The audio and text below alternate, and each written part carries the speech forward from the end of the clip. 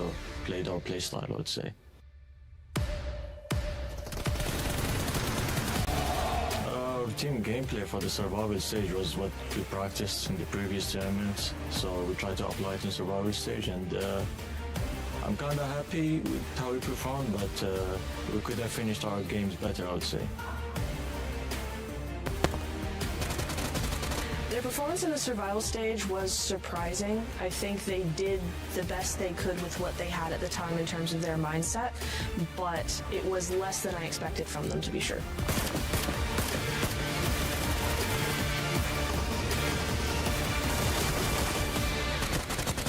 Going into the grand finals, I hope that Falcons actually play a little bit more aggressive and a little bit more decisive. They have a really, really good foundation, but we need to see them build on top of that, which we weren't able to see so far.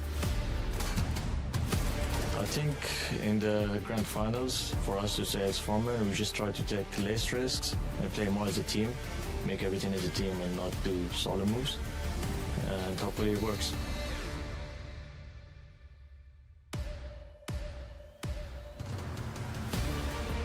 Yes, I believe we can win PMWC, that's for sure, if we play our best. I actually really think that Falcons could go ahead and win the whole thing.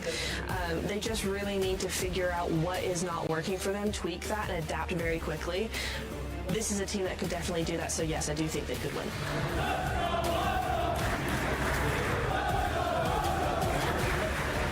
Fans supporting us in the grand finals.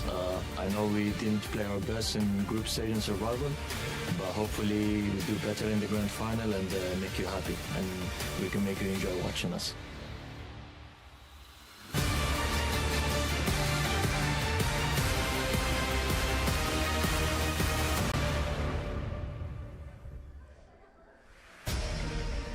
The Grand Finals is upon us, and at the end of these 3 days, 15 teams will face oblivion, and one will become immortal here, live from Riyadh, Saudi Arabia, for the PUBG Mobile World Cup. Welcome, ladies and gentlemen, as we are ready to get into that Grand Final. These 16 teams raring to go, as all of them arriving here from the Jamil Motorsports arrival to get things a-rolling. My name is Kalaris, and joining me to my left-hand side to start off everything, it's Seven, it's Max Man. 7, this is hype, this is pumped, because these teams are elite.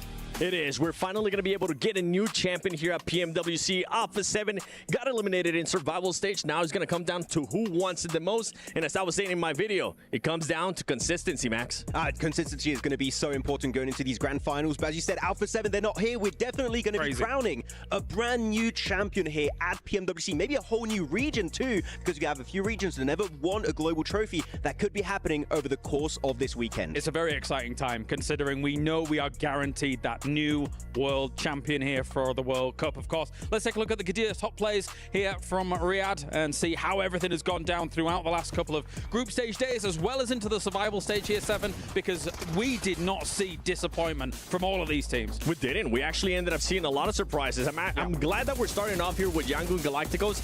That was such a surprising team. They started off hot in group stages, going to survival stage. I felt like they finally came to their own. And remember, Max, something that we were talking about with that team is that a lot of the players, this was kind of like their first time experience. That's gone out of the way. They've been able to kind of just become comfortable with the situation that we're dealing with, them wanting to become champions. They didn't have experience. Now they have the experience going into the first 2 stages of here PMWC. I'm actually going to go on to another team that surprised me. We were talking about Yangon Galacticos going into the group stage. It was Team Secret. Definitely a more silent team, but it was enough to make into the grand finals. Though Team Secret, we know you can weasel your way into the late game. I want to see them try and get high elimination count if they want to have a surprise here in the finals. They're staying true to their name. That was one team that we, at one point, we were surprised. Yeah, we were like, wait, what? Wow, they're actually up there. They're going to be able to make it within the top 8, and they were able to do just that. They're an enigma, and we'll see if they can continue that on. Of course, there are some big heavy hitters that we're going to have to talk about as well throughout this day, throughout the pre-show as well. I think a lot of people's eyes, Max, are on Alter Ego, are on the likes of Forthright. After what they put up in the group stage, yes, they get to rest during that survival, and they're going to be back stronger. It's really hard to pick like one contender, because you have like, I have 5, 6 teams. I'm like, you know, they could all try and win it this time around, but Alter Ego in particular, this is the first time in a long time that I'm seeing like an SEA team dominate global globally, especially in the hands of Krypton, Rosemary, Alva, that's been such an amazing setup player. If any team can bring back a global trophy to SEA ever since BTR back in like, what, 2019? Ultra Ego could be the one to make it happen. Let's take other reactions from the Crunchyroll and see how all of these players were kind of figuring things out, because there were emotions riding high, especially in that survival stage. Of course, we did see some teams leave here, Seven, but for sure, those big heavy hitters, obviously, they breezed through when it came to that group stage, and they're looking fierce. And when you talk about heavy hitters, I'm glad that we got a chance to see Power right there in that replay, because that team was just oozing confidence when it came down to survival stage, making sure they just control every single circle. They still have 4 players alive, playing that 1-2-1 split, making sure they third party as well. And when we're talking about confidence, I mean, we saw what Horob's been able to do, and I can't wait to see what Fourth Thrives is going to be doing. Bro, Fourth Thrive. I mean, we have to keep in mind, by the way, this is the first time we have a Pakistani team in an international finals ever. And if they could take it home for the first presence in the finals like this could be making history for the entirety of the Pakistani region. We had orgs like IEH, strong players like Crypto. It seems like this Fourth Thrives roster could be the one to make it happen. 4 components here working as one to try and get themselves glory here for PMWC, but oftentimes these teams all coordinated very together. It's not just about their teams, it's about family as well.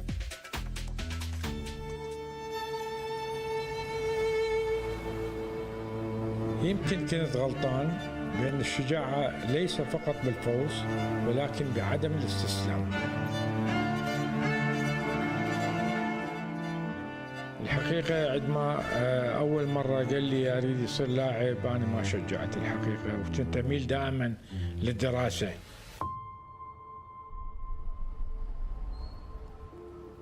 لحين في يوم من الأيام أجا ابني خبرني قال لي بابا اكو موضوع عايز احكي وياه. قلت له تفضل ابني. قال بابا اكو اتفاق انه يسوون عقد وياي كلاعب ورياضي بالالعاب الالكترونيه ولازم يريدون موافقتك. يعني الحقيقه انا ما كنت مقتنع بالموضوع بالبدايه، ولكن وضح لي الامور وشاف لي شلون صيغه العقد، وقريت العقد وتفاصيله دقيقه كانت من جهة قانونية مرتبة. يعني الحجي أنا هنا، أنا الدبابة والمدفع، أنا الرامي، أنا القوي وأنا المحامي. العام الماضي شفت الخيبة الأمل في عينه، ليس بموضوع الخسارة، ولكن كان أمنيتي أن يحقق أمنيتي يعني بالمباراة، وأنه أنا ما أعرف شو أقول له. يعني ما يعني قدمت له الشيء اللي يقدر أن يفيده. بس أتمنى كنت لو شايفه أني أو متكلم وياه قبل البطولة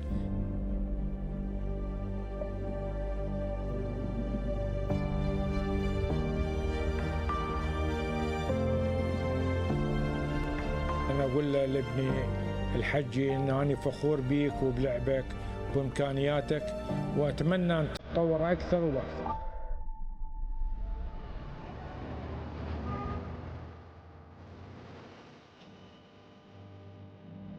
مو لازم ينتظر لحد ما يفوز حتى يحس إنه أنا شايفه متابع له.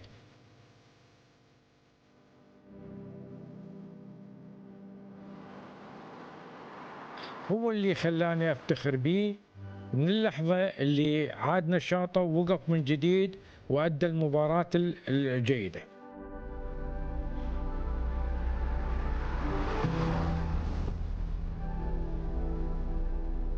أريده يعرف إن كان فاز ولا خسر، إنه أنا دائما داعمه في كل مباراته، وإن شاء الله أتمنى له كل التوفيق.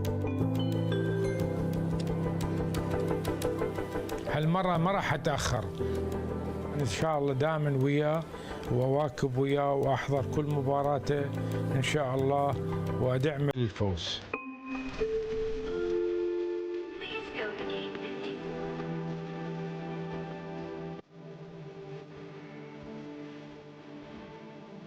وأنا متحمس أنا أروح وأشجعه وأكون دائما أول الداعمين له في كل مباراة يقدمها إن شاء الله.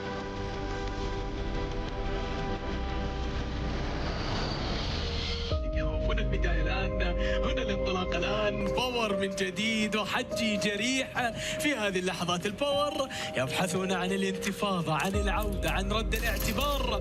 صراحة أمنيتي من غير التتويج إنه يكون عائلتي موجودين هنا وأحتفل أنا وعائلتي في المركز الأول يعني. هذا الشيء الأمنية اللي أتمناها يعني.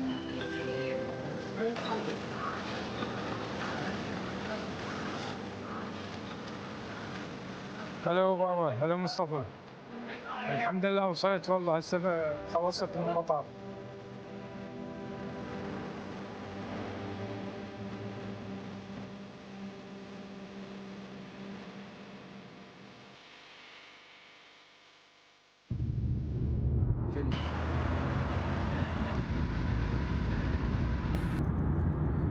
السلام عليكم، شلونك عيني؟ نورت الرياض. شلون الصحة؟ كيف صحتك؟ الله يسلمك، الله يحفظك، بارك الله فيك. مشتاقين. الله يحفظك. هلا عمو ابو عابد. هلا ابو عابد، السلام. شلونكم عمو؟ الحمد لله والشكر، بس نتمنى نحقق الغاية من السفرة.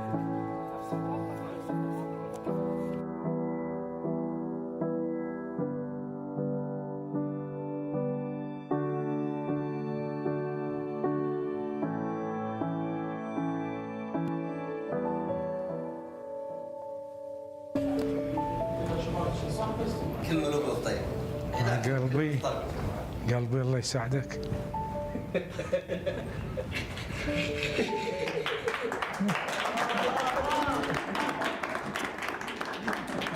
حبيبي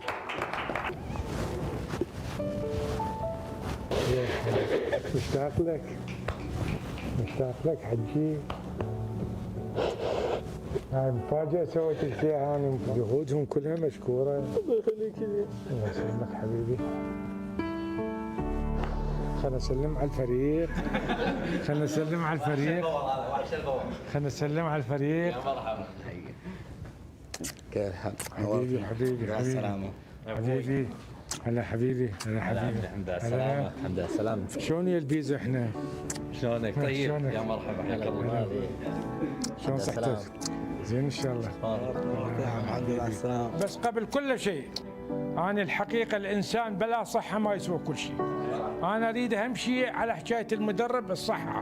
أنا دكتور إله جايب له دواء يخلصه من الحاشباشي والشغلات اللي هذا.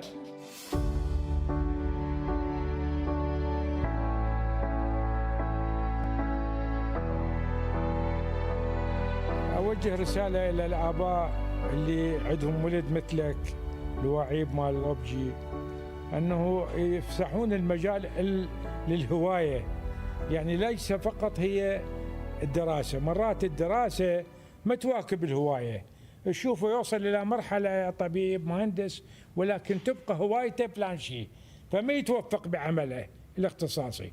ولكن عندما يكون الاختصاص مع الهواية يكون هو الأفضل وينجح الابن إن شاء الله. أنا أقول لابني الحجي إن أنا فخور بيك وبلعبك بإمكانياتك، وأتمنى أن تتطور أكثر وأكثر. يمكن كنت غلطان بأن الشجاعة ليس فقط بالفوز ولكن بعدم الاستسلام.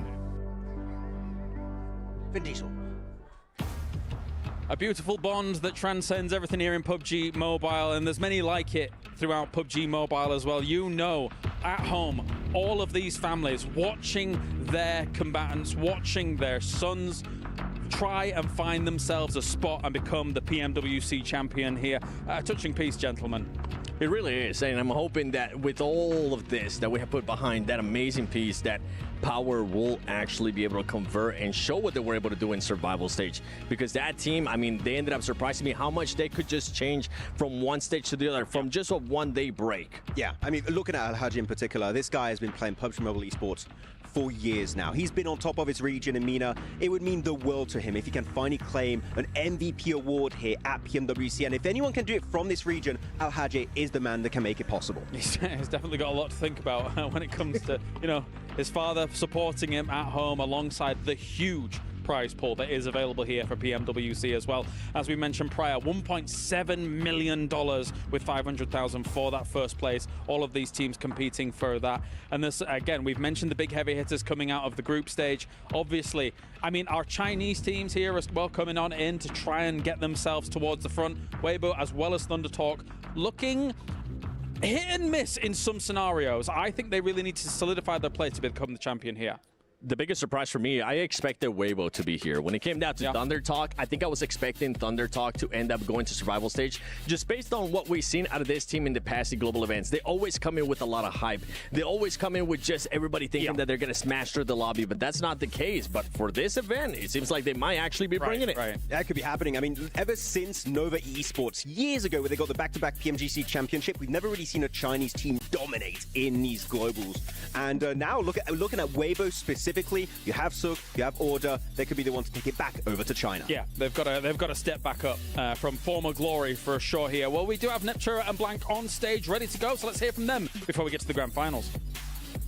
We're here in the beautiful Kadia Esports Arena where the survival stages and group stages just took place. Yeah, at the end of the survival stage, we had 8 teams' keys crushed in this beautiful machine we got in front of us right here. And at the end of the finals, we have 15 more to be done. An absolutely terrifying contraption, which I'm sure you'll see more of in the future. Yeah, but thinking about those finals, we do have a brand new format coming to PMWC Blank. We do. It will be the smash ruling. It will be the day 2 scoreline of our top team plus 10, and once you hit that, that will be match points. So let's say you end day 2 on 100 points, day 3 you hit 110. You're ready to go. You're going to hit that smash ruling if you get that chicken dinner online. But not to worry. Not to worry indeed, Blank. If that doesn't happen, the top team at the end of those 6 matches on day 3 will be crowned our PMWC champions. We're going to head over and check out some of the storylines because the competition was absolutely fierce. But let's take a look in with Ida. I think them coming in and actually booting out Regnum Karya down to the survival stage for Ida, I feel like that really is just based on the consistency they were able to achieve over the group stage. We saw Regnum Karya not be able to hold up to the standard that Ida was putting forward, especially in the last day when they were able to just come in with a lot of eliminations, a lot of consistency through there. So again, Ida just able to come out on top. Merhaba, ben Eren. Oyun nikim Eren 7. İda Espor'da oynuyorum. 17 yaşındayım.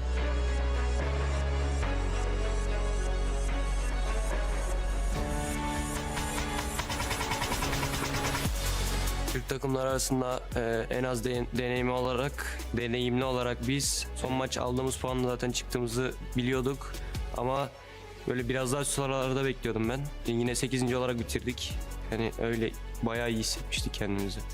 Bence Türkiye bu konuda bayağı yani üst seviyelere çıktı.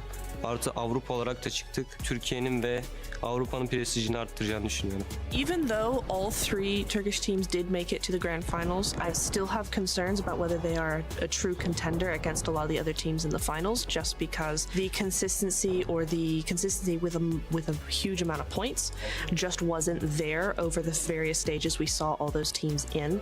For Ida, I think they have a very good chance of proving me wrong, but at the same time, I will be watching to see kind of how they adapt to the finalist teams. I think if Ida play similarly to how they played in the group stage, I think they have a huge chance of doing very, very well in the grand finals. I personally would just like to see them be a little bit more dominant to add to that foundation already. Oyun planımız yine aynı olacak. Yani son alanlara doğru yaşayıp son alanlarda agresif oynayıp killi son alanlara toplamaya çalışacağız. Finallerde hedef ilk 5 ama şampiyonluk içinde yarışacağız. Yapabiliriz. Yapamayacak bir takım değiliz. Finalleri bekliyoruz. That's gonna get me in trouble now. Based on how they played in the group stage, as much as I enjoyed their performance, I feel like in the finals with all the other teams competing now, I feel like they're going to have maybe a 10% chance of winning.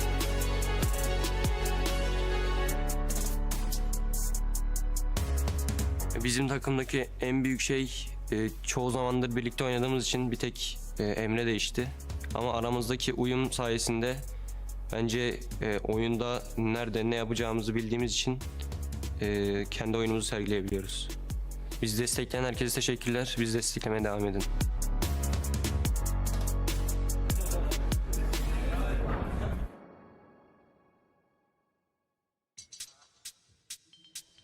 The question is, will Ida be able one lifting the trophy at the very end, or will it be one of these teams? Everyone has an opportunity. Everyone has a chance. We have ourselves 18 matches potentially to cross over before we do get to that thing, of course, to find out who's going to be our PMWC champions. That said, though, let's take a look and figure out look at some of these teams that are towards the top as we take a look at our Aramco power rankings as well between all of these teams, because we have some favorites, we have some contenders, we have some dark horses that might be challenging for #1 here. So, Max, start us off. What are you thinking? I mean, my champion team that I predicted here is going to be Horror Esports from Nepal. And when it comes to CSA teams, all the CSA teams could take it. For Thrives, Horror Esports, Alpha Gaming, possibly. But Horror Esports, the reason why I did pick them this time around is looking back at PMSL CSA, they adapted their game style really well around the smash rulings. Yeah. In particular. Sure, it didn't work out, unfortunately, because they got overtaken by Alpha Gaming. But teams that show willingness to change their entire game plan on the last day when you are in that smash zone to try and wrap up the tournament. Yes. It hypes up a lot what Horror Esports could do here in these finals. So because of that alone, and also how good they are as a macro team, they're going to be my pick to win it all. How many replies did you get to your prediction? Actually, like genuinely in like the hundreds, I did not. In the hundreds? I did not open my DMs. I will show you later if you want. Well, it's a massive list. Don't open it. I'm leaving it. How about yourself, Seven? What are you thinking? By the way, I saw those replies because I didn't post about his prediction and everyone is just roasting him. With my prediction, I mean, I actually ended up picking 4 Thrives. I have enjoyed the just good choice. The growth progress of these players, not just now being in 4 Thrives, even in PMGC 24, whenever I was there with the group stages, you could just see the progression for these players. But so far here at PMWC, they have just shown me so much. The aggression that they have been able to showcase. If I do have to nitpick with this team, it's something that we've been able to talk over and over again, and it comes down to just their indecision. It's only happened twice, but it was very obvious, and I'm hoping that that's not going to be the case coming to the grand finals, that they're able to just go for a decision, make it, and just send it. And the fact that now Noki has stepped up as the way he has done it in the initial stage of this tournament. Every single player is on the ball, and we saw them just a few days ago, actually. And the first question there for me is like, did you pick us, Max, man? Well, I did not pick you. I wonder why. I wonder why. Yeah, even they're on it. Well, of course, some of those players have an opportunity to break some records. Some of these might be difficult to break, though, as we look historically at what's been happening here in Riyadh, Saudi Arabia. People like Tony K, 53 elims in these scenarios. I mean, those kinds of things are very, very difficult to try and catch up, especially Seven, with the lobby getting more impressive and more impressive as years go by. It's hard to get those kind of positions. I'm looking especially at the wins in a day. We have had so many teams, especially throughout this tournament, get 2 wins in a single day. I'm hoping that a team's going to be able to break that. I don't know which team is going to be because this lobby is just so stacked. Yeah, at least Vampire can't defend their position up there anymore. They're not even not here. 7. Correct. So that's going to be quite tough to defend. But I feel like we're going to have a few broken, but the records are so high that a few are going to remain there for maybe a few years. Yeah. All right. Well, final thoughts before we really get into things here. We're just waiting for the opening ceremony. Max, aside from your pick, who else do you think is going to be able to ascend? I want to look at Alter Ego, especially because we're going in Sanok, Northwestern Ireland. You know, you had that Clash versus Thunder talk. Is that going to be happening? I've heard apparently they might be going to boot camp. So if they make that change, I'm hyped to see Alter Ego play that position. Oh my days. Seven, your thoughts? It's going to be APG. Are they going to continue to make that mistake with the docketing, separating or not? Because if they don't, oh man, that is going to be a very dangerous team. They are the only Alpha in our grand finals. Unfortunately for Alpha 7, they will not be a repeat world champion here for the World Cup. And now we figure out of our 16 teams, who is going to be able to take it. It is time for day #1 of the grand finals here for PMWC, where one team will ascend to #1.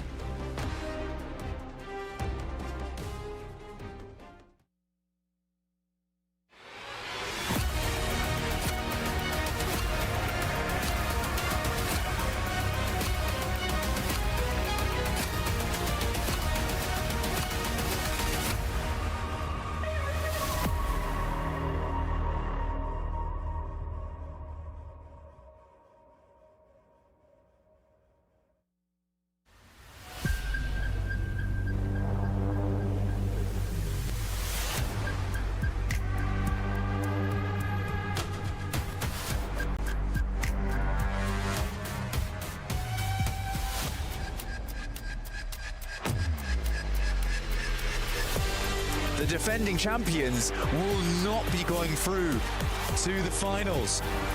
absolutely insanity. This is a sad sight for Alpha 7.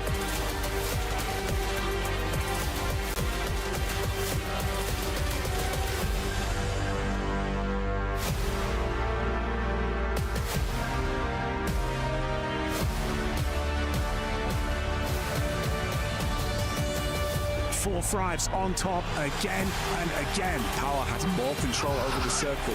Alter Egos are looking like the top dogs here.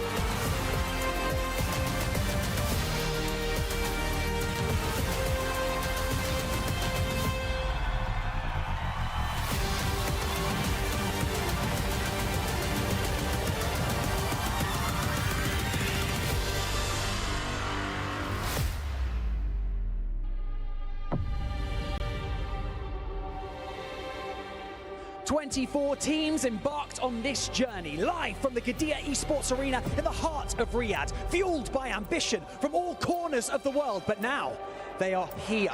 16 teams will land on one battlefield until one team is left standing.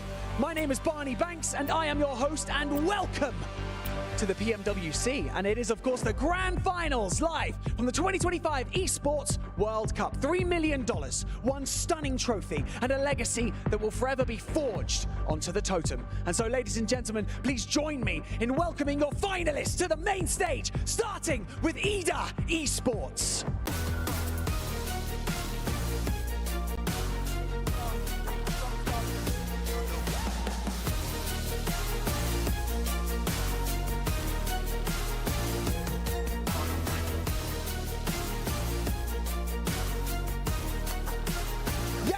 Galacticos!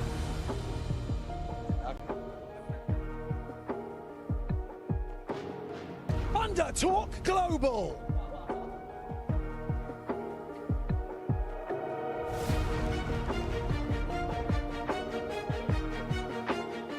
Team Falcons!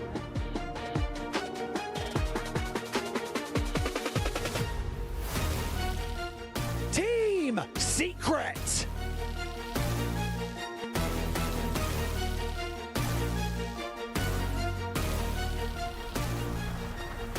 Nongshim Red Force!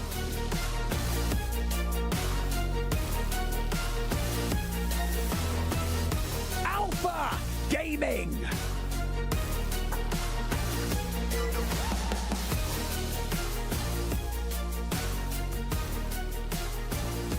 E Arena!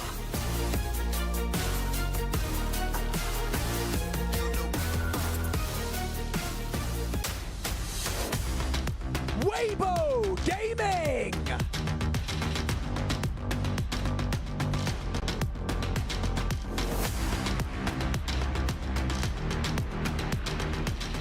Regnum Carrier Esports!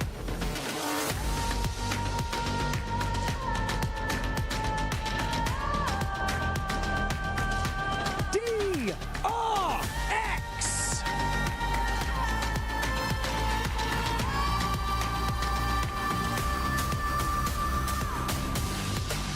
Power Esports!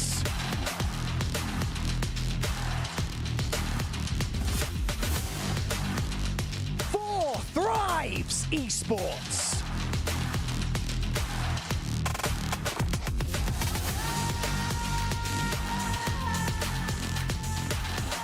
Fireflux Esports!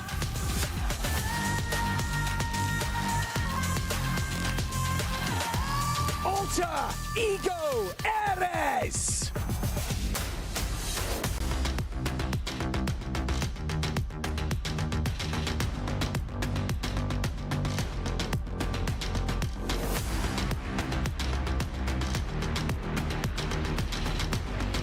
And finally, Horror Esports!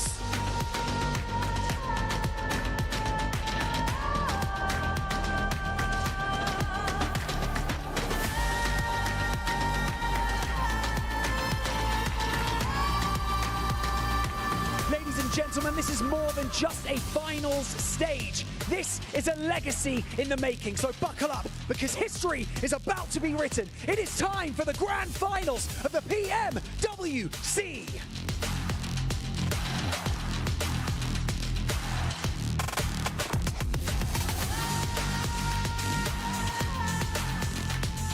Every single one of these players, every single one of these teams has the opportunity to strike out at that trophy. Will they do it, though, across the next 3 days? We're about to find out. We're about to get the games rolling. Let the games begin as we start to break down what is going to be going on here for day number 1 of the grand finals for PMWC. Joining me, Seven, as well as Maxman, to talk about these phenomenal teams. And we have got ourselves an opportunity to see how it's all going to go down. Let's start with one of the names that really does come to the forefront when it comes to international excellence.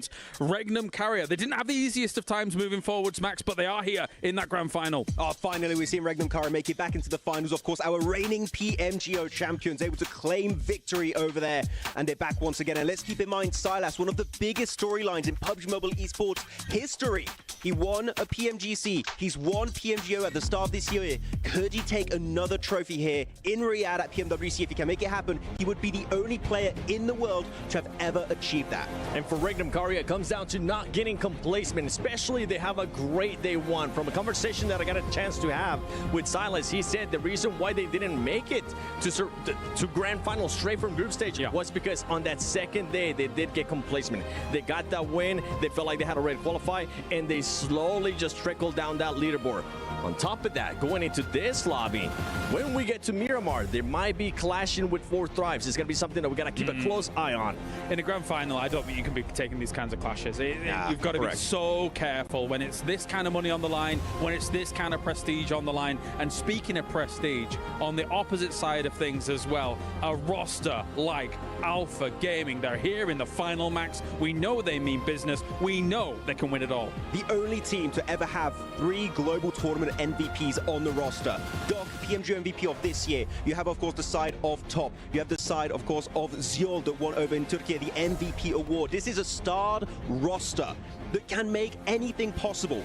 They still have some minute mistakes that happen, especially with Doc playing split. We're going to keep repeating it. But generally, if they can fix that one glaring issue, this team could be the best team in the world. And it's not even Doc just being too split from the team. Something that they were running into group stage, it came down to them not being able to regroup in time. At times, Doc was being able to play it perfect, but then the rest of the squad was actually even further away from him, and he was able to scout. Well, gentlemen, it's time. Let's get to it. Game number 1. Are you ready? Hold on to your seats, ladies and gentlemen, out there around the world. PMWC Grand Finals begins now. And Kolaris has hit the nail on the head. If you are live in the arena, it's time to click those seat belts in, strap yourself down and be ready, because these games are about to be intense. For the viewers at home, you need to be prepared. 16 teams enter the arena blank, but only one at the end of these 3 days will walk away our new champion. And you better strap in, because it's going to be a bit of a bumpy ride going through these next 3 days of games. Smash Rule will be engaged on that final day, but by no means is it out of reach right now in day 1, day 2. You want to be setting the pace, setting that scoreline over towards day 2 in first place to give you that big chance to end the whole tournament early for everyone else and crown yourself the victor. But let's reset, let's calm things down, let's pull it back. Remove that telescope from the situation, because we want to see the wider picture here in these games. Yeah, that's right. Attach the wide-angle lens and get your focus on the squads, what this event means, and of course, on a game-by-game nature, the shift in the standings. We could sit here and talk all day about what we saw in the group stage and survival stage, but the difference is, Blank, it's what you do now in the present moment. It's time to go mobile. Sandhawk to start things off. Ruins closest to the plane path. We'll see what happens over in Ruins, because it has been a contentious area of the map for Sandhawk for quite some time so far. Teams start to drop in, very much a northwestern plane path too, so Thunder Talks over towards Camp Alpha. We know teams like to pick up that position. Alter Ego drops similarly in position, but looks like this time around they're heading out to the east. can't wait to see what the form's going to be looking like as well for obviously the teams that didn't have to play the survival stage. Skipping that, you mentioned two huge names there, right? 4 Thrives, they looked amazing. Great teamwork, setting themselves up for chicken dinners, topping the charts when it came to the points. But that's a lot of similar storylines that you could paint over to Alter Ego. Rosemary, but it's not just him, is it? That entire squad playing off each other incredibly. Ooh. 4 Thrives, though, a team that came out of group stages looking like roses, fall into contest with Power Esports. Both teams taking heavy casualties either side. Power 3 players at 1 knock, 2 left remaining for 4 Thrives, who had been living it large in Hearts In on Sandhawk for a long, long while in those group stages. This time around, Power able to get back up to 3 and laying claim here on the map for Sandhawk.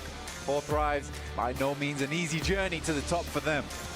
Let's dial into this fight. Sierra is going down on the ground floor here. We get their POVs. As you said already, it's a rough start for the 4 Thrives. Only a duo remains. Falak in position here. Al-Haji. We saw that lovely content piece setting up the day. Let's see if he's able to give us some of that energy. The excitement, the emotion that he brings to the lobby here in PUBG Mobile. Meanwhile, Rosemary as well, causing issues already there. Rosemary was a name that we were looking to massively point out here in these finals. Al-Haji with the long range shots here from the DBS, not quite connecting. Noki's got to run off the position as the Molotov comes through, backs them off the alley here, forced them into this building. It's good shepherding coming through from Power. Vahidon up close, lots of damage onto Noki, leaves him relatively low. It's a DBS in hand, so even if he's low on health, he could still make a play, but easy setup in the back line. Didn't opt to throw out the nade, instead dashes in the molly, burns the stairway out, it's right on target, he's taken out a commission, and now this gets even harder for Falak. Already, this is a brutal start for them in the opening game. Falak's got to stand tall here, try and go for something a little bit large. At least show them that Hearts In is not free and open right now for 4 Thrives. I think that they're just going to keep dropping this from day to day. I don't think either team wants to give up Hearts In here. To find that final play. Now, Falak had a big amount of influence in that group stage for 4 Thrives. Let's see how well he can step up to the plate here versus Power, because you know this team is not going to go for the 1v1s. They're not going to send in like lemmings. That's going to be a very difficult task. S12K though, gets the reload on it. They hear it, trying to bait them out here. First connection's good. That's Al-Haji down.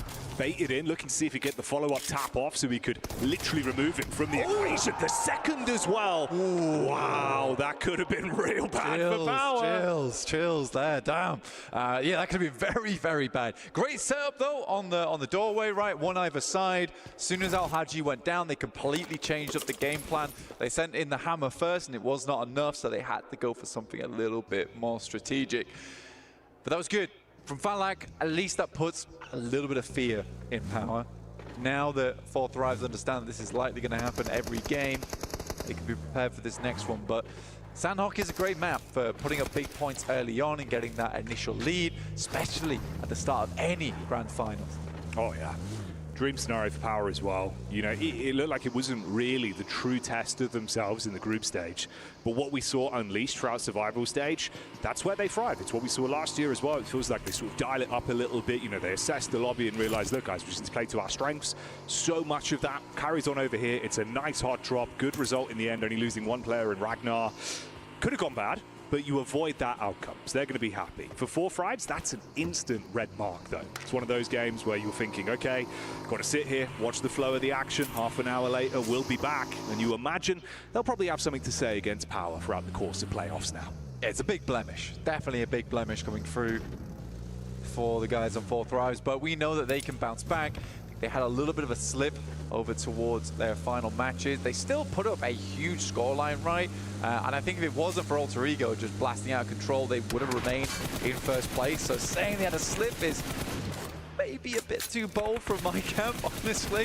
Fireflux, though, this is a team that did not slip up at all. They just kept on climbing. They were rung after rung on the ladder over in survival stage. That's where they looked fabulous. And it wasn't a case, in my opinion, that they looked great because it was weaker teams. I think for Fireflux, they had a real improvement over those 2 days. Oh, yeah. You think about the positioning, the way they were playing off one another. Similarly to obviously what we were describing there and highlighting as a good setup from Power, right? Those close quarters crossfires, the way they're playing off one another. That's what Fireflux were doing very consistently, but the rotations were on point. It did feel like they were hitting a skill ceiling of there's a lot this team can give, and we were just seeing it. It was super cool to me because I think in a lot of Fireflux's games in the past, it's usually either a case of you highlight Scarface or you highlight Catch. It's never both players at the same time. I think here at PMWC, it is a wonderful experience to be able to watch Fireflux and see that both Catch and Scarface are both on their A game at the same time. It's a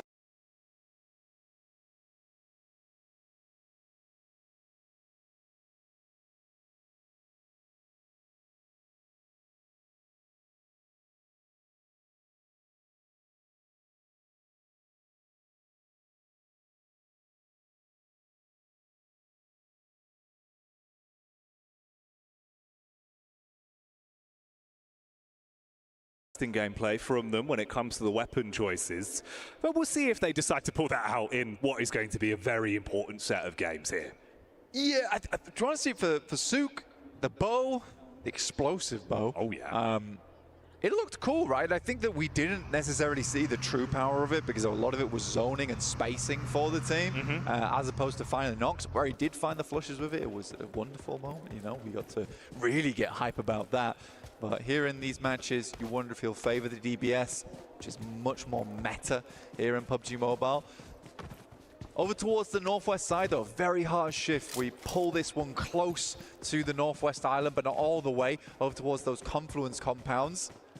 Alter Ego's in position to snatch that one up, and Eater's weakened earlier after Rosemary was able to have a little hello down towards that south side. They send one player in, but can they withstand the weight of Alter Ego as they move in from the east? A lot of trust in that team. Feels like it doesn't matter if one player is popping off, they're able to sort of pass the baton quite quickly. A lot of respect for one another as well, and obviously that can go the extra distance, but seeing Rosemary already be able to get the blood pumping a little bit, it bodes well for this roster. They've been very exciting to watch. Ooh, Fireflux taking a knock there as well. That's over from Hora. Either finding Moana, though, which is a really, really good start for them. It depends whether Moana actually goes down or not, because they need to reset on this one, but it is Weibo bringing up the rear here as Yangon Galacticos opted for a wild rotate over towards that northwest side, trying to gamble on this one, understanding that it's going to be extremely packed down towards the south. They'd rather not play with that, gamble on a northwest shift. Power finding Silas. That is Al-Haji coming into contest as Regnum Karya made a big rotate over towards the northwest side as well on that bridge, and Power was comfortable just to wait that one out. And Regnum Karya starting to get dismantled as Power puts more points on the tables. Easy got visual contact though, up towards the top of the hill there. The third party arriving, Yangon Galacticos, that catch whiff of this and want to see if they can steal away any points from the head-to-head from Power and Regnum Karya. They immediately try and reposition, play off the cover they've got provided. Easy's looking for the confirmation as well. Behind the tree, just tucked in for now. Hora from the sidelines, seems like Joker's showing up once again for E-Arena. This is a horrible push for a lot of teams on the southeast side. Your E-Arena, Fireflux, Hora, APG, and Team Seeker are all banding around Painan at the moment. And there's only so long until that starts to pop off and the tension snaps in that region of the map. Already we're losing more and more players, and that's Hora out, getting sandwiched between 3 teams. They desperately tried to fend off against Fireflux, and if they're able to do that, they could have maybe moved that west, but they were penned in. A horror story with Easy walking away with another pickup on that one. 6 elims already for Power. These are the sort of games they thrive on as well. It feels like this team very easily goes once they get momentum. You know, they feed that hot hand, keep it building. It's nice to see for the Power fans out there. It's funny coming out of survival stage, right? It's where they shine a lot of times. And he wouldn't really be a PMWC without Power making it through survival stage, so I'm glad they do make that happen. King finding a shot over towards Rita. Is that from Weibo? Oh, Thunder Talks here on the western side, yeah. So they do have good control. This is coming down from Camp Alpha earlier on. Ida, like we said before, did drop a player earlier on to Alter Ego, who have moved across, as you see here on the map. We'll check out where this next circle goes. Yangon Galacticos hopes it goes to the northwest side. It's not meant to be, though, as we start to come back down onto the South Island. Some fantastic compounds to play around here. Pretty difficult to get out from where Falcons is playing as you wrap around. They can be quick, though. They might be able to get some of these compounds down towards the south side, potentially play some of the ridges, but you can see DRX has clear sight lines over to them. And this is a similar early path as well from Falcons. Obviously, the Sanor games we saw in survival stage from then, they were opting to play far slower, avoid altercations early if they could, and that was working for them for placements. Again, here, though, you can have a lot of teams with targets on you. DRX losing a man very early into this one with their rotation, I believe, against Fireflugs. Going to be in position to see if they can snatch away any points, dealing some damage, chipping down the Falcons. Would be a nice way to get started for them. You see the roam up from Power again as well. Always on our screens at the minute. Thunder Talks here playing inside the compound. You get one clean knock from King, coming alive already. Vahiden dropped. Thunder Talks do have nades to play around with, so you can send them this way. And there's only so many places you can play around this coastal area. DRX is finding a huge amount of success from that high ground they're playing towards the center of the circle at the moment. It's so hard to pass by them, especially for Nongshim Red Force, who are currently trapped over towards Ruins. Hoping, praying that it moves over towards Ruins side on those central circles. King will pick up Vahiden. Al-Haji is down, and Power's run looks to start to come crashing down. Easy. We'll just try and de-escalate the scenario inside that shack. Steal from over the other side of the coast as well, actually. So Yangon Galacticos being able to rip that 1 point away. But that just sets the alarm bells for Regnum Karia, Loxy and Toshpik. From up top of the hillside, they get vision, take some bullets down range and claim one back of their own. It's a horrible approach for Regnum Karia. And they have to send it. Romeo should have heard that. Loxley's going to send forward, so at least they have a player in the back line there. Nope, never mind, both get in. And Romeo yet to take shots. Plenty of bullets to make it happen as well, and Regnum Karia is almost inviting those shots their way with the way they're lazily rotating over that hillside.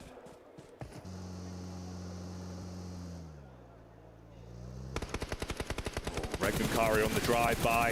It's a very messy landing trying to get over the bridge, and this is Alter Ego that, of course, will bite the hand that feeds immediately. Krypton goes in to close the gap. Just Toshpik, really low on health, easy maneuvers, and you shut them both down. So goodbye, Regnum Karia. Yeah, it's an embarrassing flop on the vehicle. Yeah. Getting that across the shallows as well, usually fairly simple to do. I think they want to stop off over towards the bridge, but I think in that scenario, most teams have got these areas locked down. It's not the easiest game to play out, but we head up towards that northeast side, and suddenly things get a little bit more difficult, a little bit more interesting. Ruins being a big feature in this one, but Thunder Talks having this compound on the north side of it can cut out a lot of teams that want to come through on that western edge. DRX is going to struggle as they wrap around that high ground over towards Ida, who will have those nice sight lines. I'm more surprised by the fact that Scarface, as well as Ketch, have been able to live this long on Fireflux, just on 2 players. I think that's fantastic work from them. Falcons have been biding their time. Saw an opportunity here to attempt to engage from underneath the bridge with the nade to cast that one out. Not directly on target. Romeo as well being nipped out by the zone, so he goes down. So effectively just a duo. You can see he's back towards the bridge side, not really in a great position whatsoever. And for the Falcons, vehicles to play with, good split, all 4 players alive.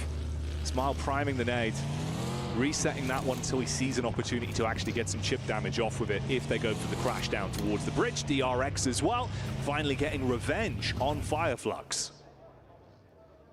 Scarface going down there is a bit rough. Ketch should be running into Reefers from APG soon. The rest of the team's a little bit further over towards his northeast, trying to hold out versus Team Secret.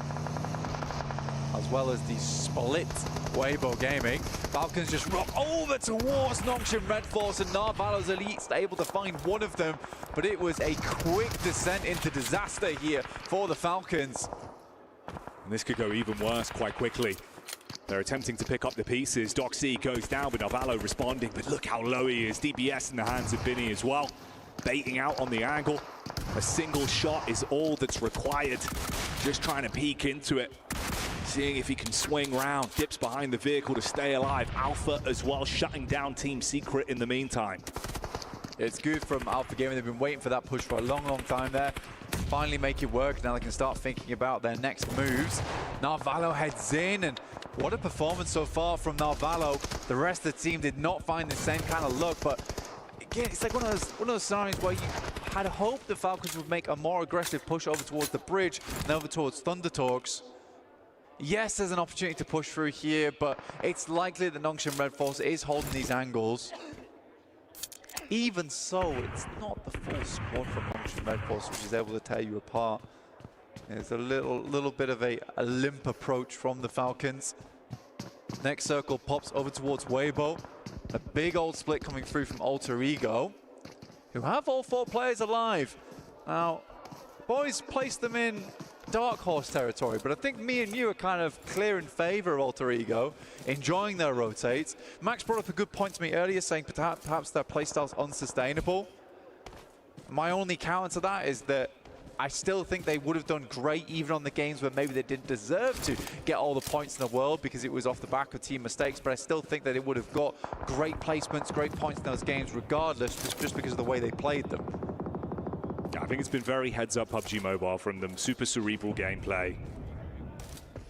A lot more positives than really negatives to highlight whatsoever. Krypton here as well, even being able to snatch away the last man there. So Narvalo goes down 4 Falcons.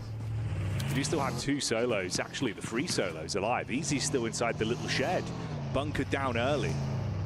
Kind of the secret agent in the back line of Alter Ego. Sakura as well here for E-Arena, spotting out onto Refus on the drive up. Couldn't get himself behind any hard cover, so he falls. Yeah, it's a really hard push. APG, they couldn't send all their players down either. Refus was sent in as almost a sacrificial lamb to try and get an opening knock, but they couldn't afford to have all their team down there just in case they had to pivot. They also don't know that Ida's a weakened squad, in which case maybe they could have put pressure there. There is so many sidelines as you're passing through, though. It is unlikely that Alpha gets too much further into this game.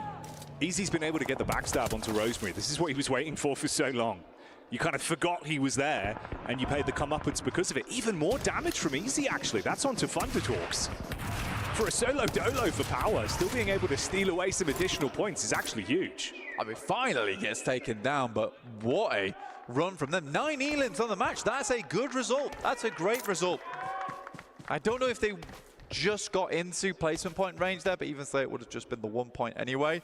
But that does drop Alter Ego from a 4-man down to a 3, and you're losing your main man, Mr. Rosemary. Not always easy. And then again, Alva as well as Krypton have been having a big step up. It is not just the Rosemary show anymore. There's plenty more to this team. Might actually be a good storyline for us in the booth and the viewers at home as well, because that's something we've been trying to hammer home, right? How important Alva's been for this squad. And I think this is the sort of game where this trio can prove, just like Rosemary said, it's not just me, it's the entire squad. We play off each other very well, yes, but if things go wrong, we can still pivot. Crazy maneuvers from Easy there, just before he's taken out. Harassing both Alter Ego and Thundertalks. The push up onto Weibo. Finish that off. So E-Arena snatching away the odd point here and there. 4 players alive for that squad as well, Blank. Could be a big talking point later. E-Arena had been a kind of eye-opening squad in terms of we saw them earlier. We're like, wow, this not a team we've got our eyes glued to. But the more they've played, the more they've had these moments of success here and there. It's a hard team to pinpoint of whether they're a team that could challenge out for the first place spot, or they're a team that's towards middle of the pack, because some plays are great, other plays not so much. It's hard to, I would say, pinpoint exactly how I feel about E-Arena. But there has been these good games, there has been some strong sweeps, and they're not a team that I think you could completely dismiss. No, I think that's really fair. For me, the litmus test has been how Joker's playing as well. Feels like if he's on form, the rest of the squad really gets riled up. Puerto Rico still looking menacing. Bit of a chip back over, Skura down.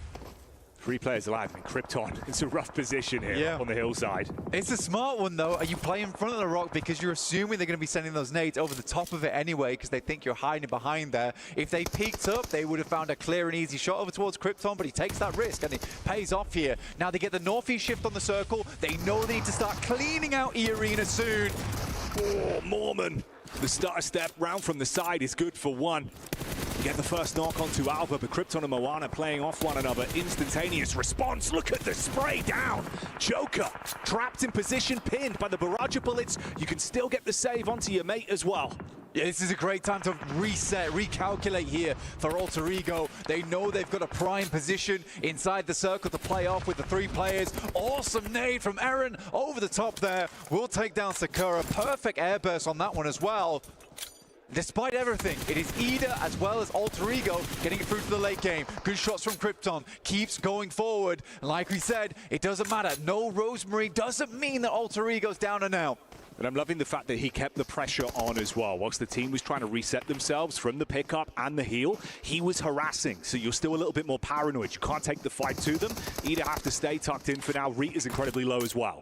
For Ida, their big opportunity here is the shack right in front of them, the hard cover in the rock. They can get over towards it. It's big news, and Krypton had to hit that shot over towards Darkin. Now Eren moves up into position, and they find a decent nade over the back. Not quite, a little bit short here. They have a very strong position now, and that reset you were talking about does hamper them. Yes, Krypton was in position. The rest of Alter Ego weren't quite there to take shots as Ida crossed, and that was the prime time to do it. Trying to force out the last man. Nice. Who find Doc? Okay, you remove him. Focus up on what's ahead of you then. This is a good wrap now as well. It means they can play off the back of this hard cover. Again, approaching this position over towards Ida is not going to be easy, especially with the fact that resources, utility, extremely low on the side of Alter Ego. But what a banger of a first game. 10 eliminations, as well as a chance at a chicken dinner here. It would be massive for them. Keep that energy going from the group stage. Show us that it wasn't a fluke. Chip damage there is going to be monumental as well. Oh, he got no meds at all. Moana goes down. There is one shot out. Eren very low, and Krypton has to step back into cover. Rita playing on the back foot. You're being pushed upon now. The last man. Timing is absolutely everything on this. And Alba, we said to highlight him. He's got the DBS in hand, wants to close the gap, looking to harass. And that's how Alter Ego do it. Straight back, showing us that they've got the talent, they've got the communication, and they've also got themselves the opening chicken dinner. It's a great game from Alter Ego, and a promising one at that as well. We have it at home there saying that just because Rosemary down does not mean that this squad is not as fearsome as they come. That was an incredible match. Yes, they missed the rotate over towards Ida as they were coming across the road, but it was smartly played. And 3v4 versus E Arena as well there, where it counted. Really good plays from Alter Ego all around. But there are other things happening around the map. Easy get himself into a late game position there, getting 9 elims off the back of that one is a big result for them. And 4 thrives going down extremely early. It's a bit shaky. Oh yeah, the power head-to-head on the hot drop. Scary stuff, and already you can see the intensity. Join us for more PUBG Mobile action in a couple minutes' time.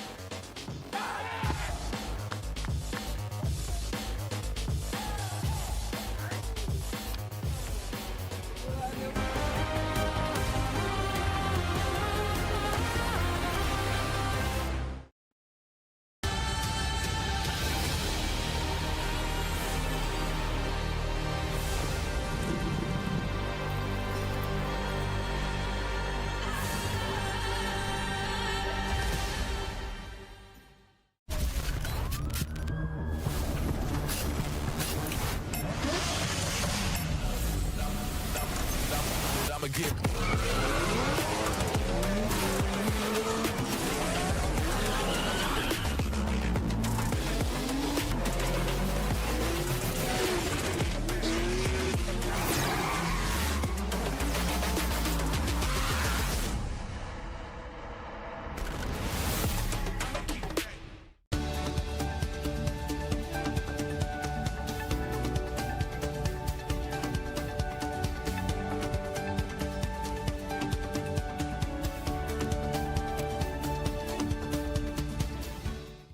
Cybertron's future is near.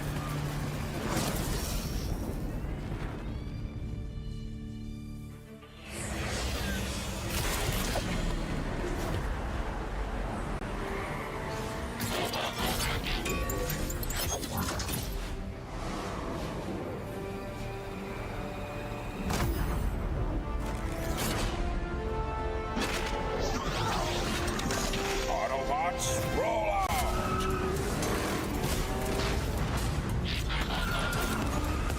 This planet reeks of weakness.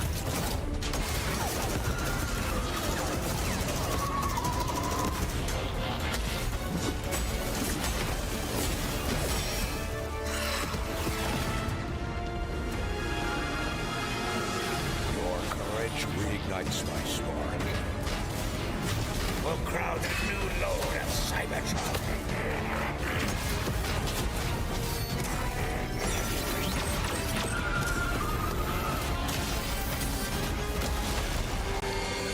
Roll for freedom. A victory for all sentient beings.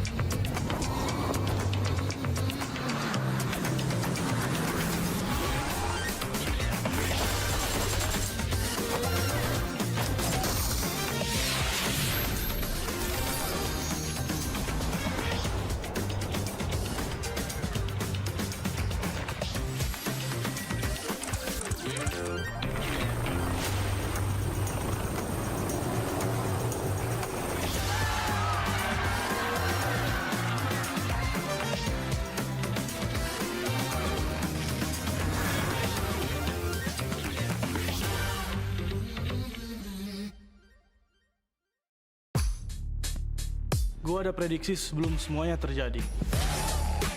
Tekanan. Apa itu?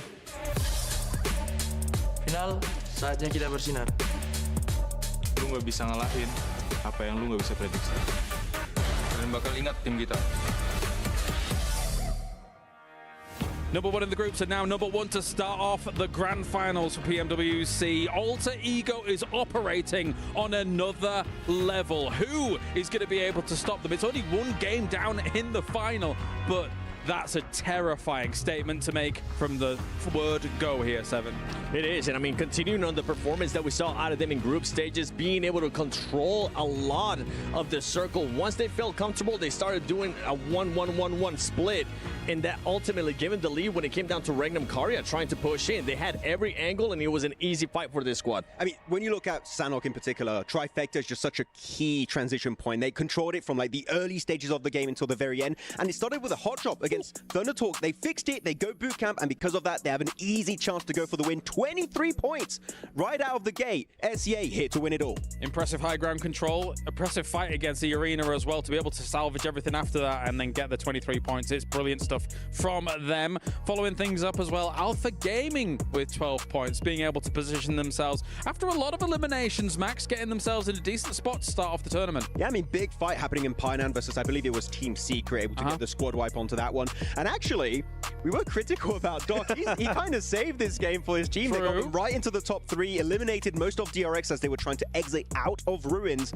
Are we going to see them be at the bottom of the rankings and Doc MVP like in PMGO? I hope not, but it's so far it is going that way. If it's this kind of performance, I mean, I don't hate it from APG. As you mentioned, it came down to Doc being able to clutch up a top 3 situation for this squad. If they continue like that, one thing that I do have to kind of nitpick a little bit, even though it is Sandhawk, is them losing top early.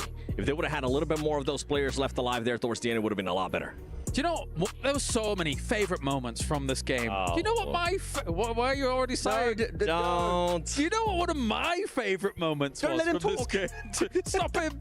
It was both of your guys' picks going out straight away in the game. Max, what do you have to say about yourself? So, Horror were alive. So, yeah. I blinked. Yeah. They weren't alive anymore. That's weird. That's all I have to say. How about yourself, Seven, with 4 thrives? It happens when a team decides to hot drop in the grand finals on day 1 on the first match. 4 thrives. Come on, what are we doing? To be fair, though, they said that after this, they don't really have to worry about anything else. But I don't care. 4 thrives. Please stop hot dropping, even if we're only going to be playing Sandhawk twice. And who was my pick coming into the grand finals? What's wrong, Max? Alter Ego? I'm annoyed. Was it actually your pick? Yeah, of course. It was his pick. Barney, too. They look crazy good in the group stage, and now they're controlling crazy amounts of space. Anyway, that's by the by. Let's take a look at the highlights from this game as well. One thing I really liked, actually, we're talking about it a little bit, Seven, during this game, is the rhythm at which Alter Ego play. Not talking about the control on Trifecta, which we already highlighted was phenomenal. Is the way they take engagements that make sense. They take a big fight, they maybe take a few knocks, full reset, bring everyone back up, get information, transition to a better position. It's just very by the book, and yet so efficient, so well executed, so snappy. The Alter Ego, I was a little bit scared that what they did in group stage, it would be hard to replicate here in the finals, but they proved us wrong right away in the first game. The main one comes down to that scouting. I'm really enjoying the scouting that they do, and as you mentioned, just the pacing of their playing style, making sure that they do end up clearing everything. Rosemary, though, to be fair, Rosemary ended up getting caught off guard there by Power. And talking about Power, what an impressive match out of this team, too, winning that hot drop. Yeah, very important, all things considered. It might make 4 thrives now think twice about that. They've still got 2 more Sandhawks to play here, Max, so maybe not coming back in those next 2 Sandhawks. Look, you maybe don't want to ruin your Sandhawks when Alter Ego already created a big lead. Yeah, that's you know what? Because it's not about you need to be top 8 to be in a good position. You need to win it all, and you're not going to do so by hot dropping on one map. Yeah, the thing is if one member of Power isn't there, I think Alter Ego wins this even harder. They've got Rosemary and Moana just waiting for that Thunder Talk kind of rotate around on the left. What am I doing? I'm supposed to be the desk host. Go on, talk, Seven. Good. I think, what was it? It was like 13 eliminations. I'm with you. If they would have kept Rosemary, they would have been so much more aggressive, because what we have seen this team do, which is just gain all of that control. They would have been willing to take those fights, and even at the end, when we saw them having to just slow down and get a reset, it would have been a lot faster. Yeah, I kind of want to steal a point that you were talking about earlier, Kalaris, during the game. It's actually, they're very good at knowing the weaknesses of their position. Thunder Talk up northwest, they were trying to wrap around. They instantly understood, okay, this is our weak point. We are going to get wrapped around. They set up a little bit of a defense. Power, as we said, that one solo player that's kind of ruined it for them. They do lose Rosemary. But Thunder Talk, if they don't take care of that main threat at that point, chances are they don't win that match. So they're very, very good at just understanding what is going to be the issue in matches when it comes to taking wins. That said, I do have a lot of hope for our Korean overlords, as I normally do in these tournaments, boys. And take a look at Nongshim Red Force going up against DRX as well. 2 teams that could do a lot here.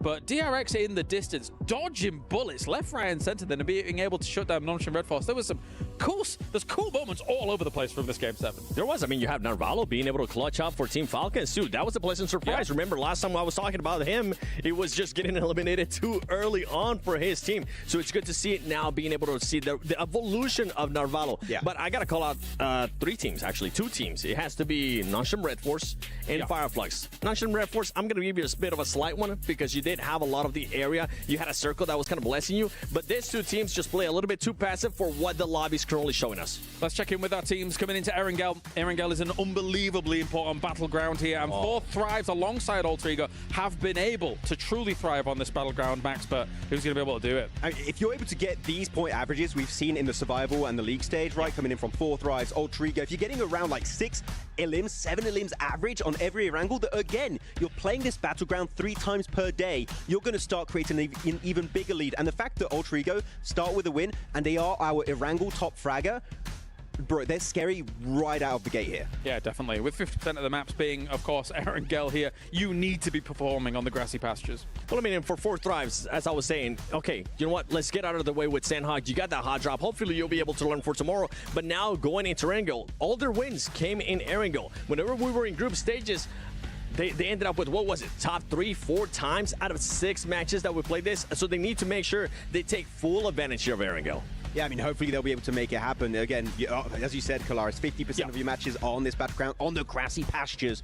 You want to try and have some good time over there, and if any teams can be making it, all the top fraggers we just saw on that graphic could be the ones to make it happen. Definitely. I expect we'll see a bounce back from 4 Thrives. They're not going to go lying down. But of course, over in-game right now, you guys can get your hands on the PUBG Mobile Airdrop Carnival, and it's now live. Don't miss the final 3 days this weekend. Log in to summon your airdrop surprise and collect 2025 airdrop vouchers from your chance to win official merch, smartphones, BD partner rewards, permanent in-game items, and more. Every participant is guaranteed to win rewards. Come and join the Airdrop Carnival and unbox your surprise. Any surprises you may think of here, Seven, coming into Erangel?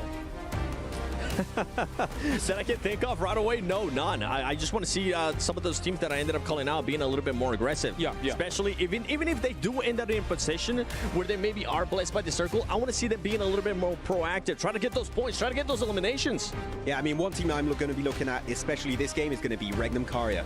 They drop in Rozok. There's no contention. There's no hot drop happening over there. They did have a really rough circle this time around on Sanhok, but Erangel is by far their best battleground. If there's any time Regnum Karya need to step up, it's right here, right now. And for the Regnum Karya, it's going to have to come down to just being able to rotate a little bit faster. We were talking about it during that last match, Max. We're saying they're rotating way too slow. It's going to end up hurting them. Guess what? Alter Ego was already set up. And when you have teams playing like how Alter Ego is, being able to control such a big area, if you're going to end up rotating late and not being able to scout, you're just pretty much going to get eliminated.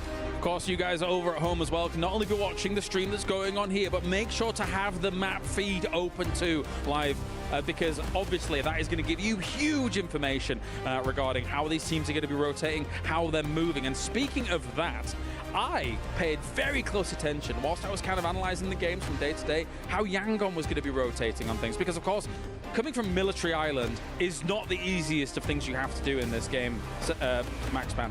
And sometimes it was by hovercraft, sometimes it's by cars across roads and things like that.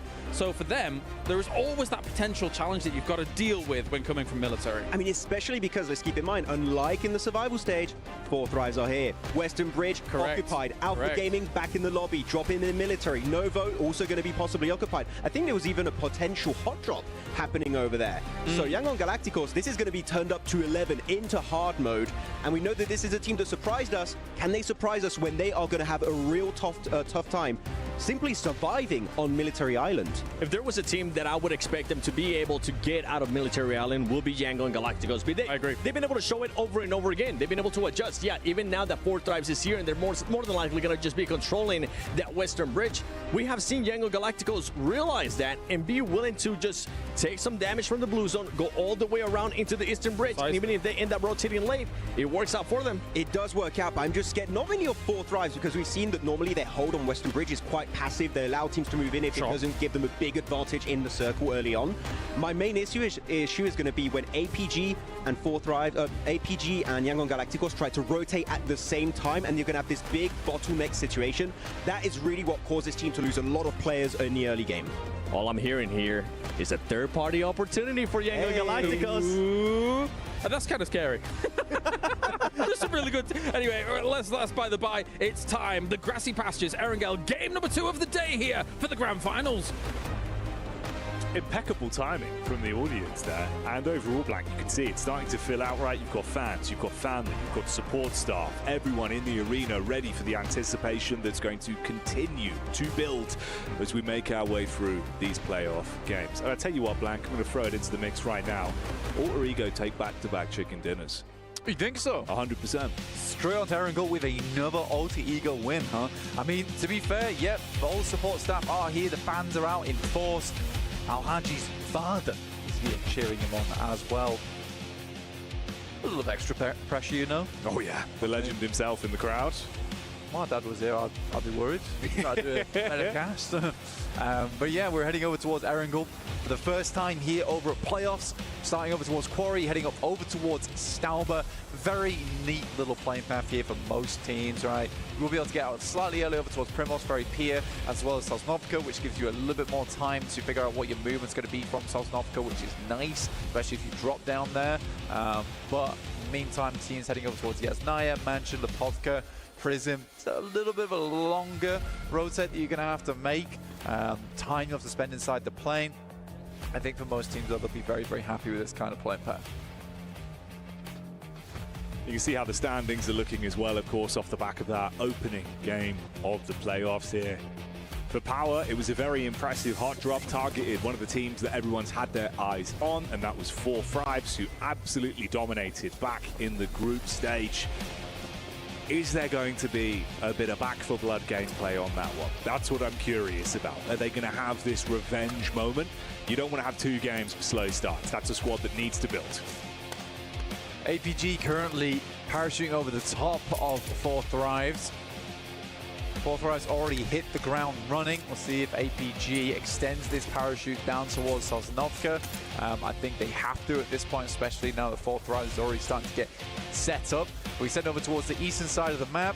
Falcons in their beloved Pachinki, as well as Rozhok being held by Regnum Kaya, as Maxman was talking about earlier on. Now, was a lot of indecision coming through from Regnum Kaya when it comes to Rozhok. Teams often finding a better position in Rozhok when the circle heads that way. Not sure whether to hold inside or send out. I think that they got hit with a little bit of an unlucky stick a few times on that one. There certainly can be improvements. We'll wait and see. Keep your eyes on the wheel and the windscreen, please. Instead of just on the map, so if you're driving, get direction from your teammates, possibly. Yeah, don't dent the Dacia. Keep it clean, Black. Paintwork on that. It's a nice cool blue. Matches the logo. Yeah, she works out very well.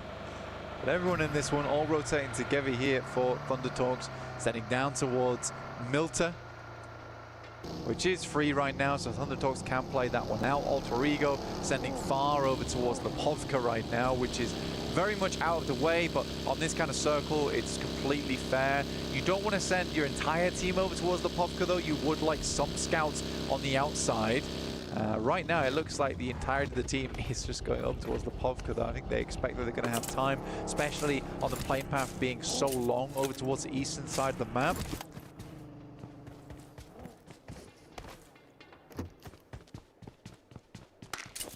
Curious as well. Position 10, Falcons tied points with Weibo and both Fire Flux as well. How they're going to be looking.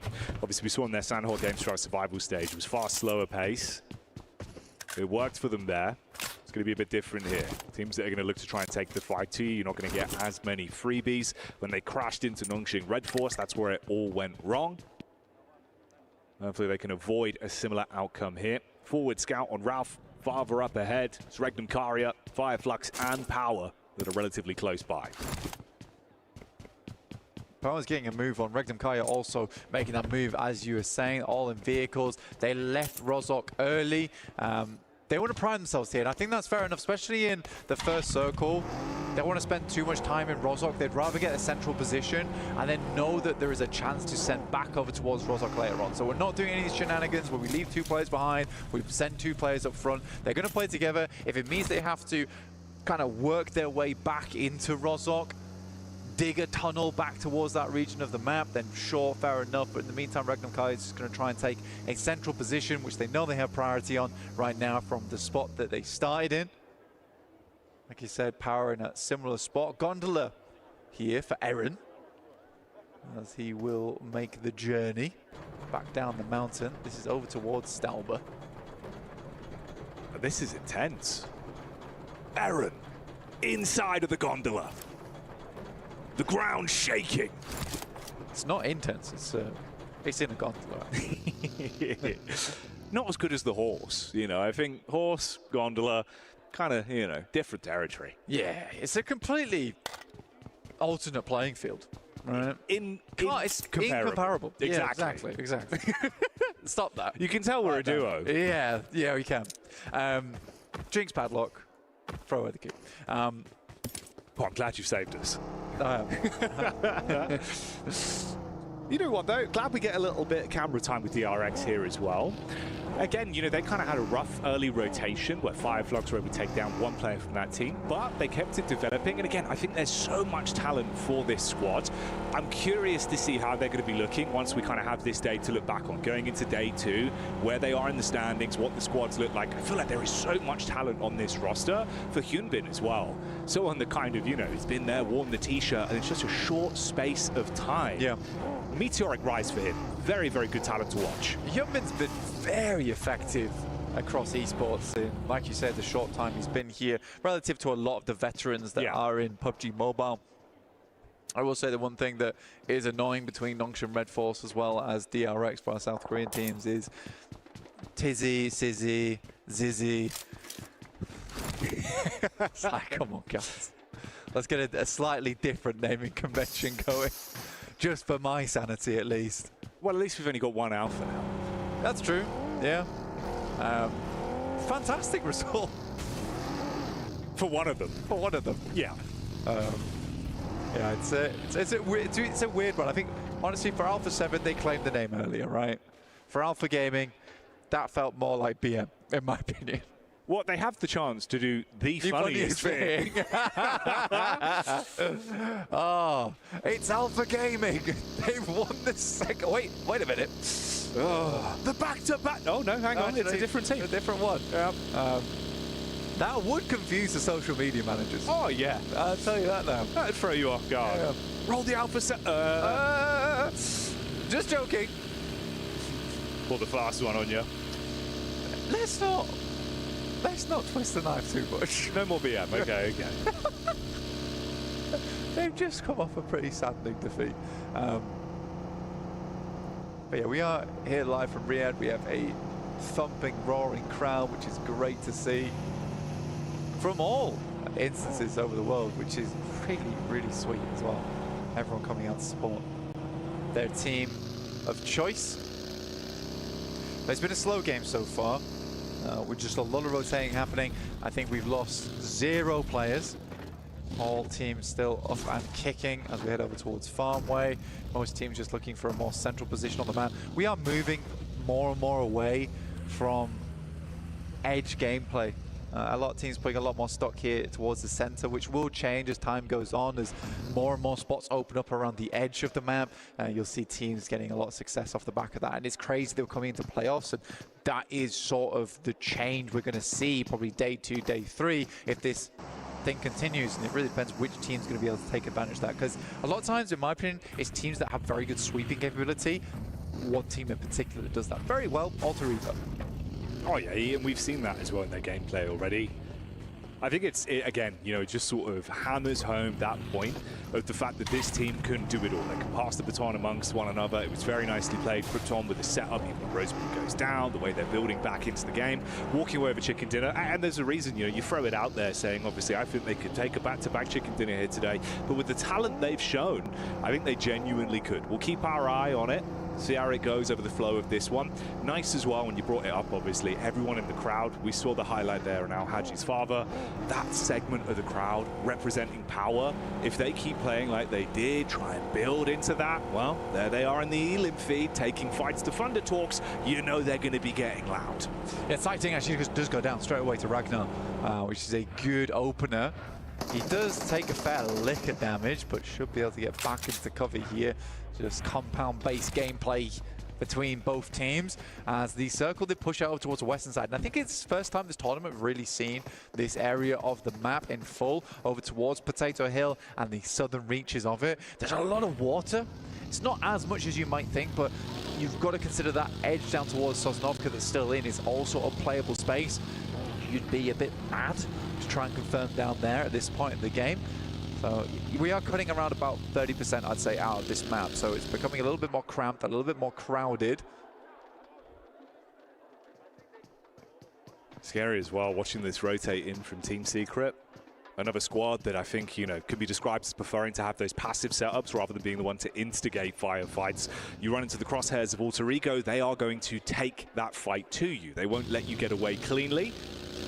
You had a spot in the backline there with Rosemary very quickly jumping out of the driving seat to attempt to set up in cover. Didn't take the fight in the end. Hasn't fired out a few bullets to see if he can get a connection over, but they can still chase on this. For Alter Ego, they're sort of giving ground here to Team Secret as they get ahead, but it is Krypton who's been able to swipe around, get in front of them. Ida as well as Fireflux are in front. It's an awkward rotate, I'd say, because Horror does control a lot of the space over towards the northern side, and Alter Ego likely not wanting to pick up that position. Neither are Team Secret. There is potential, though, to just completely back off this angle. Make a very wide wrap over towards school side and play there. It is out of bounds in terms of where a lot of the high prior locations are, but it gives you a safe approach into the circle. Alva right now, the hound on the team of Alter Ego, looking to take a sniff over towards Shelter. You can get a good read on this as well with the placement of the squads round towards that side. You've also got another scout from Emre who's actually bypassed one another. Inside of the blue is Alva. Jumps out of the vehicle for a second, quick bit of looting. Rosemary in close position there as well. You see it established here on the map screen as we get that next zone coming in. Direx, E-Arena, both in good spots. I like where Mormon's playing. This is a really nice split coming through from E-Arena. They had the compound that sat on the eastern side of those fields, which means you can comfortably hold out Falcons, but they make this immediate rotate up towards Mormon, who held that spot, but Regnum Kaya will be coming through quickly as well. They understand this spot is extremely important to them. 2 down already. Sakura is out, and Regnum Kaya is cleaning house. Oh yeah, mop and bucket gameplay. Looking to close down on E-Arena and leave them nothing to fight back with. It's a nice start. Silas on the hunt. Player up on the roof, trying to keep his head down. Clean this out, make sure there's no opportunities for a bit of a stab back. Walk away with all 4 players still alive once they get the man picked back up there. Ooh, that's not what you want. Butcher maneuvers, but this could be a little bit cheeky. Fireflux going in. Hovercraft gameplay from the side though. Macap instantly falls. He able to hit that one on the crash in. Fireflux not being able to win this fight is going to be pretty rough for them, because this was their game plan for a long time, is to hit up towards this compound. And they've been sent back off this. Good hold coming through from Weibo. Only losing 1 player in order, but it's not even a flush there. It's just the knock. That's easily resable. So Fireflux is going to have to go play down by the coastal side, which is an uncomfortable position to be in, because not only is it not in this compound, which is much safer, but it also denies you a lot of information into the future there. Alter Ego have been taking their time. Alva was able to spot out 1 player. They will find the pickoff onto him. Sky goes down, and now more space can be gained from Alter Ego playing on that edge and sweeping. Alpha charges further forward. Line of sight blocked from the smoke wall that's been deployed from the remaining members of Aura. Alpha's going to be looking for this one on target with the nade. Meanwhile, Rosemary confirming being able to get that final shot off back towards Sleepy. An exchange of shrapnel. No fear, at least with a little bit of cover to play with. Slightly harder to get those nades in with the smoke shrouding it as well, but he bails now with his teammate falling further back to provide cover. Yeah, you got to keep backing this one off now. It's a nice bit of high ground that you can use to scout into the future of the game. I'm curious to see how Alter Ego want to play this one out, because it is a bit of a wall in front of them. Ida's playing a nice angle and a nice setup here where they are darted across the road, allowing them to get a lot of information going in towards the future, take a couple of pot shots here and there. So yeah, definitely curious how Alter Ego want to play this out. I mean, they have just been taking names slowly but surely. Team Secret weren't able to step to them. They made an instant decision to rotate back off, and just trusting in Alva's calls as well, which is very nice to see. I do want to quickly go back to Regnum Kai though, because despite that being an immediate rotate, Mormon having control over towards the building, that was a very nice take coming through from Regnum Kaya, and that might have just bumped their point scoring up by a fair bit. There is a slight issue with that compound where some of the angles are cut off to you. You don't have all the information in the world, but this is the sort of position that's going to keep you safe for a long time. I think from a few of the games we've seen from Regnum Kaya as well early on in the day, it feels like sometimes they pull those punches and won't fully commit to play. So it's nice to see, you know, you've committed to an idea that they've been able to make it work. Yeah. Just need to keep that consistency playing. Confidence good, though. Even that survival stage, when Regnum Kaya went for some strong central positions, they are very, very proactive.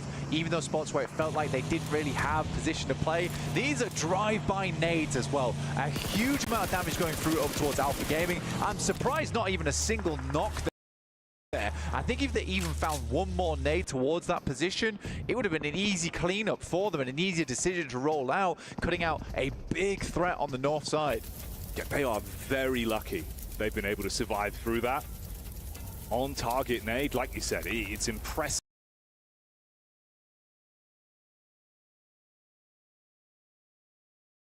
Not a single one of them went down. You could have crashed into it, very easily cleaned up with such a sliver of HP between the four of them. They can reset with the supplies they have. We saw a little bit of power showing up in the Elim feed once again as well, so still looking to find opportunities to build, but the nade back over. Easy knockdown because of it. This is Thunder Talks. It's the last man in Zing. Well, still sweeping over the top side, gets a little bit of information, but Fahida wants to take more shots and will finish it off there. Power eliminating Thunder Talks. He's pointing to me as well, though, where for Shinga is just a case of, it's close. For Easy, probably didn't even know he's in the shack, but just assumed that Easy's in one of these shacks in this game. I have to nade every single shack available because this guy's a backstabber and a half. Oh, hang on a minute. You might have just said the word that's operative here, Black. The roll in from Alter Ego from the top side, finding that shot down range onto Alpha Gaming. They've been in that same position. It's a full confirmation from Rosemary. Quick pick-me-up play as well from Krypton. Oh! There it is again! I mean, I'd like to see more DVS, but to be fair, he's one of the most skillful players, is Sook, with that explosive arrow, and it's something new, it's something different. And he finds success out of it. Like we said, it doesn't always pop up too often in the Elim feed, but the amount of space that Weibo gains off of Sook, wielding the bow and letting loose some absolute ringers. Weaponizing the crowd there as well. You could see the excitement. We mentioned it, man. Would we be seeing it in playoffs? Yeah, he doesn't give a damn.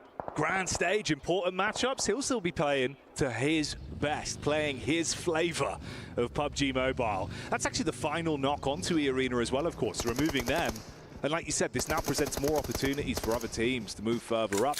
It's not the craziest point disparity in the mid portion there, but you're going to take that if they're not here.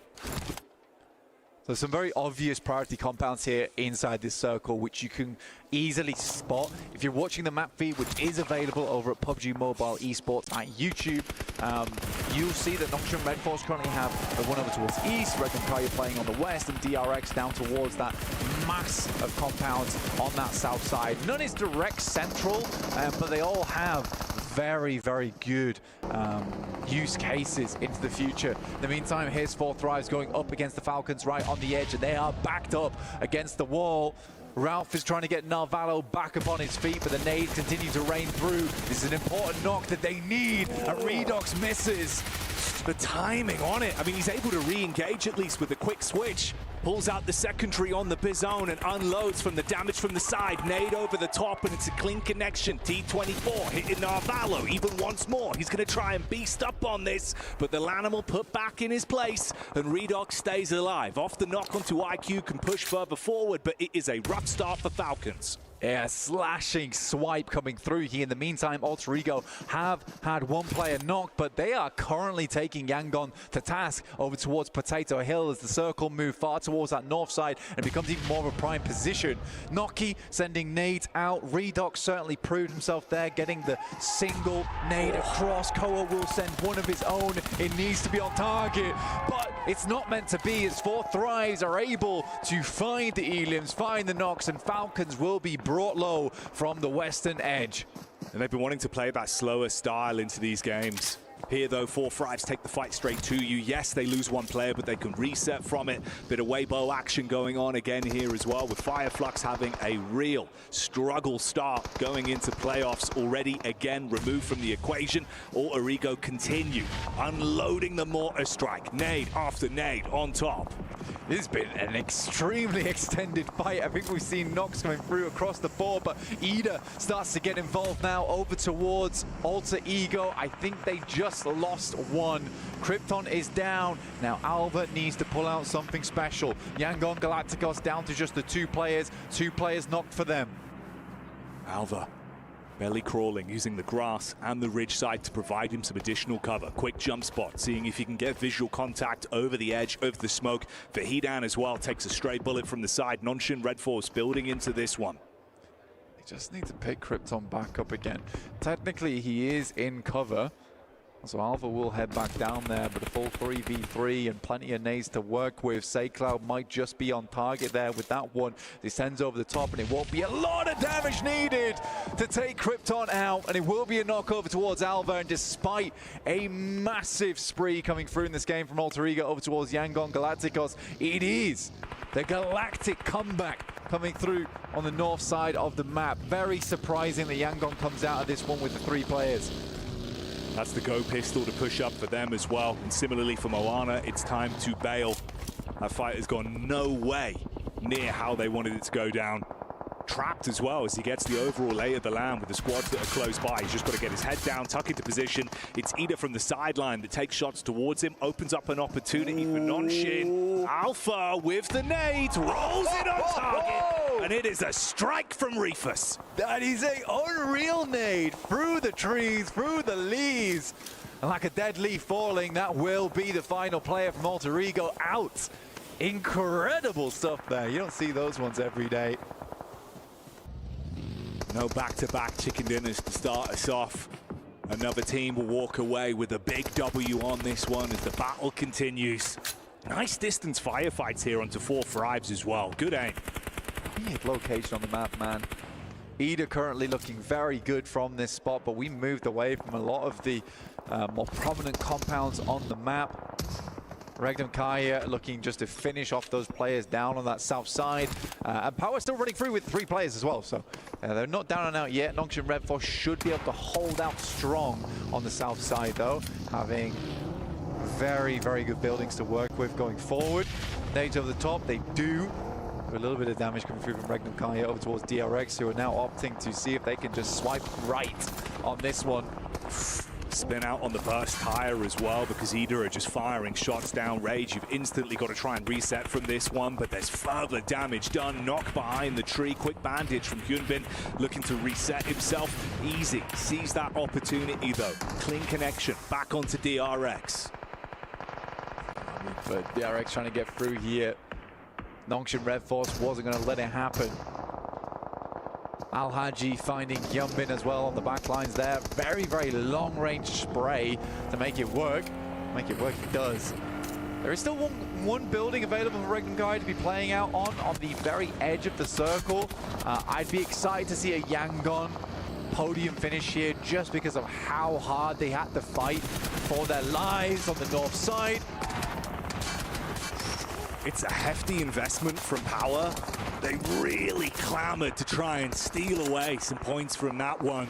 Damage is good onto DRX, but they both go down because of it, resulting in a bit of a stalemate from the crash in, only leaving one representative of Power left. It was Weibo that were able to cause issues behind that smoke wall. And then, of course, Regnum Karo, the compound high ground position as well. The nice split, Silas set up further ahead. Yeah, this is going to get more and more intense. Secret, catching vision.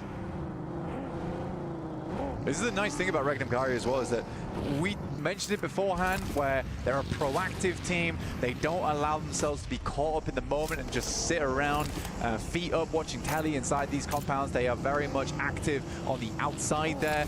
They took shots over towards Alpha Gaming. They cut out over towards that south side. It's not a crazy amount of points they're able to find this game in terms of elims, just to 3, but they've confirmed a strong spot on that southwest side. Weibo are in front of them, as you've mentioned. I'd like to see how they're going to handle this into the future, because it's some weird terrain that they'll have to push through.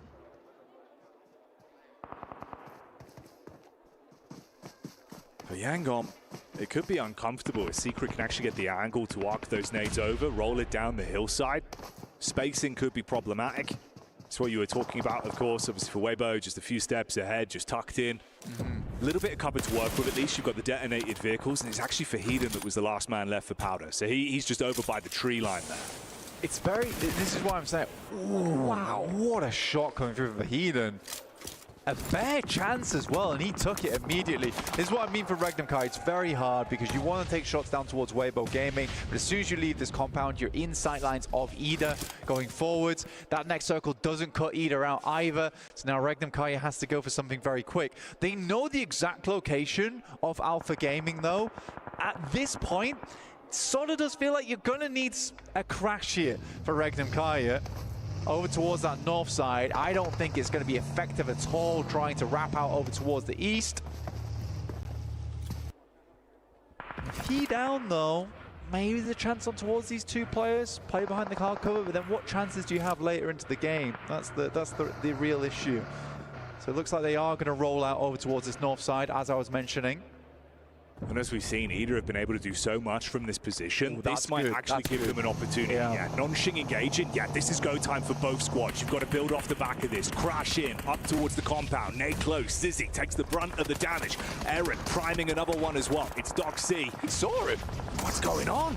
Goes back in for a second look. Finally shuts down Rita. That was crazy. Silas moving up top there. We'll find Silas. We'll finish him off there as well. I mean, Regnum Kaya just spent all the way over towards Yangon Galacticos, and they were doing damage, but they're out now. What? You knew about Alpha for so long. The minute an opportunity was presented from the commotion thrown between this fight on your screens, they go for it, but Alpha just absolutely upset. Goodbye Regnum Karia. It's now not a bad position for them to build from. Not at all. I think Alpha Gaming played a bit of a blinder on that one, but blinding powder over to Regnum Kaya, it would seem. Doc C moves up over towards Ida, finding Darkin, more DPS shot through the window, not quite connecting just yet. There's a Molotov set through. Murnat will finish off top on an explosion on the vehicle. They are just trying to hold on as much as possible here, and once again, it is Yangon Galacticos to make it through. This team is bulletproof. You got Team Secret as well, playing that classic slow build, playing from distance, looking to third party onto this one. This elongated bout between Nonshin and Ida. Aaron dodged the explosives, but he can't dodge the slugs. That's the peek up from Doc C. The DBS finally able to finish him off, but at what cost? One player left, just him. Gives me Yangon Galacticos as well, as Team Secret have some very favorable positions going in towards the future. They can effectively sort of ignore one another and rather take shots down towards that south side at teams that will be making their way up this hillside. I think it's going to be tough. Here's Suk with the bow in hand, just sending shots in, making life extremely difficult for Doc C. He is on the low ground though, and Suk may be just sending in ammo for no reason. I mean, with 20 arrows left, he could zone you for quite some time. Just make it impossible to go for a peek out. He's got to leave at some point as well, is the thing. Oh, they're getting close. Just consistent bombardment. Doxy's struggling. Now moving forward, Suk will see a nade come his way. A little bit upset about the nades coming down though. Might pivot off. Spots Doc C isn't quite as effective with the assault rifle as he is with the bow. The team will support him there, still make it happen. Weibo attempting to move up, but it's those two angles. Like I said, it's an efficient, I don't want to call it teamwork between both teams, but it's an agreement, right? You both have an extremely strong position. Let's get rid of the teams that could cause problems for us later on before we engage in one-on-one combat. Yeah, you know to prioritize first. Don't poke the hornet's nest until it's time to engage. Frankie with a move up. Wow. Damage back over. Slapping him there. Forcing him into a bit of a rough spot. 3 squads going head-to-head, of course. And Alpha Gaming only have the one man left alive. That's Reefus that's further down. This will be the second game in a row that Alpha Gaming have been able to get themselves a podium finish with a solo player towards these end circles. He's going to make a break for it. Murnat definitely saw him, was wondering why he went for that play. I don't think he had much choice in that situation. Murnat had actually pushed off that position as well. It's just unlucky that he comes out at that timing. Trang will go down. Shots back and forth, trades on either side. Intensity building. Saycloud looking for the angle. Murnat from further back, able to assist. They can focus fire on Frankie. He's removed, cauterize it, and reset. 2 players alive, focusing on the pickup as well. Grab Romeo. I mean, just make it as hard as possible. A 3v1. There's absolutely no way that Jaiki should be able to get himself out of this one with Yangon Galacticos starting to move up. And the map is enveloped by space as they suffocate out the rest of the teams from the high ground, picking themselves up a big chicken dinner. Not only against some of the hardest spots in the lobby like Alter Ego, but Regdom Kaya, who sent their way up there earlier, who did get backstabbed by Alpha Gaming, but what can you say about that one? They knew where they were. There were some weird plays this game, but it was terrifying terrain to play around with. You see the celebration and elation from the team as well. Some nice, solid slaps of the hands. Everyone congratulating one another. The arena starting to get excited as well with the way these games have been going. And yeah, they should be celebrating. They played some great games. Heads-up maneuvers again as well. Some crazy stuff. It's a good point. That's what you bring up, man. Alpha Gaming being able to drag that one out, even that fight onto Regdom Karia. Crazy scenes here, Blank, but the action keeps on going. Join us for more in a couple minutes' time.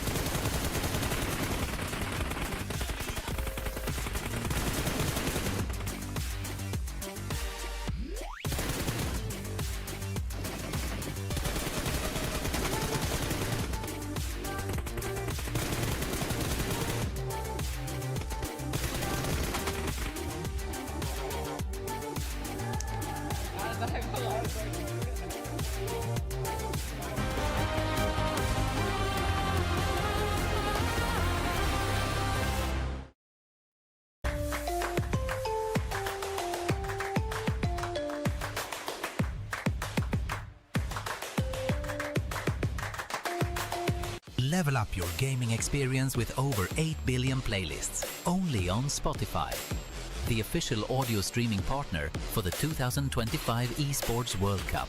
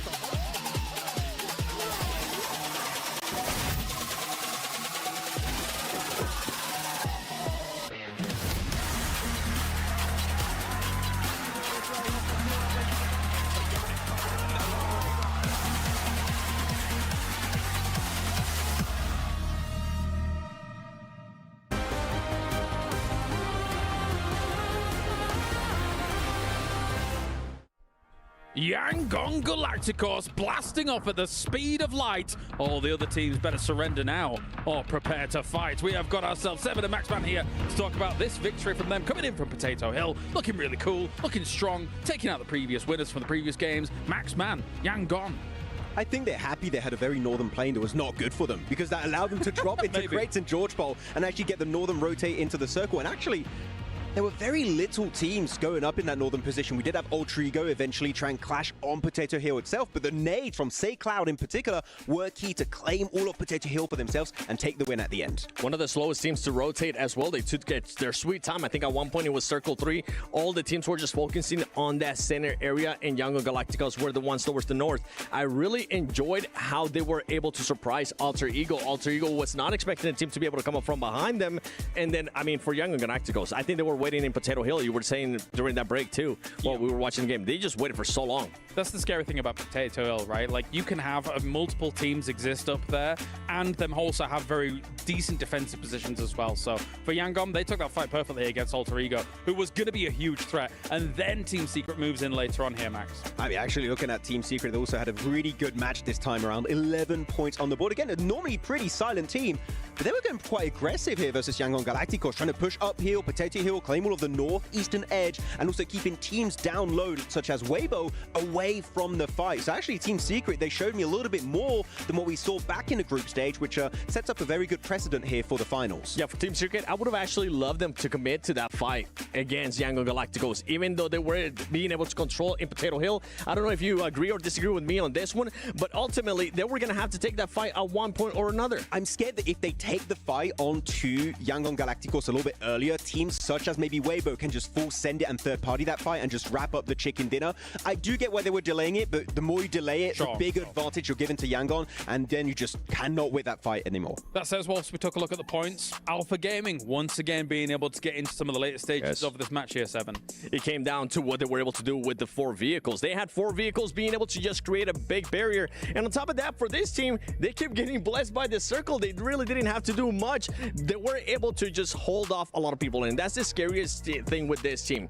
We know they have the fragging power. We know if they set themselves in a position where they actually have the full squad, they're going to be super scary, and they were able to showcase it perfectly in that scenario. Yeah, I mean, if they're able to survive a little bit more like that every single match, that one big chicken dinner could set them apart from the rest of the lobby. That's Yangon wall-to-wall for our match report here. Not too much surprise considering the space that they were able to control. Say Cloud, as you were mentioning before, Max, looking fantastic in this game. Yeah, I mean, almost 1.4k damage right there. He is very high in that one angle. I didn't make a noise. Yeah, do the noise. Wow! There you go. I missed that. I mean, actually, it's been actually worth it. Over a year since I've been able to make a noise. So there you go. It's been so long. I know. Next is going to be a jingle. We got to figure out a jingle. I'll figure out a jingle. Don't you worry. I don't know who for. I thought it was going to be on the spot. Man, that would have been insane. Look, we're seeing some replays actually of the Car 4 here from Alpha Gaming, and we don't have hovercraft. We've got hovercraft at home. It's just a 4-car fortress created on the edge of Potato Hill, and it was really good to get them in that podium finish at the end. So Nongshim Red Force, I think that was a team that you and me both wanted to talk about here, actually, Seven. Their breach onto Ida's Harry Potter Tower, I like the idea going for the breach, but it took so long to wrap up that fight. Big third parties from Weibo in particular did come through at the end. That's the thing right there. I was talking about this too, the Fireflux and Nongshim Red Force, especially with Nongshim Red Force. I was talking about how this team just tends to play so slow that they might not be used to just making those quick pushes, and I felt like it showcased perfectly in that scenario right there. And then on top of that, for Fireflux, they were also trying to do a crash on WBG. They seemed like they got ahead too. They ended up getting a knock, but they were just too slow to react and ends up backing away. For this teams, they got to be able to adjust on how aggressive the lobby is. I think Nongshim was happy to gamble on that compound, right? Because if it does go to that compound, the circle, then it's so hard for these teams to push into that. So they were also thinking about where they were going to transition and how they were going to transition, Max. It's just, it gets dicey trying to go up to the Wizard Tower, trying to do something there and keep yourself going in the later stages. You cannot say the Nongshim don't know the terrain. They know in that specific circle, that compound with the 3 buildings is just exceptionally strong and able to defend it quite well until the very end of the game, then they do have to go onto the Harry Potter Tower. Though if we go on teams that try and crash on those positions, I kind of want to pivot the conversation over to Power. Sure. And I think we're very indecisive. They had two options. Maybe you fight Regnum Karya, maybe you fight the side of Nongshim Red Force. They decide to send it in the center between those two teams, and unfortunately because of that, they just don't survive at all in the later stage. I think at that point, you pick a compound, you breach it, and you just hope for the best. There's, of course, Al-Hajj's dad as Power, as you mentioned in. It was kind of a damned if you do, damned if you don't kind of situation, Seven, right? Like, even if they choose another option that isn't that kind of road through the middle of those compounds, it's still going to be very difficult to make those crashes happen, but maybe it could have yielded more points. It is. I feel like they would have just gone for the crash. At least you're not going to have so many teams looking at you. You're not going to be letting yourself open for so many third parties for this team. And the only thing is, like, we're able to kind of say this in hindsight, right? We're seeing everything that's going on. But for them, if they would have been able to make that crash with the firepower that they've been able to showcase in the previous stage, in survival stage, I feel like they might have been able to edge them out. Look, it's all you go for a compound crash, or you're in between Regnum Karya, Nongshim Red Force, and Sook, where the explosive bow is going to keep you at bay. I would take my chances on a compound crash. I have a bone to pick with Sook and the explosive bow, because you and I have been talking about this for the longest time. I really enjoy it. But one thing that Sook needs to be able to do is make sure that he doesn't get tunnel vision. And I feel like that's exactly what was happening there in that scenario. He was just super tunnel vision, and then whenever he actually decided to go away from the explosive bow, he lost the focus, and the Nongshim Red Force guy was able to knock him. Yeah, there was only so much you can do with that explosive bow, right? Like, he was just saying, okay, I don't know exactly where you are at that wizard tower, so I'm just going to spam into it. And as you said, that really has your full focus, your full attention, and then you just get knocked from the other side. It's problematic, for sure. I don't hate it. That's the thing. I don't hate it. I just wish that he wouldn't be so just over-focused on it. And it was good suppression, but the team wasn't able to get angles on the guy because they just had so much smokes. Oh, wait. Is that for today only? 3,000 damage from Al-Hajj. There's no way. No. They have this many eliminations? I mean, they fought 4 thrives on the first game, right, going into Sanhok, and that survival time is very low. What is that? We'll have to. Anyway, moving on.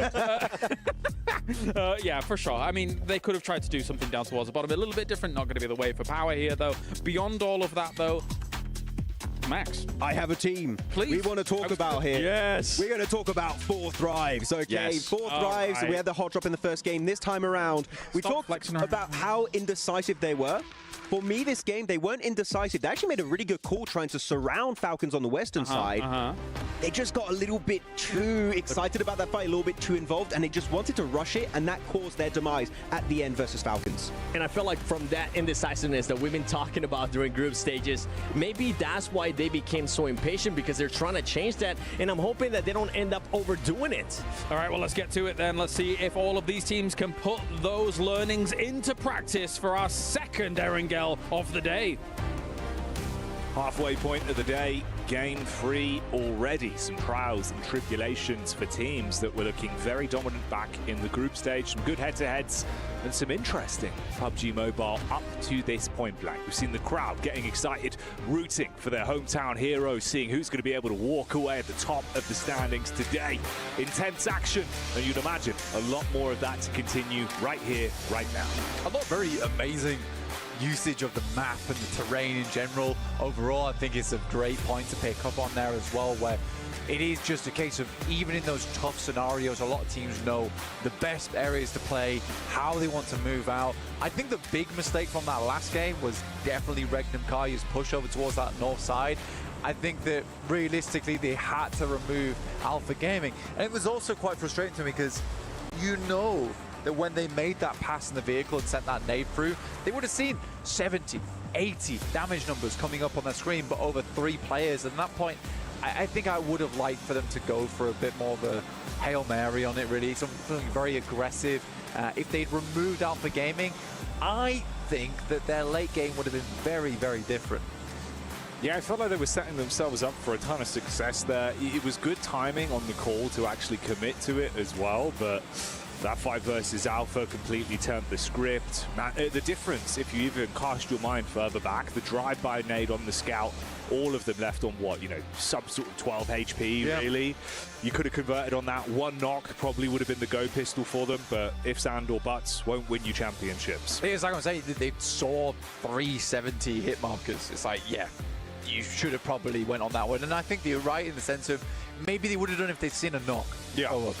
There were only two, but I think that scenario is you just have to take a chance. And I think for Regnum Kaya, that's what is difficult for them, is that it is very obvious to me right now, it's very obvious to me right now that they're trying for a little bit more aggressive plays, more aggressive maneuvers, but there they were falling back into old habits. No, they definitely were. They definitely were. Man, let's see. Maybe you can reset from it blank. They'll be able to get themselves into a better position to show us what they're made of and what they're capable of. For Yangon, they were certainly capable of greatness into that previous game, casting a shadow over the lobby. Out here up against Thunder Talks early on the drop. Bit of room to work with those. They could avoid the fight if they want to. We're going to head down towards Sosnovka as well to start things off. So a lot of teams will need to get a move on. Power already heading out over that bridge, crossing it over towards Yangon and Thunder Talks, who are currently in close contention at the moment. See how that fight does pan out between those two teams. Yangon Galacticos obviously coming off from a big high from that last game. We'll see if that momentum does bleed through. Power Esports going to send even higher to the heights from last game. It's been some good signs from Power as well. You know, individually, I think the gun skill's certainly there today, playing to their strengths. Not in a bad spot whatsoever. Tied at the minute. Ooh. This is back over towards our drop fight that we were mentioning, of course. Thunder Talks out with the Tommy, teaching you lessons from distance. Where art thou, Romeo? I think he should have just kept crawling. I get a moment of, if I stop crawling, maybe he'll miss the shots. Maybe I need to like fake him out a little bit. Instead, just made it extremely easy to line up that shot. Still impressive with the Tommy as well to hit at that distance. Origo aren't done yet either as they pick up an initial knock over towards Fireflux, which is one of their most difficult rotation contenders, right? Where Origo need to come out from the Povka. I like that they send a player out early in Rosemary, I believe it is, who is a player that you would desperately want in your front line. It's Krypton, in fact, that's sent out first, who has been stepping up, right, to the plate. So it's nice to see him get an initial knock, and that's going to make their rotation down towards the south much easier playing against a three-man squad. That changes their rotation. It changes their plan on this entire map. Scary as well for Fireflux as a roster overall, because I think that squad, you know, we were sort of talking about this idea of being able to build your confidence, feed the hot hand, keep that momentum going. They've been hitting dead stops again and again, where it feels like, you know, the floor falls out from underneath them, they're not able to build themselves, not getting too late into these games, and that could come back to haunt them. Oh, you're just bullying on the exit as well. They're literally trying to retreat from this, and you still find a second knock into a full takedown on SayCloud. Wow, that's a bit of a rough start, considering you've just taken your opening chicken dinner. Yeah, King living up to the name of the weapon used there. Getting a nasty mark over towards Yangon Galacticos with the Scar. There's that shot from... It was Rosemary, I wasn't wrong. Seeing things. But yeah, so nice play from Rosemary there. Able to find the initial player coming through from Fireflux. And as Yangon Galacticos tried to escape, it's no secret that that kind of rotation is not going to go unpunished. Felt rough to watch that one. Kind of uncomfortable, really. In the tree line now, and Xeris is going to send forward. It's a straight shot over towards him. Murnat likely to go out, and Yangon Galacticos, after what was an incredible performance last Erangel, do end up going out in 16th here in our second Erangel of the day. That could have been a moment to put up more points and add a bit of a buffer up towards the top side of the tables. Instead, it's all for naught here. If you're one of these squads as well that are only a few points behind, your eyes are now going to light up. That's a prime opportunity, right, where you're thinking, okay, tied with Alpha, both having 23 points. You get no elims from that, no placements. We can start to lap you. We can start to climb further up that ladder. And at the halfway point of day one, only 3 days of intense competition here for playoffs, you have to grab the ball by the horns. You can't afford to leave it up to another team to decide your fate for you. So this is what we're going to see some of these squads start to reinvigorate themselves. Potentially even the team that's on your screens now, right? 4 Thrives.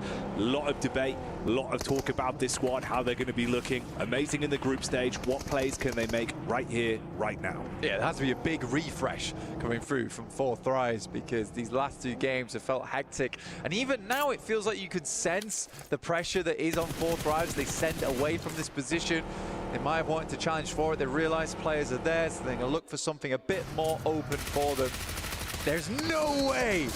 Okay, I thought he hit him on the barrel roll. I mean, that's still impressive to get it out there and still make that shot happen. But if he'd hit him on the barrel roll, that would have probably been the play of the year so far. But 4 Thrives, yeah, they're looking for a more open area on the map. They're going to head over towards Airstrip to make that one work. For Alter Ego, though, this is an important game for them, in my opinion. Setting that marker really high early on in the tournament, super important, because with Smash ruling, day 1, day 2 become a bit of a sprint to get towards that top side and at least get as close as possible to first place, or be in first place to open up match point on day 3. It would be the dream scenario for them, and I think potentially even change the flow of the lobby with the paranoia that will set in when Smash comes to play. But right now it's Koa that's on screen. Barrage of bullets goes out on the drive-by. DRX trapped in position here. Bit of chip damage onto 2 players. Trying to take some shots back. Make it uneasy for them to just hold, locked in position on these angles. I'm surprised QZZ actually got through there. Yeah. Because he was snaking it a little bit, but the shot didn't seem too hard to hit. And I think that he was playing so wobbly that it caught even Falcons off balance there. Now they have to send back over towards a more secure location. Can't afford to hold up DRX for much longer. They're going to all jump in the water and rotate across to their buddy, who is on the north coast, playing around the beachhead. Only a couple of teams still yet to make their way in. It's Ida as well as Regnum Kaya. The upstarts from Turkey versus the Titans. Going head-to-head here in Rozhok, both teams will need to leave soon, as there's a lot of squads already confirming over towards Sosnovka. Late aquatic rotate as well for Alter Ego there, keeping themselves distance on the wrap round the back. And like you say, Regenkar and Ida potentially thrown into a bit of a fist fight where maybe only one of them limps away. Ooh, limited space inside of the zone as well. Large body of water removing play space between these teams. Horror can just move across, should be able to move across pretty comfortably as well. I don't think this is too treacherous of a path for them. No Indiana Jones style type of traps on that bridge right now as Scarface starts to move over towards the west. So this is a real easy rotate for them. For Regnum Kai Ida though, yet less of a ease of access, but they could head over towards the coastal side on Erangel main island, swim across, or just send the vehicles in and try and play on that beachhead, which is definitely a possibility, especially as we start to move further north on this circle.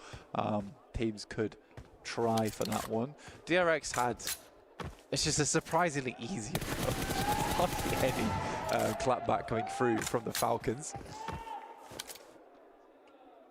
Vahiden from a distance, able to keep them pinned at bay on their rotate over. Meanwhile, you've seen in the elim feed that 4 Thrives took the fight straight to Team Secret, forced them out of position, but made it really uncomfortable here.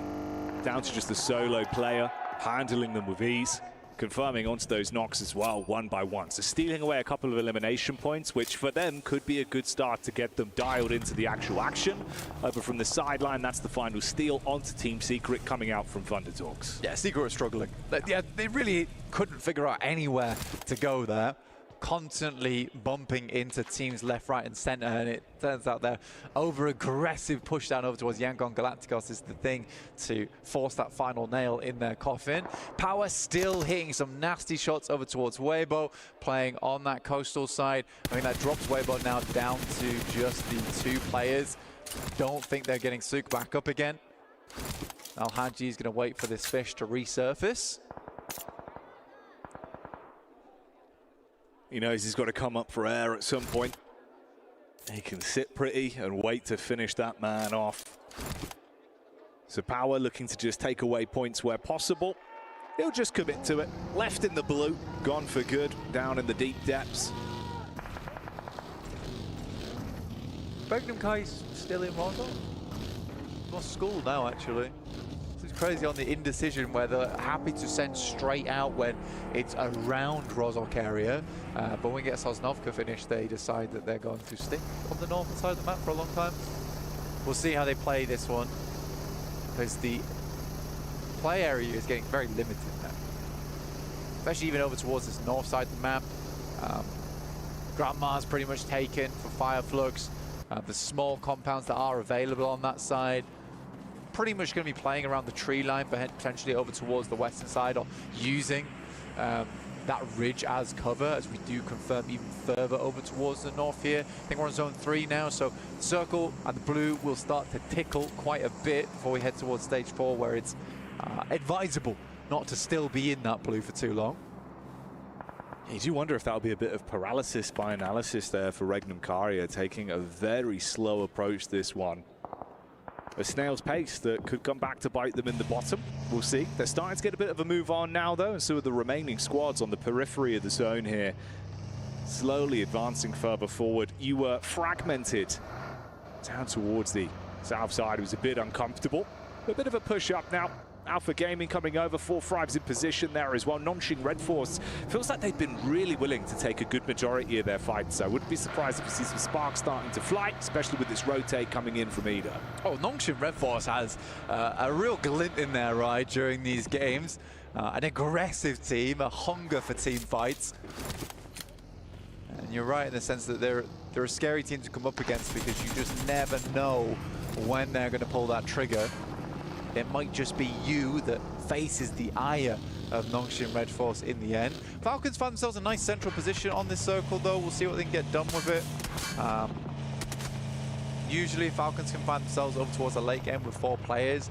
Tend to do quite well. It's that interim period of getting to around about zone 7, which is very shaky on the side of Falcons. There's some big nerves before they lock in.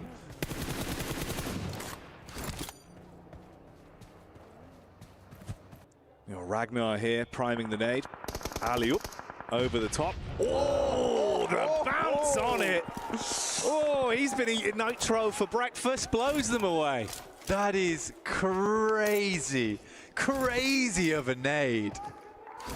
The arc on that one as well. Dear me.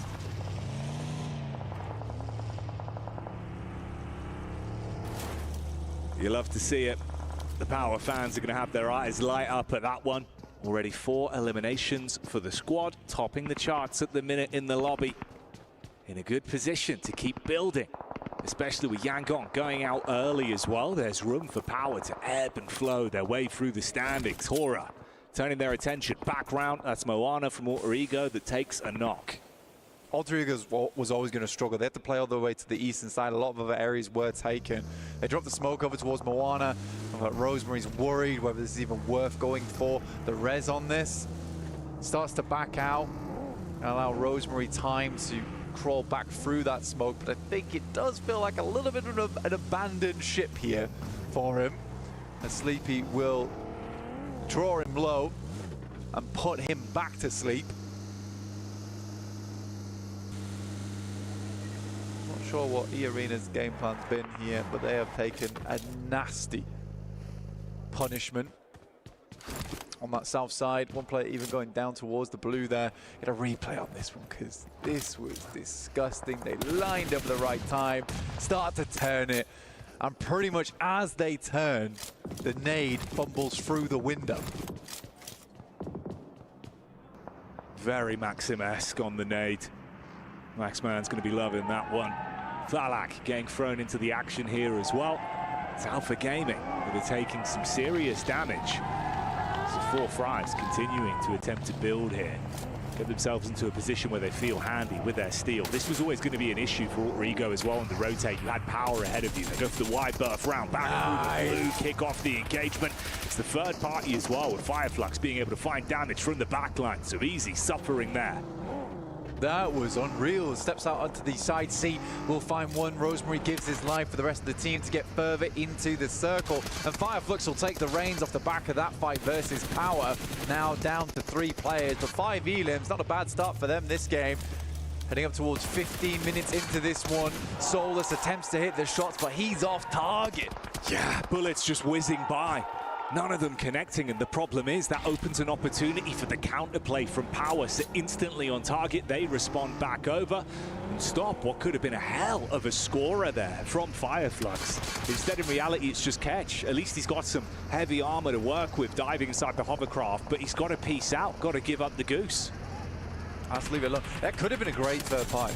It could have been an amazing third party. You're right in terms of the roaming wall in the hovercraft being the biggest boon here for him. Has to wander back, let it explode. This is not the most ideal location for him to end up. There's these shots coming through from earlier. Falak with some fantastic maneuvers. Again, such a precise player. Never over-egging the pudding as well when it comes to those peaks. Really, really nice to watch when he's on form. Yeah, playing the angle perfectly, like you say, it's the peaks. Really nicely played for him, keeping himself in cover, taking some clean firefights. Ooh, this might be anything but clean. Close quarters engagement. The shotty from the side, good for one, but the backstab from Silas at least stops it before it got out of hand. If he was able to find even more damage there, suddenly you're thinking, ooh, this is again another game where Regnum Kari feel like they should be able to build. And again, actually, it's interesting to see how Regnum Kari are going to play this one out. Obviously, it's a far slower game from them. They're in the forefront of it now. That chase has not stopped at all as well. Power going from target to target, everyone running them down. It's Thunder Talks again now, pushing up. They've got angles, but smoke's down to provide some cover for the quick heals. Good elim count though so far, 7, highest in the lobby. Fourth Thrive's just 1 elim behind that. Singh's going to move forward over towards Al-Haji, confirmed towards him. Gets caught underneath the wheel. Wrapped up in burnt rubber. As Thunder Talks sent back over towards the rest of the team. Another shift on the circle here. Regnum Kai do need to move out. And you're right, they were laying the brickwork on the south side for a better match here. But it is Nongshim Red Force, Alter Ego, Weibo, all controlling this high ground. It is a very fun circle to end up on. A lot of cheeky maneuvers that are available here. Vader with the nades. Just slightly off target. The problem is you've got a few establishing shots that have been fired in from the back as well, with Falcons taking a bit of a scout onto it, trying to spread themselves thinner to keep the pressure on. Ragnar with the spot in the vehicle, quick scout, makes his move back so they can play as a duo still and work off one another. Actually gets the drive-by. The bonnet is enough. That's Thunder Talks losing so much from this. Goodness me, I mean, Power doing that on their own as well versus Thunder Talks is very, very impressive. They had that number for such a long time, but we switched mobiles there and are left in the dust. Regnum Kaya look to send up. They're heading over towards Ida once again. It feels like these two Turkish teams consistently take tumbles against one another.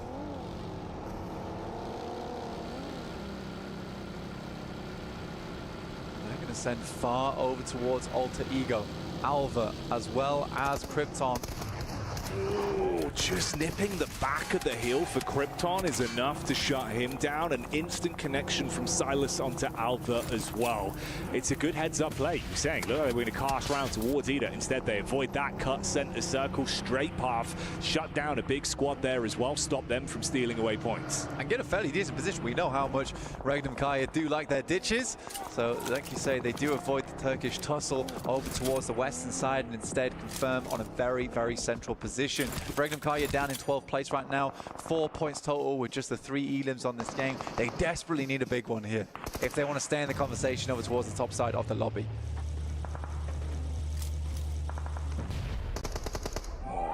This is for Hedown, finally going for Hedown as he gets finished off by Falak there. Shots to the side. 5 elims for Falak as well. I mean, he is going off this game. It makes sense as well. I mean, he's always been such a strong player on the squad. Ragnar steps up. Falak won't quite find it, but 8 nades to work with? Yeah, he's probably going down. Such an easy lineup as well. Only took one, still 7 in the back pocket for play later. The crowd enjoying that one. So power go down. Vahidan and his brother in arms finished off. Falak certainly showing us what he's made of, and the Falcons still attempting to find opportunities to scramble some points away on this one. Top 4 are all out, so this is a great opportunity for the teams underneath to equalize now. We're looking at Ida, Weibo, 4 Thrives as well. 8 elims this match, which is phenomenal, by the way. 6 of them on Falak so far, and he looks to push that number up slightly, just a little bit to the left. He might have just found that knock. Looking to explode the vehicle instead. It's Noki who moves forward, will knock a grenade of his own, sends it through, might just be far enough, but they turn tail and run, and sprint they'll have to. You are so low though. Bounce around the tree. Redox on the drop, belly on the ground, but it's not enough for the follow-up. T24 with that one, and Narvalo is so far away. Couldn't assist for the rest of the squad. He's tucked in for cover, but it's just him now. This feels like classic 4 Thrives as well. The nade play has been wonderful to watch. 4 players sweeping in from that eastern side, and from fight to fight, they've looked strong. Not really been much response their way either. Very much a one-sided argument for 4 Thrives so far. Nade's been sent over now to DRX. This is from Horror attempting to cut their way in on the northeast side. Regnum Kaya much more concerned right now with the beast lying in wait on the east side, and 4 Thrives. That's what we wanted to see. 4 Thrives, not just surviving, but like we've said time and time again, absolutely thriving in the lobby, living up to their old tricks, showing us the powerhouse that they could really be. Aura here trapped in commotion versus DRX as well. No fear. He bails out. Quick move. Silas still finding impact in the elim feed as another squad feels the wrath of Regnum Karia. 33Z going down. Now we're in a full-on brawl, likely to spark soon between 4 Thrives as well as Regnum Kaya, but it's Horror coming in from that northern edge. T24 immediately passes that information back, and Noki will stand at the forefront as the vanguard versus Horror. IQ playing far back down towards the southeast, trying to gather some information over towards Regnum Kaya. And all the while, Nongshan Red Force has been living it large inside their mansion, almost. Yeah, living their movie, sitting pretty. No one's contested them. They really haven't had to do too much whatsoever to get closer and closer towards some sweet, sweet high-end placement points on this one. Falak, though, finally comes unstuck. He's been ripping and tearing his way through everyone in this lobby, but now you've got to play medic if you want to save him. IQ from the side, hits back onto the sky. Sleepy, closing the gap with the scout in play, bails out the vehicle. Oh, the shots connect as well. 4 Thrives losing a lot of their stock on this one now. It's Regnum Kaya trying to steal away some of these elims. They will find a couple, and Wild will find another knock. Falcons go down to DRX as they try to get involved in this one. But it's Regnum Kaya taking that opportunity. It's a perfect opportunity for them to swing round on that southeast edge. They want to clear as many teams as possible. 4 Thrives move back over towards Horror here. And for Regnum Kaya, that was a lovely trade for them. Aura going to be dropping the hoorah as the energy's there. You've still got to contain yourself, reset from the angles that are in play. Sleepy and No Fear, they're split up. Hyunbin finding impact back over onto Ida as well, and this story continues. DRX decimating onto Ida, and Nongshan Red Force finally, they get thrown a bit of a deathly blow as there'll be a connection back over from Regnum Karia. Handle them, keep them at bay here, and it has to be done as we get through in towards our next circles. Most teams desperate for this one to move away from Nongshan Red Force, but will it ever? Directly on top of them, and realistically for a lot of our other teams, they're playing for second now. Nongshan Red Force, as aggressive team as they are, will just have to bide their time. They're going to have to sit still and just make sure that blood doesn't thump too hard and they get the signal to send out of the building with the rage that is building. Getting ants in your pants at a time like this could be the worst outcome for them. you've got to say. I mean, props to Regnum Karya, very proactive heads-up gameplay right now with the fights that they've been willing to take.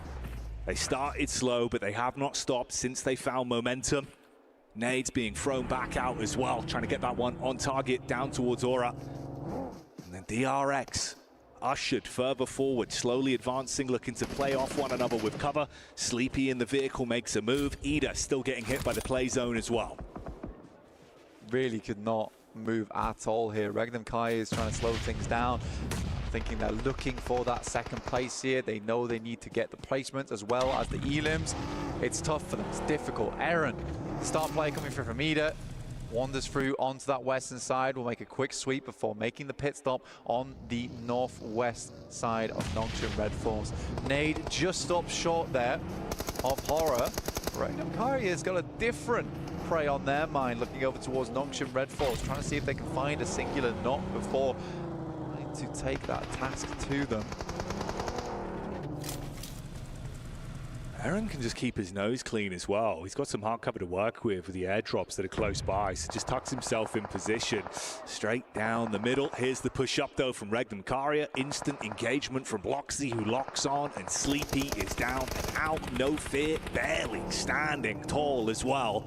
So much damage done from the engagement. It's going to be a long nade, by the way, he's sending here. I don't think it's going to go far enough. I think you're best off holding these nades for the initial push that's going to happen over towards Nongshim Red Force, and that is good resource control there from Regnum Karya. You can see Wild's got 3 nades, I think Silas had 6, but they don't want to expend too many here versus No Fear. They definitely have some that are expendable, but they need them if they want to push over. But it's good to know that there is at least a plan in the mind of Regnum Karya of how they're going to assault this building. Got Aaron as well, throwing out nades on the push-up from Hyunbin. That's what I was saying. He tucked himself into an angle to actually make it kind of uncomfortable. Ooh, Nongshim Red Force baited into this one potentially, though. Looking for a look over the top of the ridge. Aaron trying to keep himself down. Nades coming in. First's on target. Follow-up's good. Doxy dismantles Ida. They're out of the running now. There is a slight distraction here. Going through up towards Nongshim Red Force. I think that Regnum Karya is going to try and play this one out for Zone 9, honestly, and hope that this is not central. I don't think it is, and it will force Nongshim Red Force out. But Toshpik sends in first and will manage to get towards the backside here. Nongshim Red Force weren't able to control it, and Nongshim Red Force, they see red. They move out of the building, and Regnum Karya's picked up position. DRX are dealing damage and handling themselves up close and personal. For Nongshim, it's going wrong. Binny now with a thin veil of smoke to protect himself, but look at all of the nades. Everyone priming these from the top of the roof, dashing them down. They had such a power play position for so damn long, but the minute they advance, DRX makes it uncomfortable. And Binny, you're living on borrowed time. Regnum Karya, if they find this one, they're setting themselves up for a huge chicken dinner. 10 points on the game and plenty more eliminations to be found here for Regnum Karya. Like we said before, they've been holding on to these resources. They knew the angle they'd need to take. Silas goes down, but not before a nade sent through. Sizzy goes out, and it will be Regnum Karya looking for the big finish here versus DRX Jackie. They just need that final knock. Convert this one, close it down. The slow build-up. Oh, and that's enough. All it takes, the push-up from the zone, being the 5th man in the lobby for Regnum Karya, as they're able to convert that one. A great game, good decision-making. The third parties were on point, and they walk away with a chicken dinner here in the playoffs. It's a big game for them, a much-needed match. The top 4 went out early as well, as we talked about, so this will bump Regnum Karya back up towards that top side of the tables. But for Nongshim Red Force, like we said, that force from them builds quite a bit. The rage needs to be contained. They can't always be looking for these massively aggressive plays. They could have sit still for a little bit longer, but that leg was jiggling and they wanted to get it moving. Yeah, baited out by the last man from Ida. Aaron just behind the box causes problems against DRX. They swoop in thinking we could just clean up on this one, take it all home, but it was not a spilled drink. They did not clean it easy, and it presented opportunities for this team on your screens to run away with it.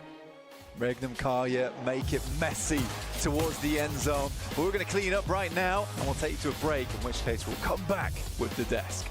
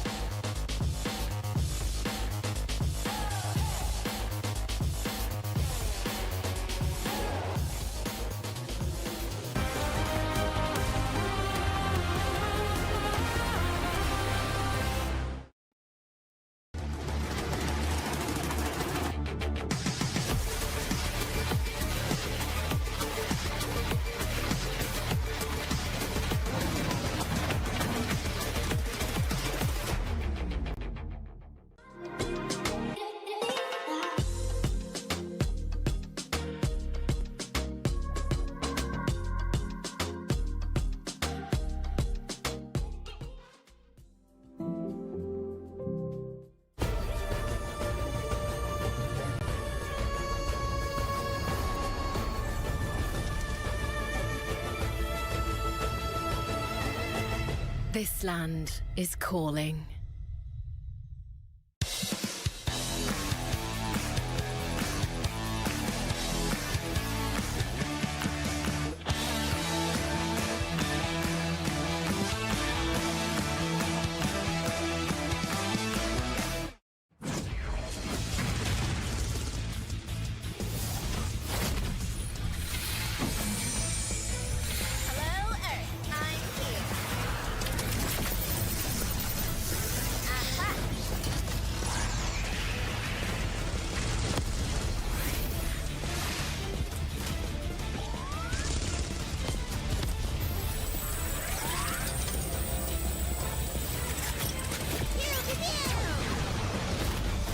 New Pulsar Legionnaire available now. First outfit with special head animations and voice lines. The Pulsar Legionnaire set comes with its own super cute voice lines that can be toggled on or off. What happened? Bye, friend. Hello, Earth. I'm here. It also features the upgradable Hyperion ship DSR.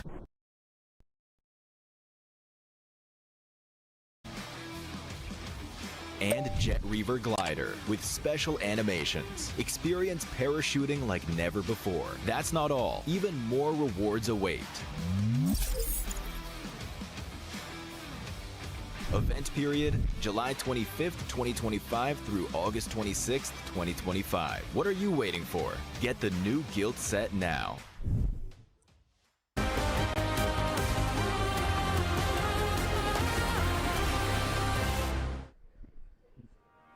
Regnum Carrier capitalizes on the entire nation of South Korea and is able to wrestle away, barely wrestle away, that compound there from Nongshim Red Force to get themselves the victory. Joining me, Neptura, as well as Seven, to talk about this one. Neptura, this raised some questions, but Regnum Carrier looking strong. They are looking strong. After a confusing start, for me personally, they are looking very, very strong indeed. I'm not sure what was happening in the early game. They were still in Roshawk in phase 2, still in the blue, still out there in phase 3 even, but I actually really liked their wide wraparound, and it really set them off for the rest of the game. I mean, you got to give credit to Regnum Carrier. Even though they did end up rotating late, I really enjoyed the crashes that they were able to do. This team was just really confident. They were able to crash on 2 players from APG. After that, they made sure that they made Fourth Drive's actually back off, and that's what's ultimately a bit of Fourth Drive's demise there, because they don't want to take over Regnum Carrier. But looking at the overall the match ranking here, the RX still being able to put up some points. Yeah, very impressive by them on the north side. They were fighting, I think it's fair to say. Okay, let's just instantly address it. Yes. Nongshim Red Force. Great team. It's 7 points from that here, Seven. It's a bit of a disaster considering what you should have been able to get from this game. Yeah, you're an evil person. I'm old now. You would send it to me too, because man, I was fuming as soon as I saw this team leave the compound after not doing absolutely a damn thing throughout the whole match, saying this is why this team is so passive. You were saying it perfectly too, Cal. You thought that this team was going to end up maybe a little bit scared of getting sandwiched, but even then, just try to use that utility. There was already so many smokes there on that compound, and you decide to give the high ground to Regnum Carrier of all teams? The green room was in shambles, weren't we? When they made that play, it was like, what are you doing? I mean, if you want to go for a harebrained push like that, at least just use 2. If you're going to go, oh, we've got some opening knocks onto DRX. No, I don't agree with it at all. But I would agree with it better than sending all 4 off of those houses. It shouldn't have been done in the first place, but it is what it is. And Regnum Carrier, I will say Regnum Carrier's timing on that, as soon as they saw, hang on a second, they've made a massive blunder. We can take advantage of this. They full sent to that. It was really, really nicely played from them. I do want to go very quickly back to Regnum, though, because that initial south rotation early on in the game, it actually was a really good play for them, because they were able to come up behind Fourth Thrives, behind APG as well. And as those teams moved up and got fought on that hillside, they were actually able to come up and sandwich behind them. So it was actually really well set up from them as well. So coming in through that and then getting all that momentum, third-partying everything they could find up against a Nongshim who hasn't done anything all game except sit in a compound and then make a mistake. I mean, it was a very easy win for them. Yeah, for Regnum Carrier, it just came down to that aggression that they were showing throughout the match. But let's go back to Nongshim Red Force. Yeah. You were talking about maybe sending 2. Don't send in anybody. No. What are you doing? What are you doing giving your high ground to another team? And if there were guys gonna be wanting to do anything, we're actually talking about this. Maybe try to set up a player on the roof of that compound because you already have utility. You didn't have to do anything throughout the match. You can use that utility to defend yourself from DRX and be ready for any type of push that Regnum Karya was gonna have to do on you. If anything, it would have yielded more limbs.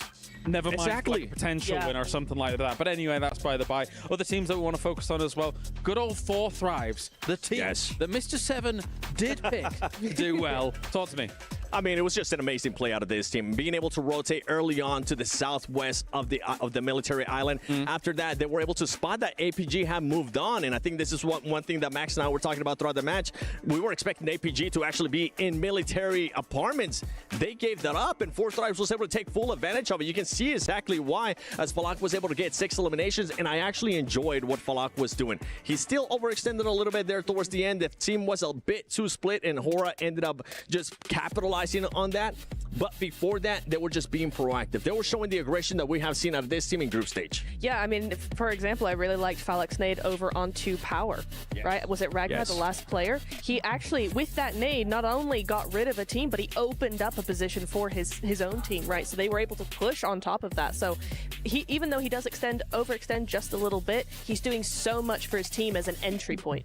Well, if you want to extend on that too, this team kept on sweeping. That's what I enjoyed, wanting to gain control. And if we talk about sweeping, one team that was able to do that great was Power.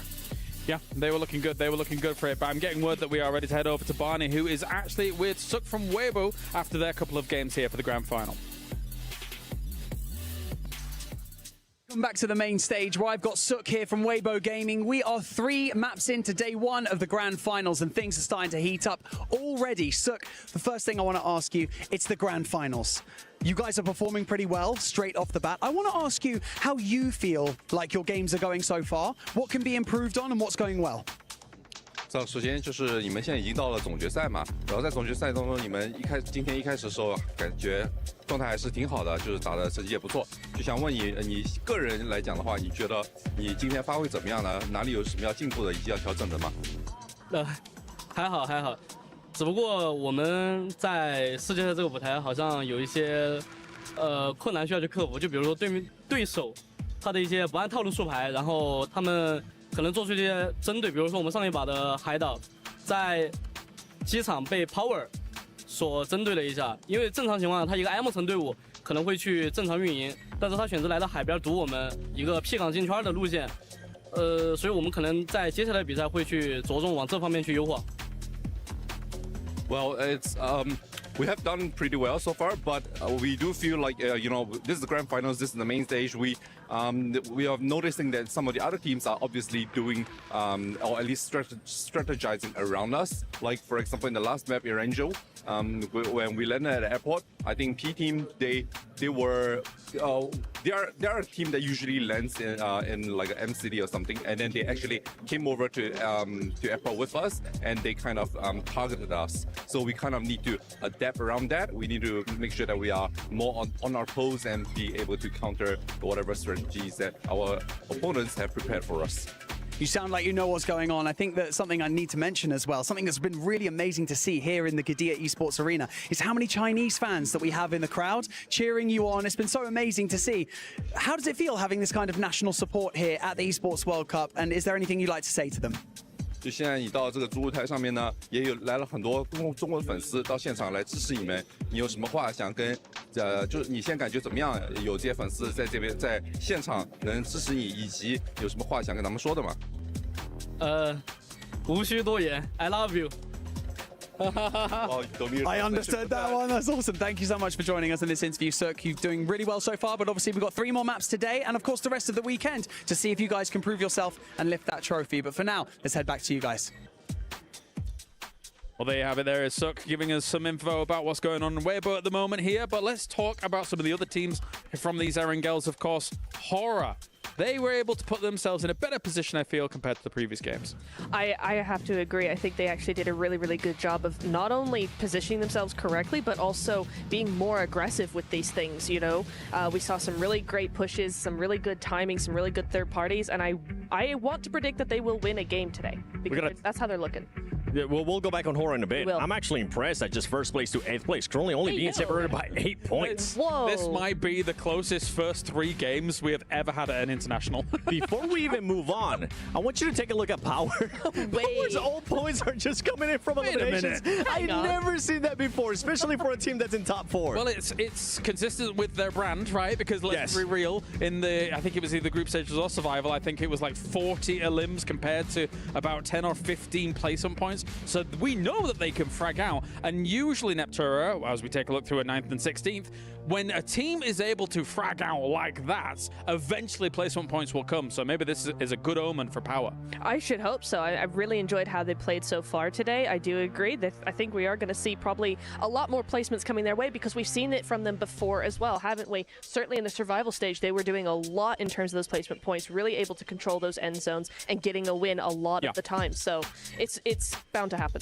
The way that they've been aggressive, that's what was impressive to me in that last match. The way that they were able to spread out, they were showing us exactly how they were able to play in survival stage, making sure they had those big splits, get a big area on the zone, and going to Hora, they're pretty much doing the same thing too. They were having 1-2-1 splits that worked out wonders for them, and at the end, took the 5 to 4 drives and actually won it until they got third party. I've been impressed by their glow up from group stage through into survival stage and now here in the final. Let's see if they can continue it as well. But also, we have another opportunity for you guys at home to be involved, because starting from August the 1st, that's today, we have the PDP Global Fashion Icon Contest officially kicking off. So the cool thing about this competition is it accepts both in-game outfit design submissions as well as people participating by showcasing their real-life outfits for you guys to wear at home in real life as well. So use your sense of fashion to influence the world, and the total prize pool can reach up to $120,000. To participate or view detailed rules, please visit the PDP section on the official PUBG Mobile website or follow the official social media accounts.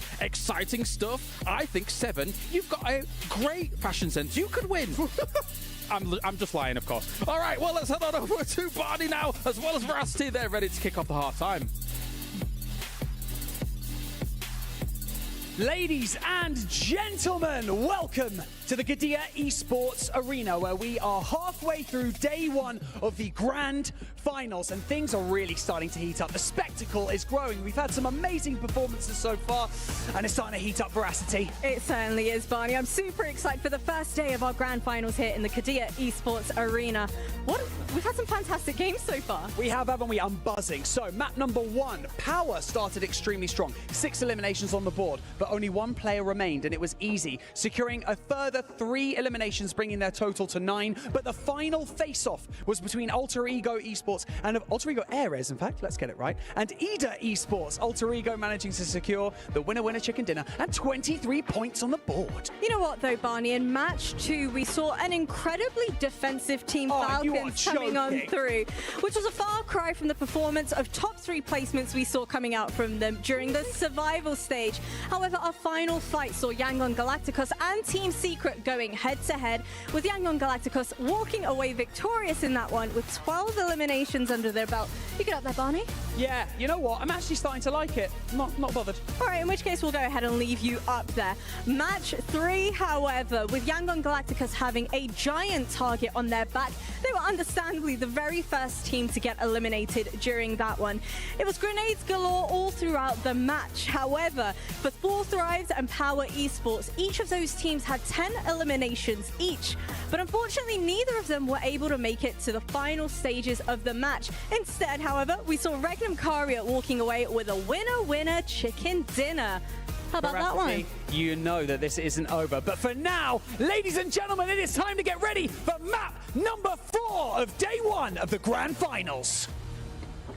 There it is, map number 4 coming your way, our final Erangel of the day before we head into back-to-back Miramars. It's been a lot of fun watching the front ends of the matches, and now it's time to watch the back end and see if some of our teams towards the bottom, who might be on the struggle bus, very early going, however, start to rise up. I'm Taylor Reflections, and we're joined by John. And John, I'm excited to get this one started, brother, because last game was nutty. We had, of course, that military end zone. Super sad I wasn't a part of it. I love military military zones. Hoping we get one here, but did see a bit of some fumbles. I don't know, maybe some grand final nerves starting to come out. Yeah, I think it's safe to say that Nongshim Red Force's decisions were at best questionable in those final moments. They were having a bit of a nightmare in that final scenario. Very quiet all game. They were timid and hiding behind the curtains of their buildings, but in the end, they made that wrong call. They pushed out and Ragnar Kai able to sweep them under the rug. It has been quite a different story in each of our matches. That's what's led to the tables being as they are. It is very, very close towards the top side. There is no clear front runner right now, even if we've got a team at the top of the tables. As much as it's nice to be there, it is not a secure place. So, with another Erangel to play today, we are going to be kicking things off for one more grassy pastures. I can see they've gotten rid of Barney off that stage. His square has descended and he's allowed back to the green room. He can have a drink of water, get refreshed, because it is about to get messy. Let's get it going. Game number 4, back to Erangel, and time to see who's ready to perform and who is ready, well, to drop the ball. It's going to be a fun one without question. 4th Rise, been looking for them to step it up. They're not doing too bad necessarily. 18 points, 9th place, but first place after all with Alter Ego is just at 28. Very doable. It's only day 1, 3 games in. No alarm bells ringing just yet. Maybe we'll start some tomorrow when we get into game 4, 5, and 6. I do want to see Horda, though, do a lot better than where they currently are at 13. I really think that's a roster that performed very, very well throughout the group stages, obviously throughout the survival stages. But today, been falling a bit flat. And the same could be said for Team Falcons, who obviously the home team going for that club championship race. That's a roster that needs a top 8 finish. Right now in 15th, just 1 spot away from the bottom. It's not friendly to be down there. Of course, you've got 18 matches left to play. It's a longer set than the 12 we've been used to seeing for each of our teams over the survival stage, over those group stages as well. So a little bit more leeway on these slightly lower than expectations performances. But hopefully they can pick up the pace here in match number 4 on the day, as our top players do slide on past our eyeballs. You can see Al Haji, with the support from his father, of course, having a good time. Circle pops, and we're heading out to the east side of Erangel. Love this zone. I think it's going to be a bit spicy for the military zone players. Well, they get a little bit of a profit, I think, at least for 2 teams, if I'm not mistaken, who consistently land down over at military. Maybe we throw in a third, but you do have to kind of start thinking ahead of the game, man. At that that eastern bridge might be a bit spicy, but here tonight, what do we see? Fireflux and Horror both will come into contact with one another on their, maybe not a hot drop, but on those vehicles, they are going to get contested. At the moment, there is a knock sent over towards Horror, but Fireflux playing on as 3 as they have had a player confirmed down and out. That is not good news to kick things off, especially given where the circle has fallen on this east side. Yeah, without a doubt. And for Fireflux especially, being all the way at the bottom, I feel they have had some shining moments throughout our tournament, but today they've fallen very flat, and already losing a player is going to put their backs even further against the wall. What looks to be getting their teammate back up into the fight, so that's going to be good news for them. A team, again, that performed very well throughout the previous days, looking to step it up here. Sleepy is going to be split off in the distance. Luckily for him, he's going to be just fine. Nobody looking to contest. We do have Power and Ragnum Karya relatively close. Now, we did notice one of the interesting things about Power is no placement points, but they're still up there in the top 4 because of the eliminations. Ooh, maybe another elim for Ida, but no, not quite able to connect. Yeah, absolutely correct. The desk was highlighting it as well, of course, with Power not able to get into the placements on any of their 3 matches, but still being in the top 5 is insane, right? And they are right on the doorstep of potentially doing a little bit more. So if they're able to do this in these early game scraps, a much more heavy elimination focus, taking inspiration from the likes of IHC a couple of years back and making sure that they are primarily focused in these scenarios. If they can get into these late games, if they can get a chicken dinner or 2 on board, bolster up those placements, it is a fearsome roster to be worried about. As we hop on board with the Falcons, though, up towards Pachinki. They don't have any contest here, but it has not been a nice sight to see if you're a Falcons fan, and I know there's plenty out there in the arena. That's right. And they aren't going to be too happy with them for the time being. 2 points average on the games they've played, that's not good. But we got to appreciate having Pachinki to yourselves for Falcons. That's plenty of loot they're going to have, especially going into the next zone, which is getting tightly contested. For Falcons, they should have an easy transition in, depending on where DRX chooses to land. And, well, for DRX, they're going to leave one player out and maybe be the scout for the roster. See how that ends up unfolding. For Power's sake, though, they continue to move central zone, where Regnum Kari are currently at. Fireflux and Nogsham Red Force not far behind. Could get a little bit spicy as a lot of vehicles are moving, teams are traveling, and they're starting to lock in those hardcover POIs. Power Esports drawing up in the garage there. They will be playing all three of them stopping off on the building. They are sending another further on out. So we get a replay. This is that hot drop. Matcap, okay. It was 2 players with knives. And in the end, Sky was able to tag him for 1, and then Sleepy chefed him up something awful over in the garage there. Only the pistol to defend, and that's not good news. Could have been scary. Rosemary opposite of AJ from Thunder Talk. I'll top out. That was a great placement, and in fact, it's going to end up in a drop. AJ putting in work early on. Full health, mind you. He can truly do a lot of damage to this Alter Egos roster up ahead. Thunder Talk bolstering their position as well, with King sidling on forwards. Alter Ego trying to pull Rosemary back to his feet there. They are going to put a lot of investment into it, but Moana, goes for the nade and flushes his own teammate out. That is not a good start for Alter Ego to try and defend this top spot on the table. And now it's Thunder Talk looking to keep this pace going. All 4 of them now in situ, and they can play on a numbers advantage. A little bit split for Alter Ego. Alva under a lot of pressure there. The reload needs to come through. Can he connect with the auto shotty? He stays in the corner.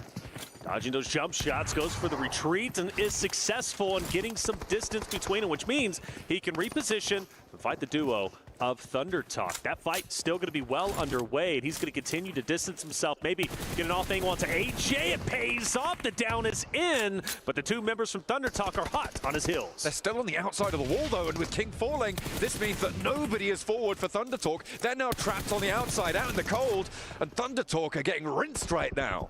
Rinsed indeed, but I love that angle from King. Alva, play this very, very carefully. Even if Thunder Talk wins this fight, like you said, they are in dire straits, and I really do think that's a huge oversight. This duo should have pushed up on him and taken him down. Having Alva on that off angle was detrimental to Thunder Talk. Obviously, your duo ends up falling, and now you're leaving. You gain 0 value. The timid fights do not work out if you want to be a champion. I mean, much like the Omnidroid from The Incredibles, right? The only thing tough enough to take down an Alter Ego player in this match is themselves. The only thing that has taken one of them down fully is that team nade. And that's not the sort of coordination that you want to see coming on through, especially in Mill to Power on a circle like this. You know, it's so important to have everybody alive in a central location in these early circles, right? You want to transition in towards the late game. They've pushed up towards 30 points, though.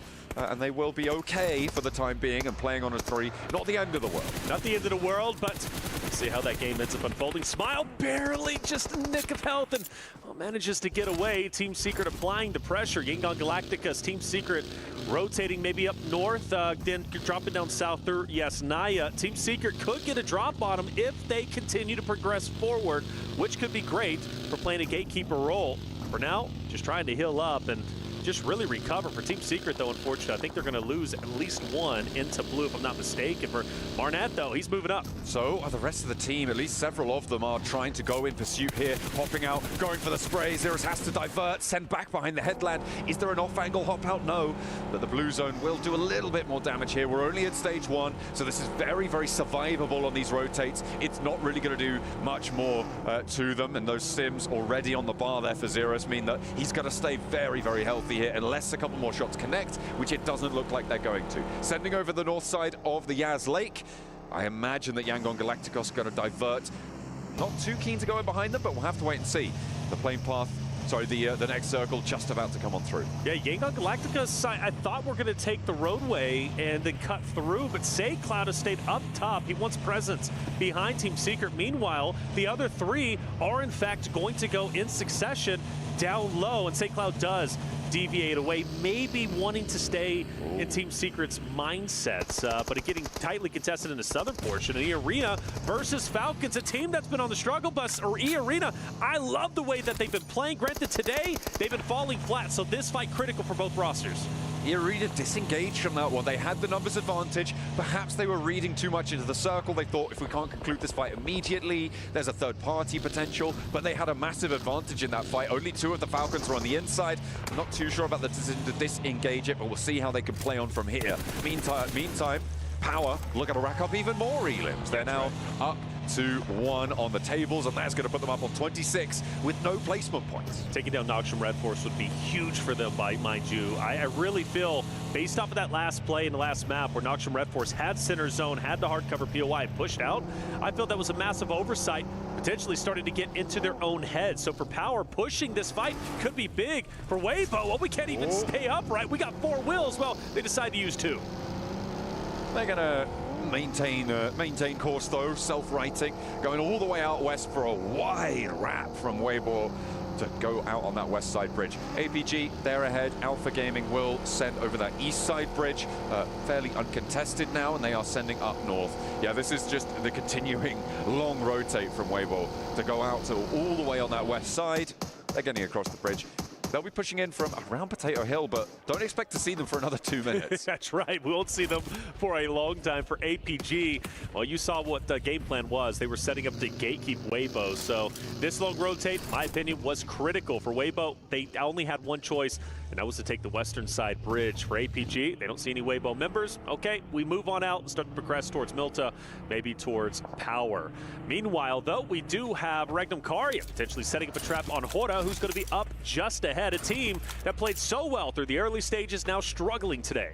I mean, they're sequestered right up into the cliffs over Prison. It does severely limit their sightlines here for Regnum Karya. They're going to have to try just gather that info from the sound. They have got that outpost Silas a little bit disparate from them. We'll be rotating around, feeding back a little bit more info. But for the time being, they are a little bit crunched in here. Hora a little bit less so. They've got a little bit more leeway on the side of that Prison cliff face. Teams trying to get central. Nobody really getting too aggy with it just now. It's only Thunder Talk who have lost 2 players and a couple of those earlier elims coming on through as well. See DRX off in the distance. They've got a couple of teams in their line of sights. Like you said, nobody getting aggro just yet. We see a zone shift up towards the north. For the majority of teams, they're already pretty much sequestered where they currently are. For the rosters like Power, APG, Thunder Talk, the duo, Alter Egos. Weibo finally starting to get their first member out of the blue zone as they head up towards north through school. Maybe even towards Yangon Galacticus. But everybody rotating in. I'm hearing a lot more shots this time around. No surprise for Falcons. Oh, I'm hoping Regnum Karya does not crash into him, and it looks like they're not going to. Even Silas taking too much damage for his own good. Yeah, crashing in on that position with the number of third parties available. Maybe a death sentence, but instead they turn over towards the dip, and it's 4 Thrives who are eating lead left and right. That is nasty. The team from Pakistan is going to be eliminated very, very quickly.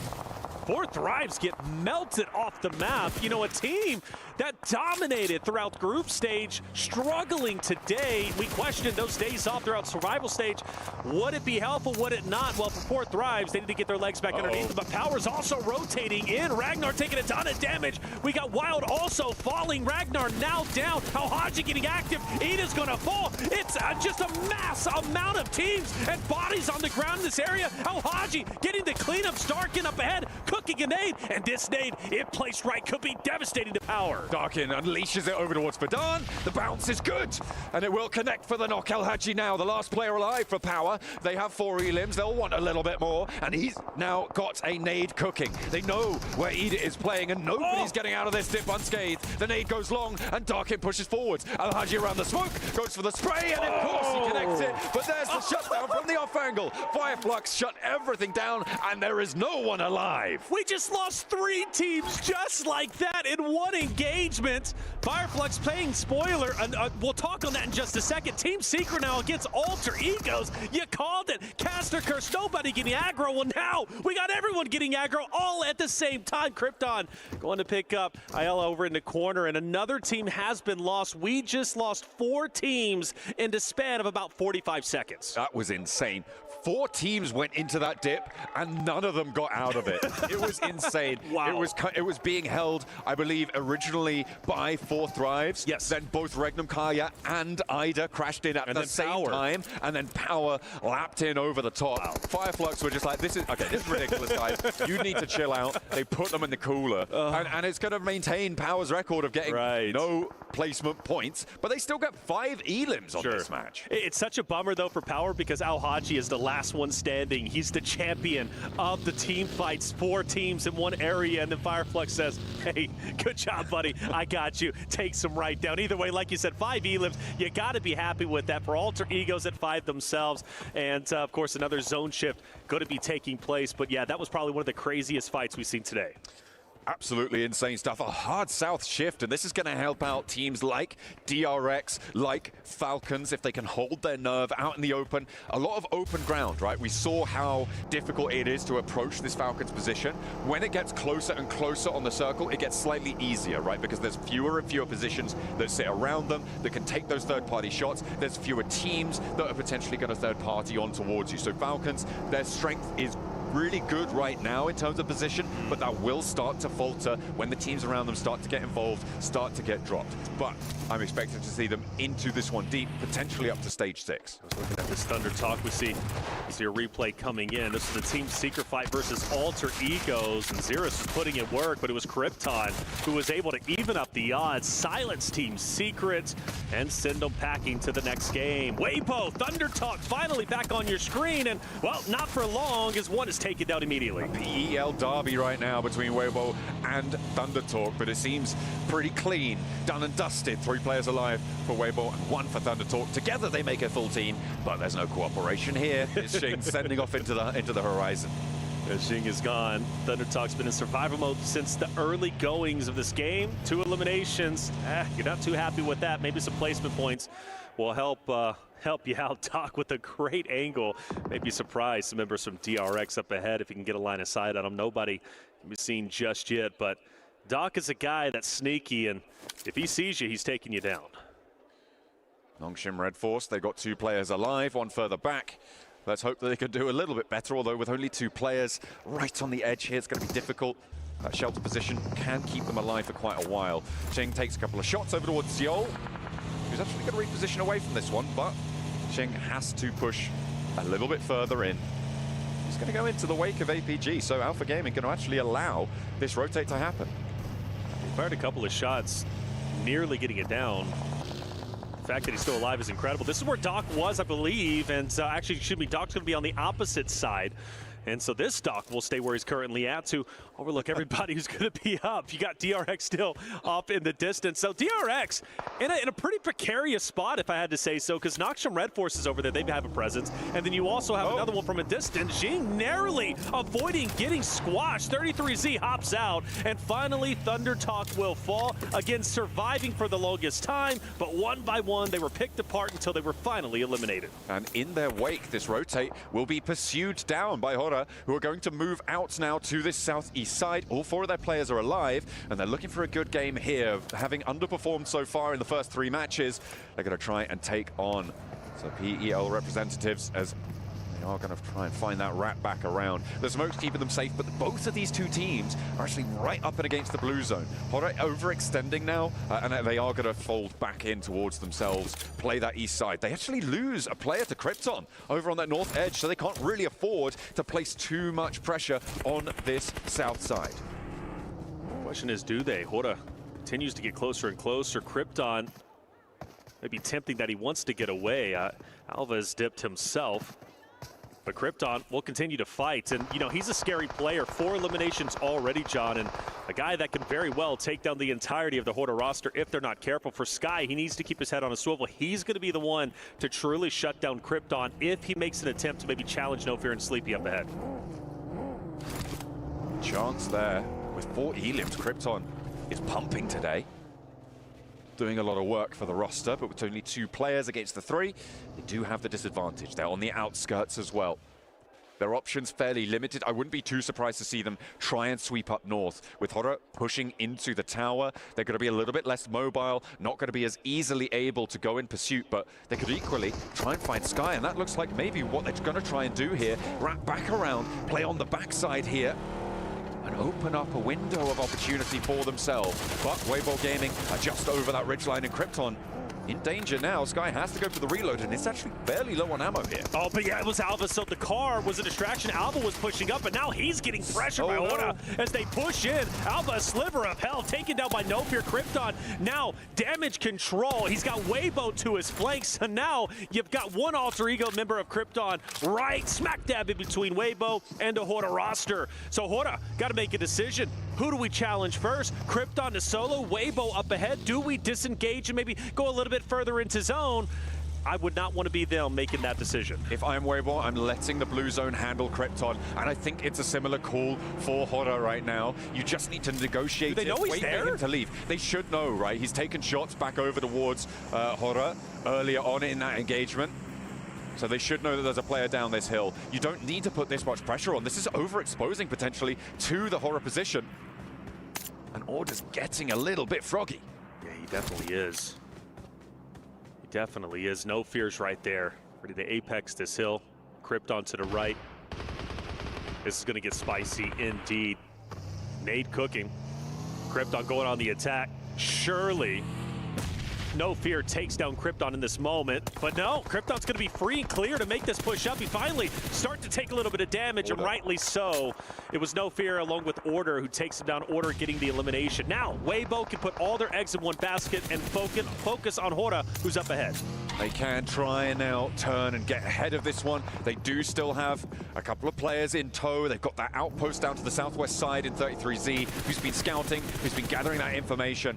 Hora, they've been locked into this fight for a while. Looking at the rest of the circle, meanwhile, Falcons, they've been chilling in their building for a long, long time now. They have managed to rack up 3 Elim points and actually make that maybe a couple more as the nades land over towards Fireflux. They're going to have to think about getting out of this business, though, for the time being. They are right on the edge of the circle. They'll be safe for now. DRX have been holding out on the southwest for a nice while as well, but Yangon Galacticos going to be putting pressure on. I feel like that's the next crash coming on through, and SayCloud's going to send it. Yeah, absolutely going to be the next fight. Falcons, mind you, also focused on Fireflux over here in the shed. They took a little bit of damage from DRX. In fact, Redox is going to fall once again. Scarface getting some shots. SayCloud onto Quiz. You mentioned it, Yangon Galacticos starting to push up, but they've also taken some damage, a downed player, so they're going to have to go at it 3 strong. So we have an immense amount of fights. Falcons versus Fireflux, Yangon Galacticos going against DRX, and the winners potentially controlling the entirety of the western portion of zone. It's going to be really difficult to move as Falcons when Yangon Galacticos or DRX are able to claim this one, but so far, nobody is dead on that southwest border. All the teams there have 4 players alive, both of them maintaining the entire roster. Alpha could potentially have an impact here with Top and Zeol on the south side, but I imagine they're going to be thinking more about going east. You can see Top trying to hold face, and around this shelter entrance, it's just nobody making that first move right now, and they can chill out for a little bit longer with the circle. APG can be truly punishing to DRX. The only thing stopping them from shooting, I believe, are the smokes. They just can't get the line of sight. But Top should have infinite vision. In fact, he's going to get active. So there's going to be Top on one full finish on one DRX member who's now starts to push up. This gives an opportunity for Yangon Galacticos to start firing at DRX as well. Weibo says enough is enough. Takes down an APG member. 33Z also taking a tremendous amount of damage. It comes to show you literally nobody is safe. And Weibo on the outskirts of zone, fully eliminated. It's in circles like this that you've got to think potentially Fireflux could have a chance if this fight on the southwest side doesn't conclude, but it looks like Yangon have isolated their entrance and will be playing on fairly convincingly. SayCloud very likely to get this knock on the Horman. That should be an easy pickup for them behind the rock, sure, but you have to dash out to try and find that res, and with only Joker left standing, they don't have a lot of time to get this one. Currently, Yangon Galacticos have a beautiful spot where they are at. If the zone favors them on the next shift, they are going to be set up very nicely to control the end game. Of course, depending on what DRX and APG decide to do from their current position. For Falcons, they refuse to move, but now they have to start going a little bit more forward, which means E-Arena are very much ready for them. But the good news is Mormon was taken down just a little bit ago. He's down but not out, and E-Arena have to make a decision. Do we want the pickup? Well, now they don't have a choice. Sakura also gone. Romeo taking him out, so YG getting active, and now Ralph says, I'm pushing up. I'm taking the advantage in the mid zone. Here comes the Falcons. The north side side now could conclude, and the Falcons may have all the leverage they need to try and leapfrog south. But you can see how flat and open it is, which gives Yangon Galacticos so much power, so many sightlines over towards E Arena especially. Romeo is laying down the law from the high ground there. DRX wants to challenge. They've gone out of the other entrance, and now they're trying to try and maintain that high ground with their 3 players moving on in. But no, it's Hora doing a lot of work, but Hyunbin still has a little bit more gas left in the tank. Unfortunately, he will draw short, and QZ across the way gonna have to try and hide now behind the rocks, but will be pushed by that blue zone. DRX on the precipice. And it looks like Falcons E Arena are also popping up against each other. Joker is going to fall, so is Sakura. Fully eliminated. E Arena are out of there, and now Falcons have a good foothold on the northern part of the zone. So really, Falcons, Yangon Galacticos in an absolute power spot, you would have to assume, unless the solo from DRX can dismantle piece by piece the Yangon Galacticos roster just up ahead. And let's not forget Scarface, another solo for Fireflux, who's going to be dead center. Falcons get blessed by zone. Yangon Galacticos now have to push up, and so does Hora. With this zone, it keeps this little hill that you can see in front of Koa inside this zone, and you're right, they are getting blessed. But if Redox keeps going down like this, it's going to get a little bit more tenuous here on the northern side. Redox not happy. Behind the wall for Falcons to flex back out. I don't know if they can commit to this. They'd have to expend a lot of smokes. In the meantime, Yangon Galacticos, they are going to have to make a move. Yes, they got to push forward, and there's a lot of open space. They've been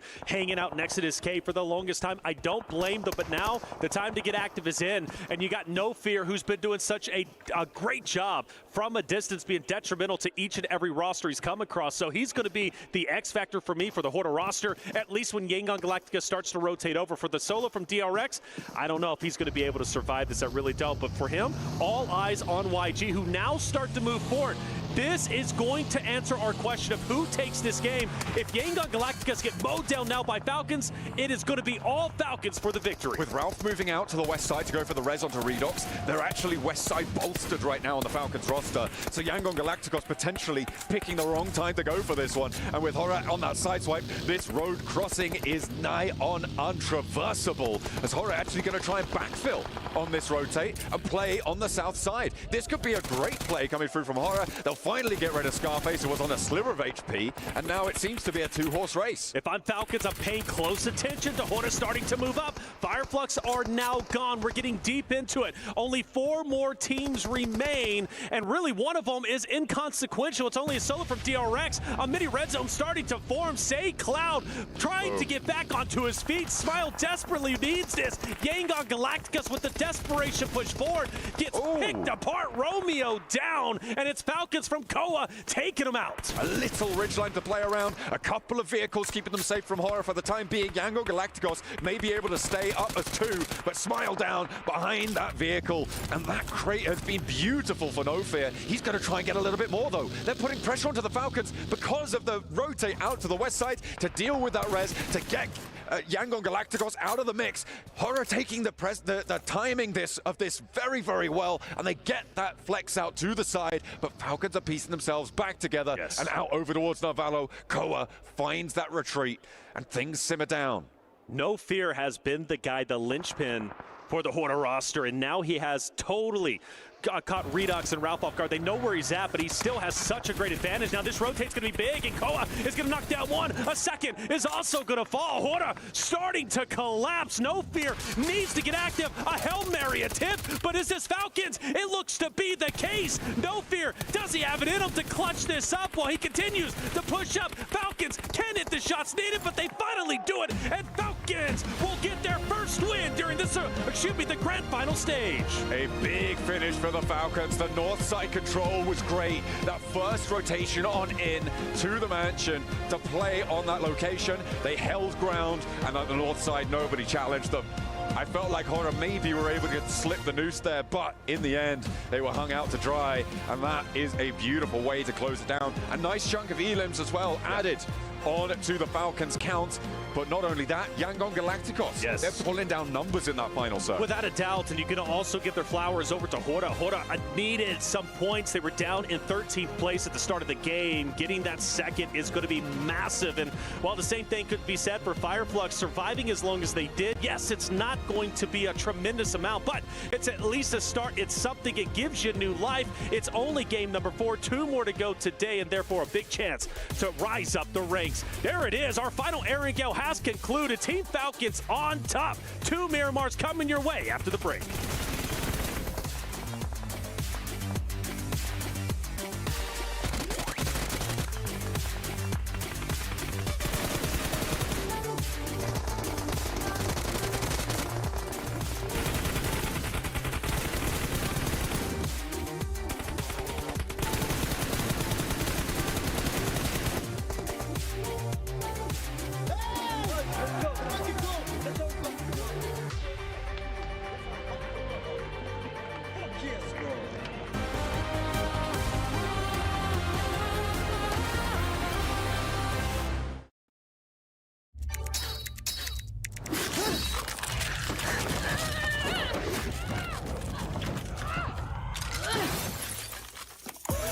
Reach your impossible, Lenovo Legion.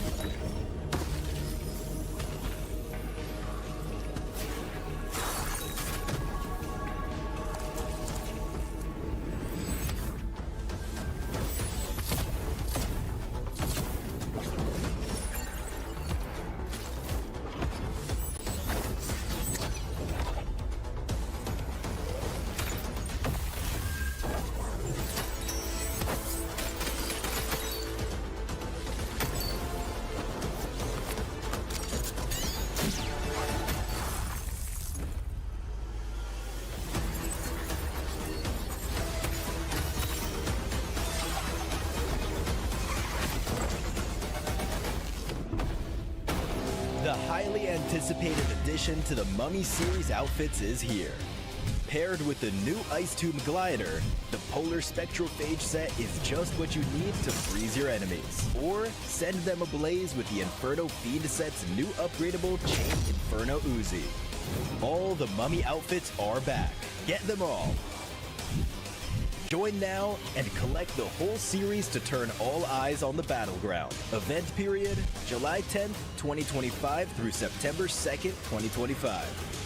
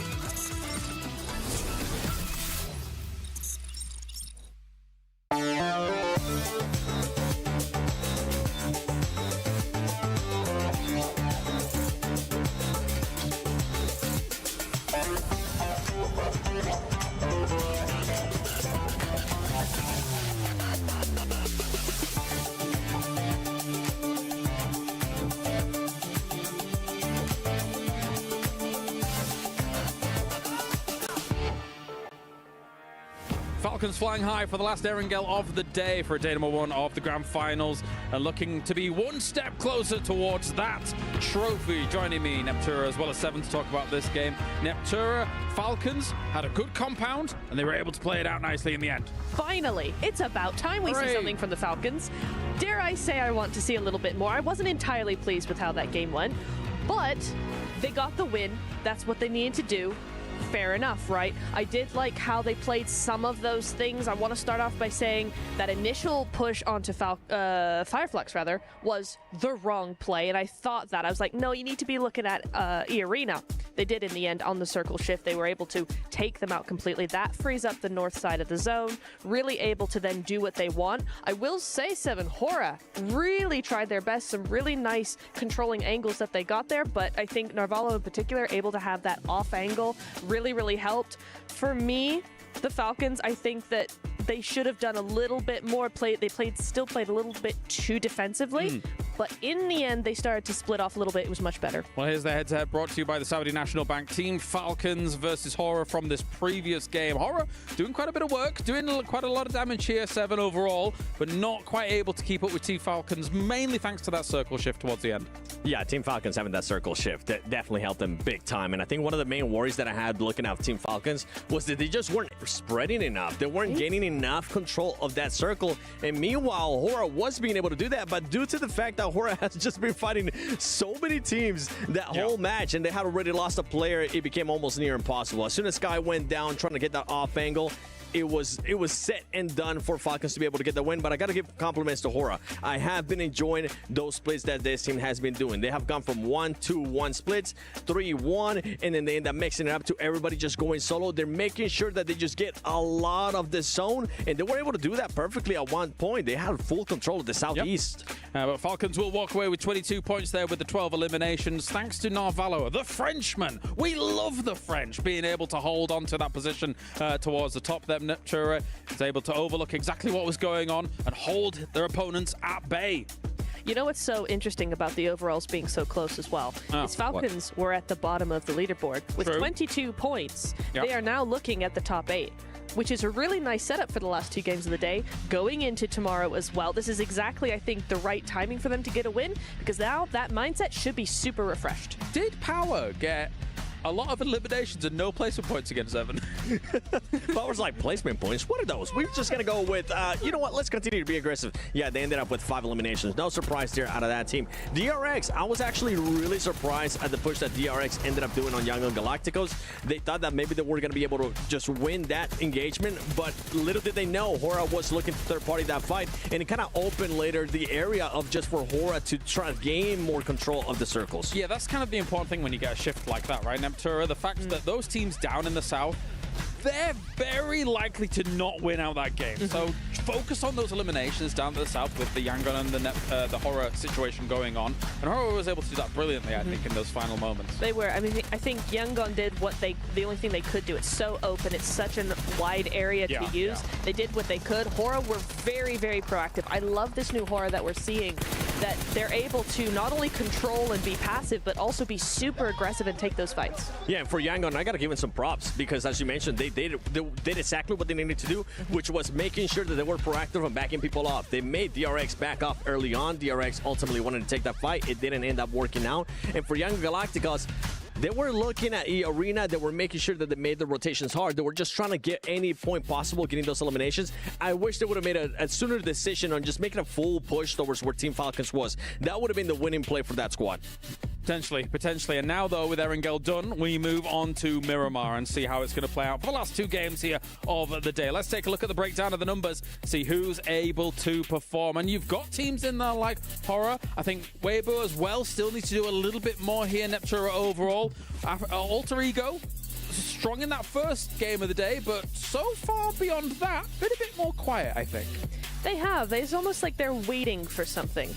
which makes me nervous because last time they just kind of held their peace and waited a little while. We saw a very strong day from them, so we'll see about that. I am interested as well, though. I'm kind of surprised that APG are not here. Alpha Gaming, not on this list. Historically, a team that's very, very good on Miramar, just not making those numbers. Yeah, one of the teams that I'm going to be looking at that was there towards the top is going to be none other than Regnum Karya. This team has been so aggressive. I feel like going into Miramar, I'm hoping that we get to see a little bit more tactical play out of this squad, being able to actually take their time scout, because right now it's just full go, go, go whenever they do end up pushing. And you can see Young and Galacticos with that play doing just enough, being in first place. Just 11 points between number 1 and 8th. But yes, as you say, Yangon Galacticos being able to wrestle away number 1 from Alter Ego is definitely a big move. What are you laughing at? What's wrong? I just find it insane that we are in the grand finals of PMWC at EWC 25, and Power Esports somehow has managed to find themselves 4th place, 0 placement points, 30 eliminations. It bears repeating. I'm worried in case they do start getting placement points here. Right? They could rocket up the leaderboards with also the elimination power that they're showing. And this isn't the power that I saw in the group stage. I was like, okay, they're sitting pretty, they're waiting, they're sitting in Milta, they're moving out and getting themselves a win, a slow win as it were. But they're just all guns blazing at the moment, Nebtor. It's crazy. They really are. I think it goes to show again that sometimes going to survival stage is incredibly beneficial. They've had those 2 extra days to really get their stride, get that momentum going, and now look at them. Definitely impressive stuff. We'll see if this can continue. Imagine if they finished it with just like no placement points, but like 90 limbs. Please do that. That's what I want. That'll be me unboxing a surprise. You'd be very excited. Now let's all unbox together because the PUBG Mobile Airdrop Carnival is now live. Don't miss out the final 3 days this weekend. Log in to summon your supply airdrop and collect 2025 airdrop vouchers for your chance to win official merch, smartphones, BD partner rewards, permanent in-game items, and more. Every participate is guaranteed rewards. So come and get those unboxings done. All these players, they can't unbox right now because they're ready to get into Miramar. So without further ado, thank you very much, guys. It is time to head over to the Dusty Dunes. It's Miramar. Let's get it for the penultimate game of the day. Falcons are able to rise again with a chicken dinner in match number 4 on the day, but they need to keep pace now. Goodness me. Try not to swallow the water next time. But either way, they are going to have to try and keep pace with the top page because they have managed to breach there. But, you know, in Power, currently, no placement points, still ahead of them, right? There's a little bit more to do. And if you want to keep track of exactly what every single one of our players is doing during the PMWC, you can on our official map feed on the PUBG Mobile eSports channel. You can see where everybody's rotating all the time, all day. It is useful if you want to break things down, if you want to get a little insight as to what teams are doing at every step of the match. That's it, isn't it? Well, hey, we're getting into Miramar, and you mentioned Falcons, but I love what the desk said about Power. It's insane how high up the standings they are purely based off of eliminations, and you do raise the question, they start getting placement points, I think they're going to be the champions. I really do, at least based off of their performance over the 4 games that we have witnessed. It is spectacular, and I think a rarity, really, to see how well Power is doing. And, well, you got to appreciate it. You got to love it. Falcons jump up the standings. Power still doing very, very well. Yangon Galacticos taking over first place for the Alter Ego Eris team, who was there for the longest time. Things are shifting about, and the most important thing, right, is to make sure you are the team going into day 3 setting the threshold. With 6 matches to play today, getting anything over 50 points will be great news. I mean, the biggest games that we've seen, or days rather, that we've seen for teams like Nongshim Red Force, I think they were able to get over 60 points in a single day. That's right. So getting up there would be phenomenal. But the fact is, this table is looking really flat. You can guarantee that there's going to be a little bit more volatility towards the top side of these tables with how close things are. I mean, from first place down towards, getting on towards 8th, right? There's an 11-point difference. That's really closable, especially in these stages of the tournament where teams are able to take those risks. that's one big game, and all of a sudden, you're on the top of the pile. Well, to put in perspective, what Falcons, I believe, was in 14th or so place going into that last game. They end up getting the winner chicken dinner, 12 eliminations, putting them all the way up in top 6. And mind you, they are only just 3 points away from breaking into top 3. That's how close it is. So a lot of volatility. Things are going to continue to shift within our top 5. And, well, with Alpha 7 not being here, the championship is wide open. Anybody can take it. The question is, who wants it the most? The players themselves are the ones that control their destiny. Map number 5, we're heading into Miramar. Where are we going? Ooh, playing path on the south side this time around, from Valle de Mar over towards Impala. So north entrance a little bit difficult at Potso, potentially tricky to get towards. Of course, now uncontested because Alpha 7 did so badly that they weren't able to make it into this stage of the tournament. Falcons would be alone on there, but they have to get there first, and the question is, do they want to get out there? It's about 3 kilometers away from this plane path, maybe a little bit more actually, so it could be difficult to get up towards. But that western path rotate can be nice and friendly. It's a question of getting those vehicles on side though, as we head on in. Our plane now just crossing Chumasera. Don't think we're going to have any hot drops, at least based off of where I believe these teams are going to be landing for our first Miramar in grand finals of day 1, but there is always a chance, right? Things get spicy. Even though people put their landing zones out there, doesn't mean they're not willing to change it up and take a team by surprise. And, well, that could very well happen. I believe going even back to the survival stage, we had a bit of a hot drop over in El Pozo. That was an area that we were watching very, very closely. So maybe we see a repeat of that. Falcons over on the left-hand side by Hora. That's going to be an interesting one if they decide to land next to each other. Very curious where this next zone, or first zone, I should say, is going to pop up, because that's going to tell the true story of what we can expect. Ooh, I'm looking at Picardo right now. There's a lot of teams in the air over it right now. Could be difficult. Power definitely looking to try and drop there. I think Ida are going to go a little bit longer, as are Nongshim Red Force. Regnum Kaya disengaging from it as well. Down towards Puerto Paraíso. A little bit close by for DRX and Weibo, but they will chill out. So nobody getting too aggy right now. West Coast, though, could be Falcons getting spotted. Yeah, I'm thinking so. Falcons, Hora, well, they're relatively close to each other. Obviously trying to land on those vehicles so they can have rotates, maybe even we're taking high ground a little bit later on, but they do separate themselves. I always gets concerned when I start to see some split drops, and at least coming into this, I was expecting at least 3 split drops, which we do get a couple of them. Falcons by far taking the cake with Ralph all the way in the south, forced to go up north to join Narvalo and Koa, which he's going to be doing exactly that. Horner, though, not far behind necessarily. I'm curious if they decide to challenge the solo of Ralph, if they choose to get spicy. I don't think this is a good idea. If Oro want to head up towards the north, I wouldn't be surprised to see them send all the way to a place like Cobraria, currently unoccupied.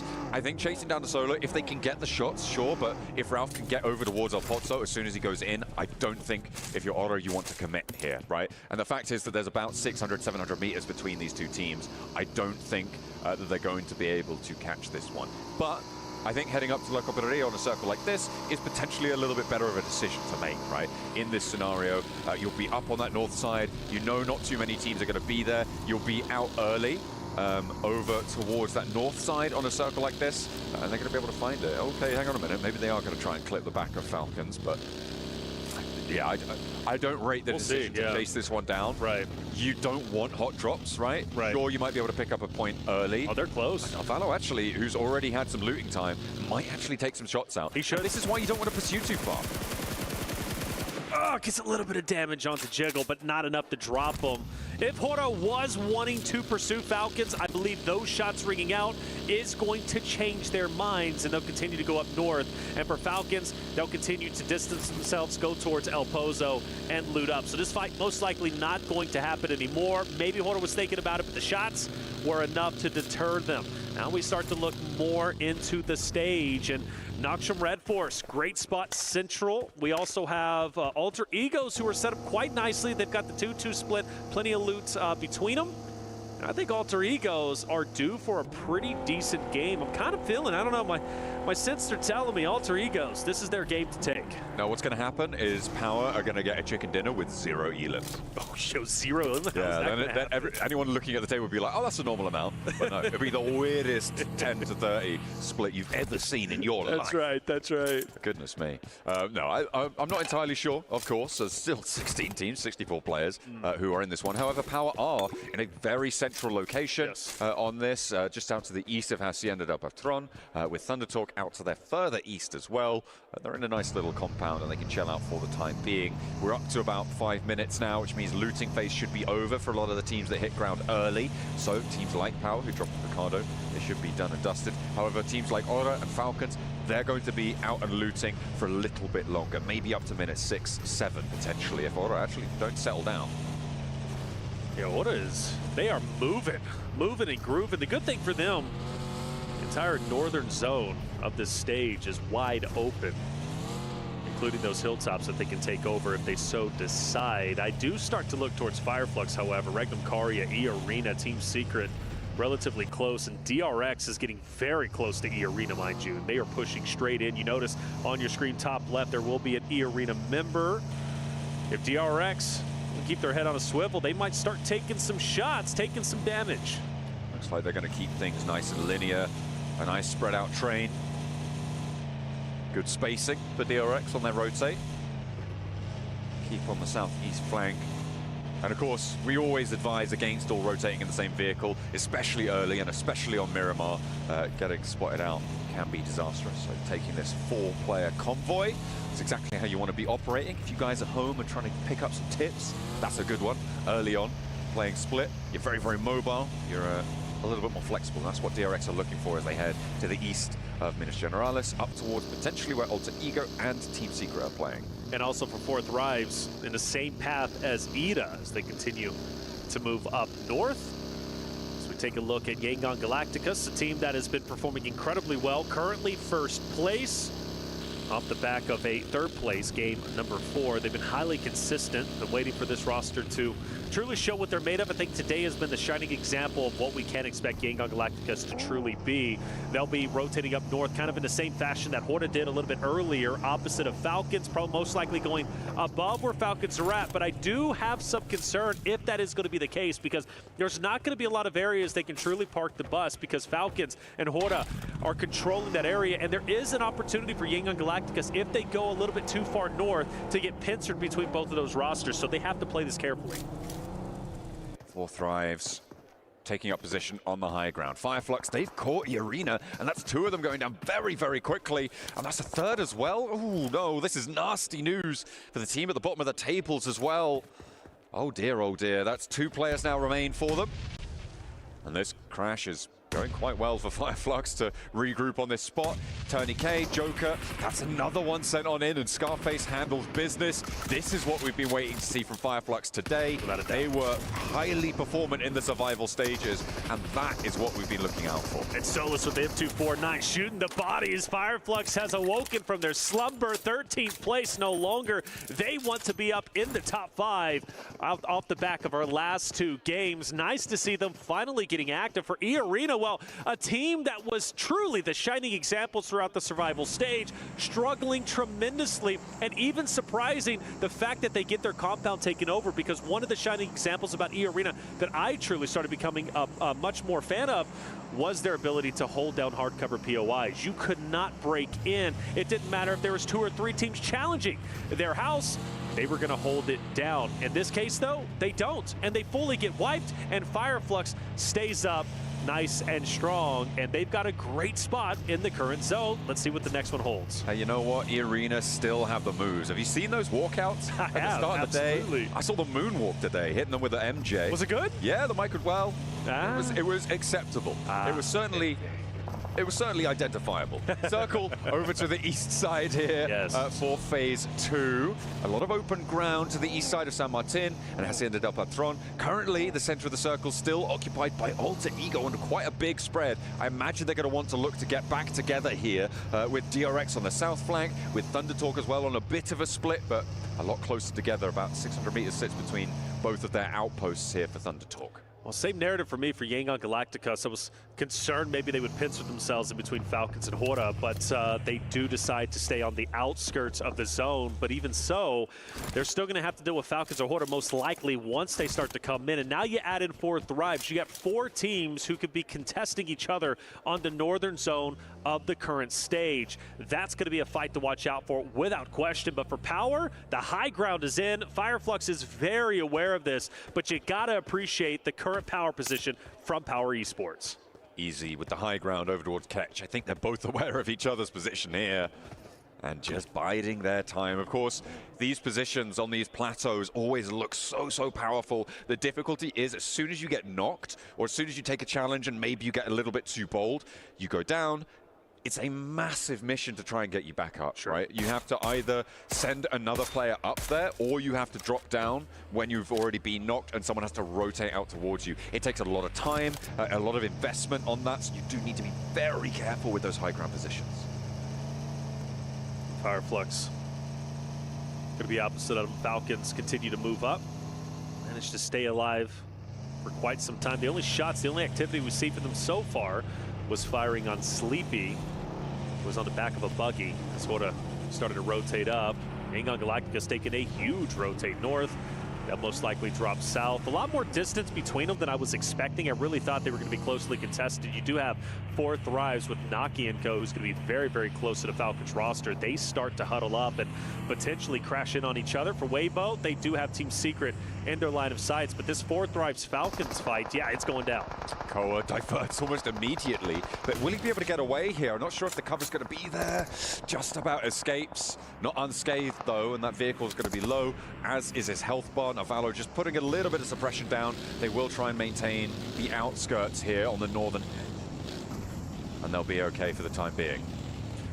Okay, for the time being, as you said, staying alive just a little bit longer. They kind of tempted fate, push into 4 Thrives, take over the compound. Well, 4 Thrives said, nah, it's just simply not going to work. Another zone shift is going to take place. You notice YG, Yangon Galacticos, still up in the north. They've been in blue now for, I want to say, nearly half of the game at this point, and they'll have to continue to drop down south, which is going to be right next to Falcons. So that fight most likely going to ensue. And with Falcons getting their health all the way back up, I think this is about to go down. I think they might actually, well, it depends, yeah. If they go for that rotate out to the east, it might be a little bit less sort of considered there for Yangon Galacticos as Silas goes down on a little bowl ramp jump there.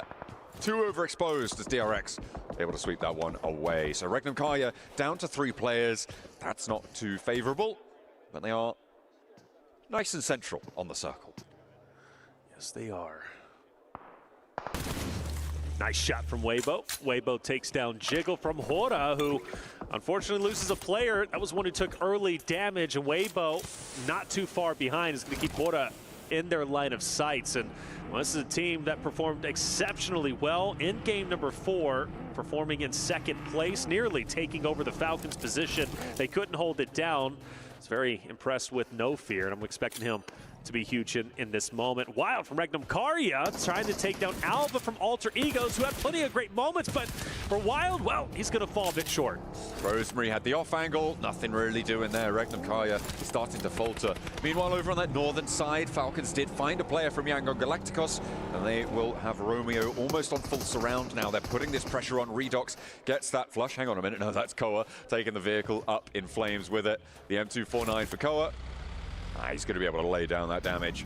Nice and healthy output there for the Falcons, and they disengage. They don't need to overextend here, and it's nice to see. But it's also for Yangon Galacticos. I mean, there's really nowhere they can go. Forward, you got 4 Thrives waiting on you, and then if you go backwards, you got Falcons who are going to be gatekeeping you. You go down a little bit further, you got Noxium Red Force. It's going to be a tough spot for Yangon Galacticos, a team that stayed so long in the blue zone. I mentioned No Fear. Well, he's currently pinned up. Sky is just a sliver of health. Rosemary desperately trying to hit the shots, and does, as Sky gets a bit antsy, jumping up to get additional vision. Well, it ends up being his undoing. With that mini 14 through the window just at the right time. Excellent pre-fire there from Rosemary. Alter Ego holding the high ground here. They have such powerful position over this next circle, and they want to try and maintain that space. They're doing well with 3 players on that north flank. They've got Krypton far out on the southeast side, and that's an off angle actually with shots over towards actually potentially over towards Sleepy if he gets a little bit too big for his boots.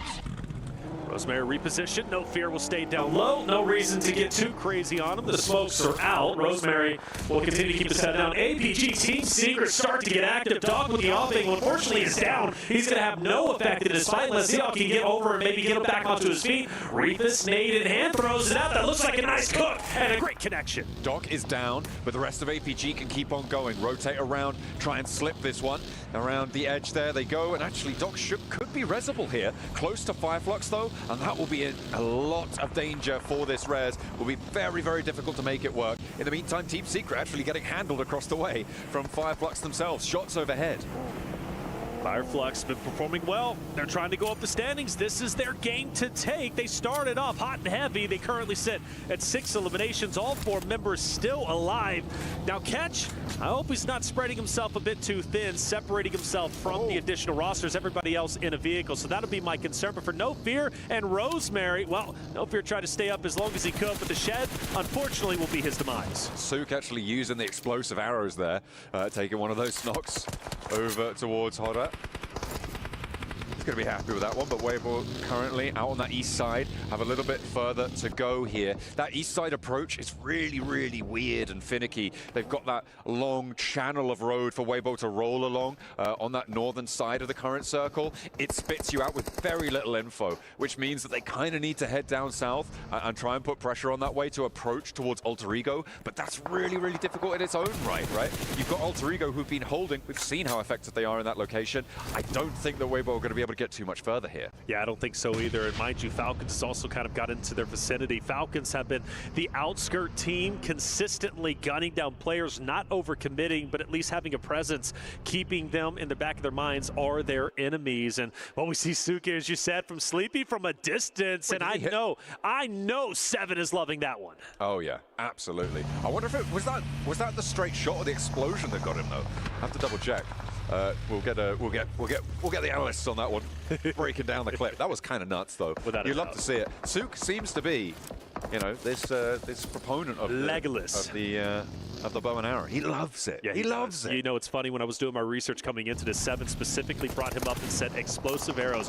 Watch him with the bow. Let's watch Order now as they go for the challenge onto Falcons. Rosemary has him pinned in between, and Rosemary is a guy I do not want on my backside. He is truly devastating. We've witnessed it just a little bit earlier on Horda Esports. Now he can do it on Falcons, but Order cooking the nade, throws it out. Is it good? Well, a little bit of damage on Narvalo. Redux will answer back with his own, but it doesn't have an area effect. And Redux is very weak. Order is taking on 2 members from Falcons and doing it in sensational fashion. They have that back flank as well from Rosemary. A nade at his feet, and Ralph and Redux both fall, one after the other. The forward position and the middle spot for the Falcons both going down, and it looks like Weibo are actually going to be able to break through this one. With Narvalo falling, there's only one player now left standing, and Sook is on the hunt. And I wonder if APG starts to get active in this fight too, because Doc is getting dangerously close. There's Order from a distance, trying to take down Avila, but can't do it.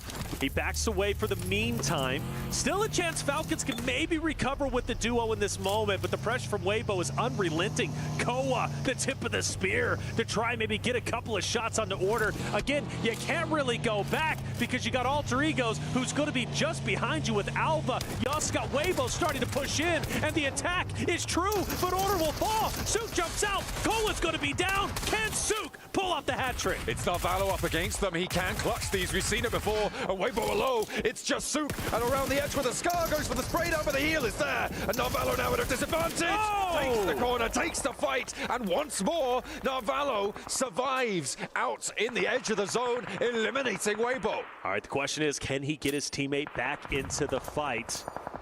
Where is his downed mate? Is it just behind him? You'd have to think so. There it is. That's going to be Koa. Getting Koa back in this fight would be huge. Meanwhile, APG starts to move in. Koa's been finished, and Narvalo once again has to take on the entirety of another roster. This time, a 1v4. Reapus with that off angle. I think this is probably going to be the end. Plus, you got Alva, who's going to be looking dead at you. Narvalo in dire straits. If he can somehow, some way survive and get into zone, it would be miraculous. Spray down. Narvalo slams it into reverse, trying to pull a quick Jace led there, but actually it's APG who might have given him a lifeline. He's actually down and into the road gully. And he's dipping, he's dodging, he's swerving and moving. He's going up top to get that member of Alvala. Oh, can't get the finish, and that's going to be okay. A valiant effort. I felt Falcons from the start to the finish never really truly had a home, never truly had a legitimate route to stay safe. They were putting a lot of pressure on teams, but they were never able to establish themselves in a specific area and play for late game. That's just the way it goes. Miraculously though, Yangon Galacticus is doing quite well. I expected them to be eliminated a little bit earlier on, but for APG, Alter Egos, let's see how this fight ends up unfolding. Alter Egos got to do it as a duo. Moana and Krypton will have to play it off one another. The circle kind of shifted away from them right now. DRX are in the center. They're by that roadside. They've got a lot of pressure outwards. Not too many threats to be sent their way. Fireflux, they're kind of on a linear approach from the south side. Whilst they have all 4 players alive, they've managed to rack up 7 elims, sure, but they are right with their backs to the blue zone and Power marauding around them as well. Jeez. Yo, Top, go off, my boy. That's 2 down from Thunder Talk.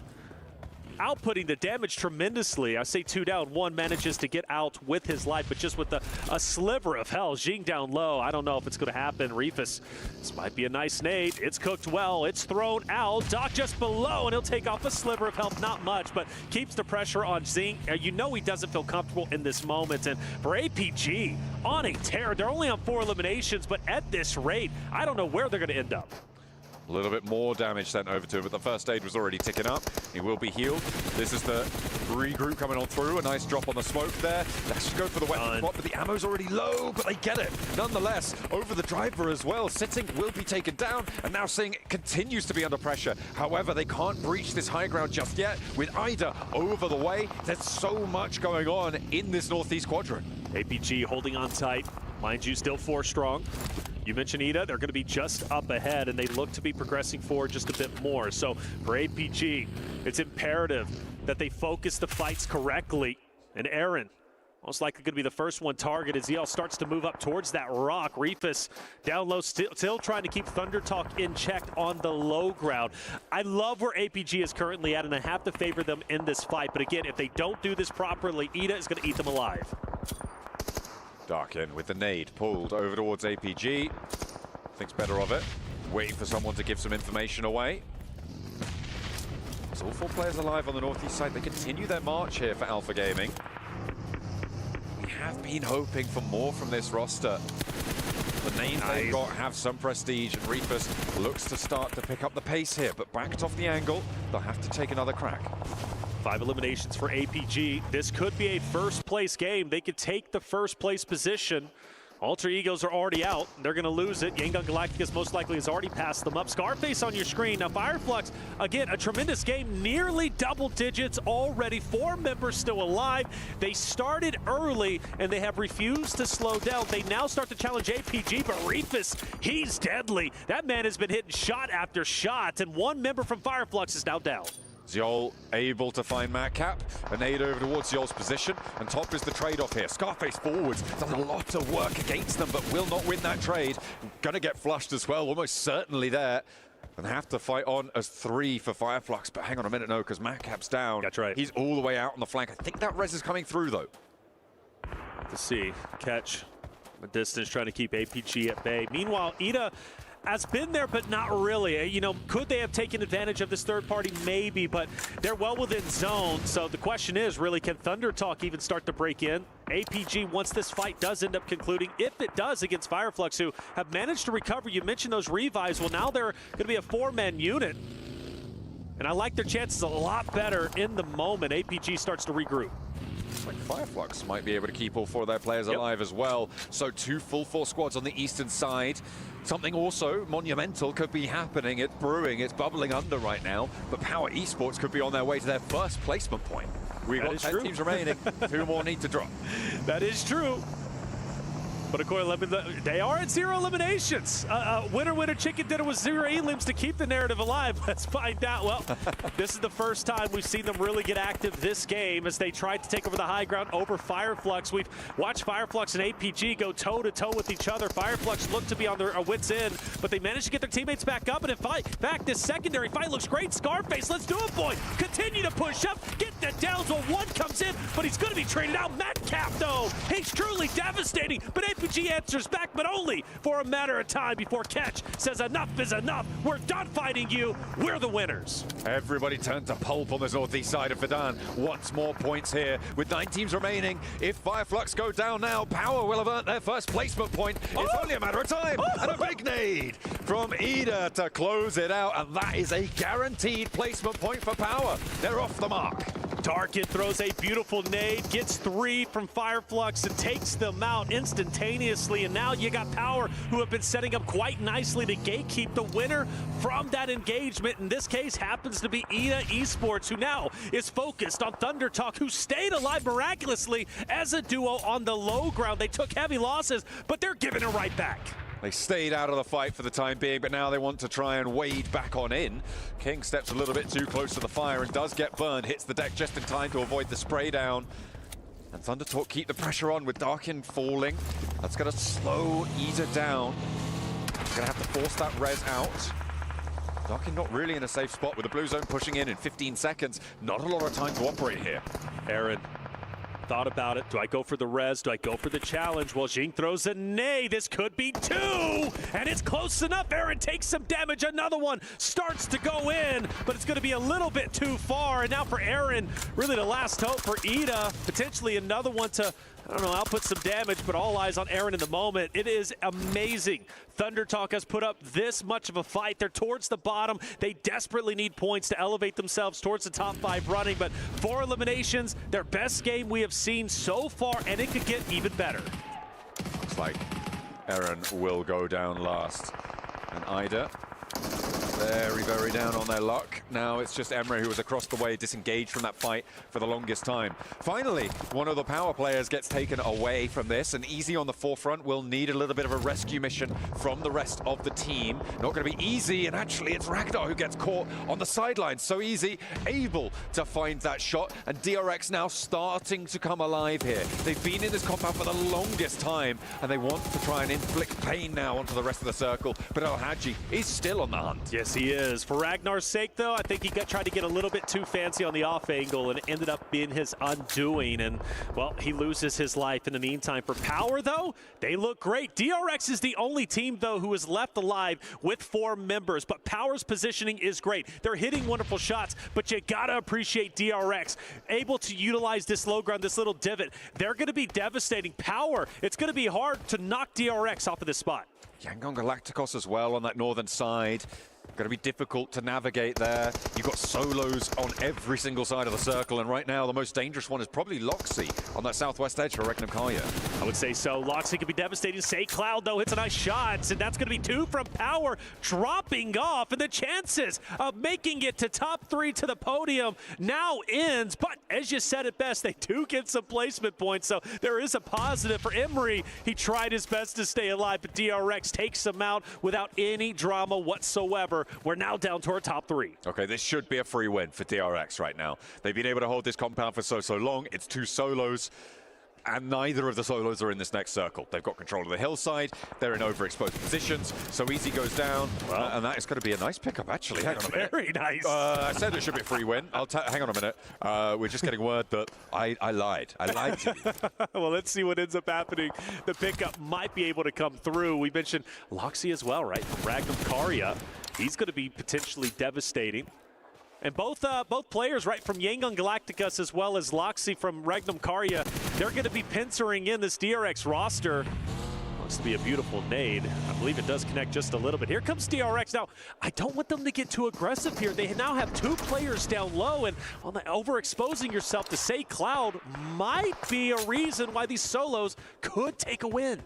SayCloud has a brilliant sideswipe here, right? You can see that ridge line that rolls down the hill away from Hyunbin. That is what SayCloud is playing on. So Hyunbin flexing down this way. I really like this idea. Loxy should be taken care of by the blue zone. That will just sort of conclude itself here. And SayCloud, sure, he might have the sideline swipe, but the center of the circle is still under control for DRX.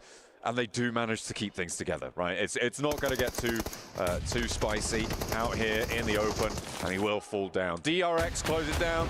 A little bit quiet on that one, but points are points are points, and they will take those 10 placements, add them to their tally, and they'll be up there with the rest of them at the top of the table. Without a doubt, DRX, just like Power's been eliminating, right, and getting all their elimination points, basically securing top 5 just off of that. DRX has done a phenomenal job in the placings. 4th place in game number 1, 10th place in 2nd. They fall down a little bit, but 2nd place in 3rd, or the 4th game, I should say, and then 3rd place in the 5th, and then, of course, 1st place coming out right before your eyes. Beautiful job from DRX, highly consistent in the podium category. That's going to be incredibly valuable when we get to Smash Point on day number 3. DRX, so strong, so powerful, and finally able to get a win. That was 4th in the 1st, 3rd in the 3rd, and 2nd in the 4th, and a 1st in the 5th there for coming through from DRX. Hope you guys are following that. We certainly were here in the booth, but we are going to head to a quick break whilst we get ready for our final Miramar of the day. Don't go anywhere.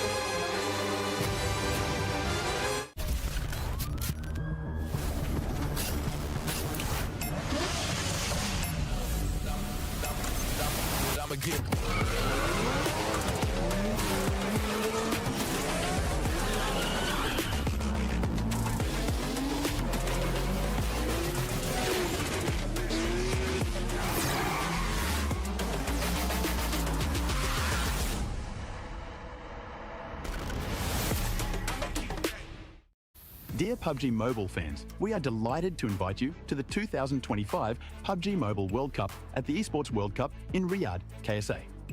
This exciting event will take place from July 25th to August 3rd at the Boulevard City.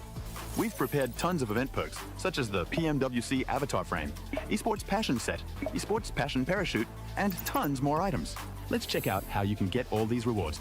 During the tournament, go to the Pandora event page via Lobby, Event Center, Esports to join the event. Mormon from SEA, Top from CSA, Pedrinho from the Americas, Silas from the EU, and Prestige from MENA will guide you through the 5 major parts of the event. They consist of tournament celebration, prediction rewards, esports shop, themed outfit, and champion challenge. Join these activities to earn rewards and collect esports tokens to redeem even more gifts in the esports shop. The more esports tokens you collect, the better rewards you'll get. You can get up to 2,870 esports tokens from the prediction event. It takes place from July 23rd to August 5th and consists of 3 stages that coincide with the tournament: group stage, survival stage, and grand finals. During the group stage, get 20 esports tokens by predicting the 8 teams you think will advance directly to the grand finals. Each correct prediction will grant you an additional 60 tokens.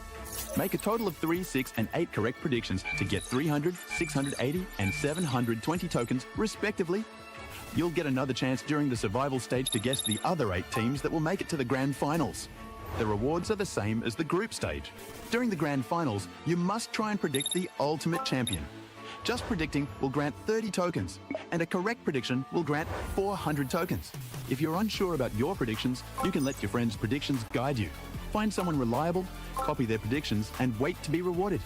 The 3 prediction rounds take place on July 27th, July 30th, and August 3rd at 10:45 UTC 0.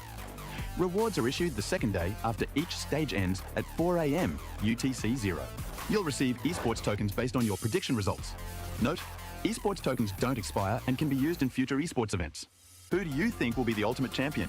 Join the 2025 PMWC event and share your predictions. Invite your friends to join the predictions and watch the tournament unfold.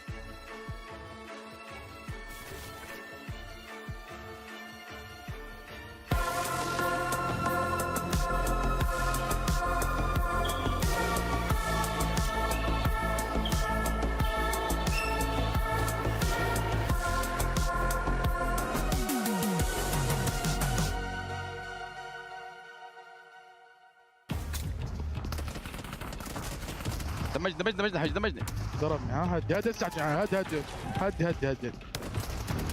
حاول ترجع حاول اطول ينزل. ها عيال اطول يفنن. دمجت Let's go.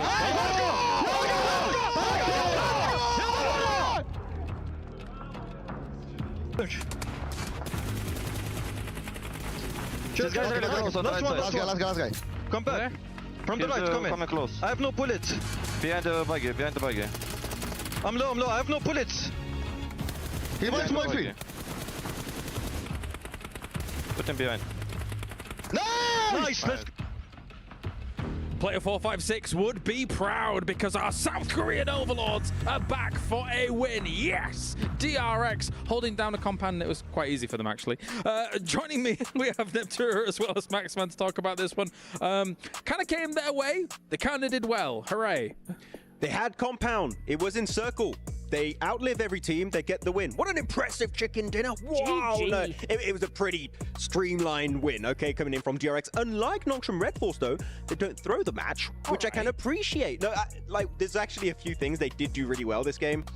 They were using the southern and eastern ridges very efficiently, and because off the back of that, they were able to actually hold teams away. Though, yes, Kalash, they didn't get a lot of limbs because they're just staying hidden in the middle, just like, don't fight us, please.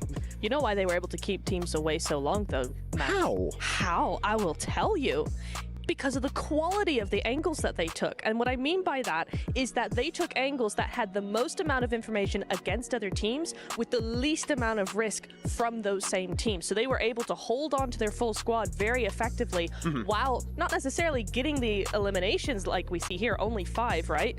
But they were just able to hold those teams off onto the edge, let everybody else get eliminated and take the win. But Fireflux taking a little bit of inspiration from Power, it seems. 0 placement points and 11 eliminations. This match, that's going to be able to catch up a little bit in the leaderboards. Going on to the second page, though. Quite a few bubbles from horror. Okay. I shouldn't have looked down there. You've caused problems, Max. I turned off my phone. It's weird. I wonder why. But yes, I mean, at the same time, when you look at the elims coming in from all of these teams, right, it's a very technically open area, especially if you account for the fact that there is that big cliffside north of that road as well. So kind of a lot of these positions, Neptura, are kind of covering each other on the middle side because you're expecting all of these teams to kind of fight over you. And that's what we saw a lot of in this game. And you can kind of exist within the middle. Yeah, it's a big thing that happens in a lot of games. If you can find that dip, it's super risky because the minute a team actually comes up over that ridge, you are gone. But as long as there's a couple of teams all around you, you are able to survive a lot. Hey, Alpha Gaming able to get himself over 2,000 damage this game, 6 eliminations going into Fireflux. We already looked at their 11 eliminations, so a very good presence from these teams. One team I'm not seeing here that could have been here is Alter Ego.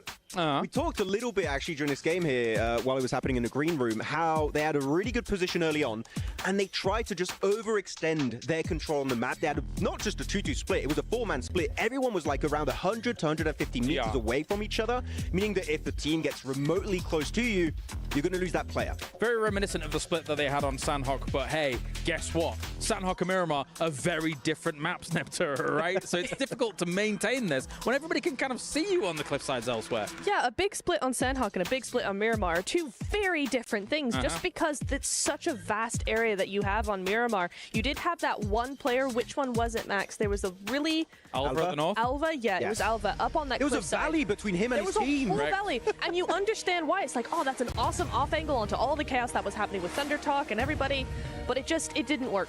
They seem like they're having fun still, though, here for PMWC Grand Finals, which, okay, cool. Sure. But you've still got to be able to have your foot on the pedal here, Max, if you're them. Yeah. Getting together a little bit quicker, you feel like that's probably the play to deal with some of this? I think so. But it was so weird because you had two teams getting really close to their position. You had Ida and you had Fireflux, and it's not just they're walking around in dips being very silent. They have cars, and even then, Alter Ego made the active decision that no, we are going to remain split. We don't want to regroup. We just want to keep control. Unfortunately, to have control, you need to have the numbers, and in this case, Alter Ego did not have the numbers to take those fights. Definitely so, definitely so. All right, well, before we get into our last game, it's time for everybody's favorite segment of the day.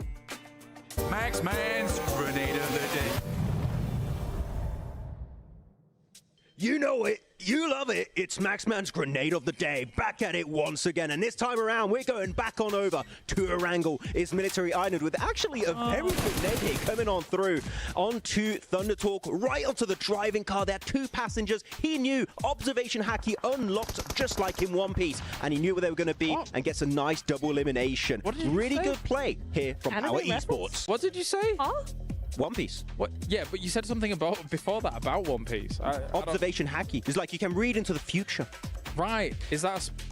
Anyway. I literally got your coffee because you said you liked the French earlier, Colin. Oh, you did? Well, they've not shown you on screen. Oh, so that was unfortunate. It's on the desk, okay? I promise. It's there. Thanks. I needed that. Also, you picked a serious nade. I'm impressed. Well done. Thanks for that. That was great. Yeah, Maxman's nade of the day can be all good or bad. It can be the two extremes. You never know. Whoa. It's a mystery. What will happen tomorrow? Find out tomorrow. But it is time to go to the casters for the final game of the day. It's Miramar.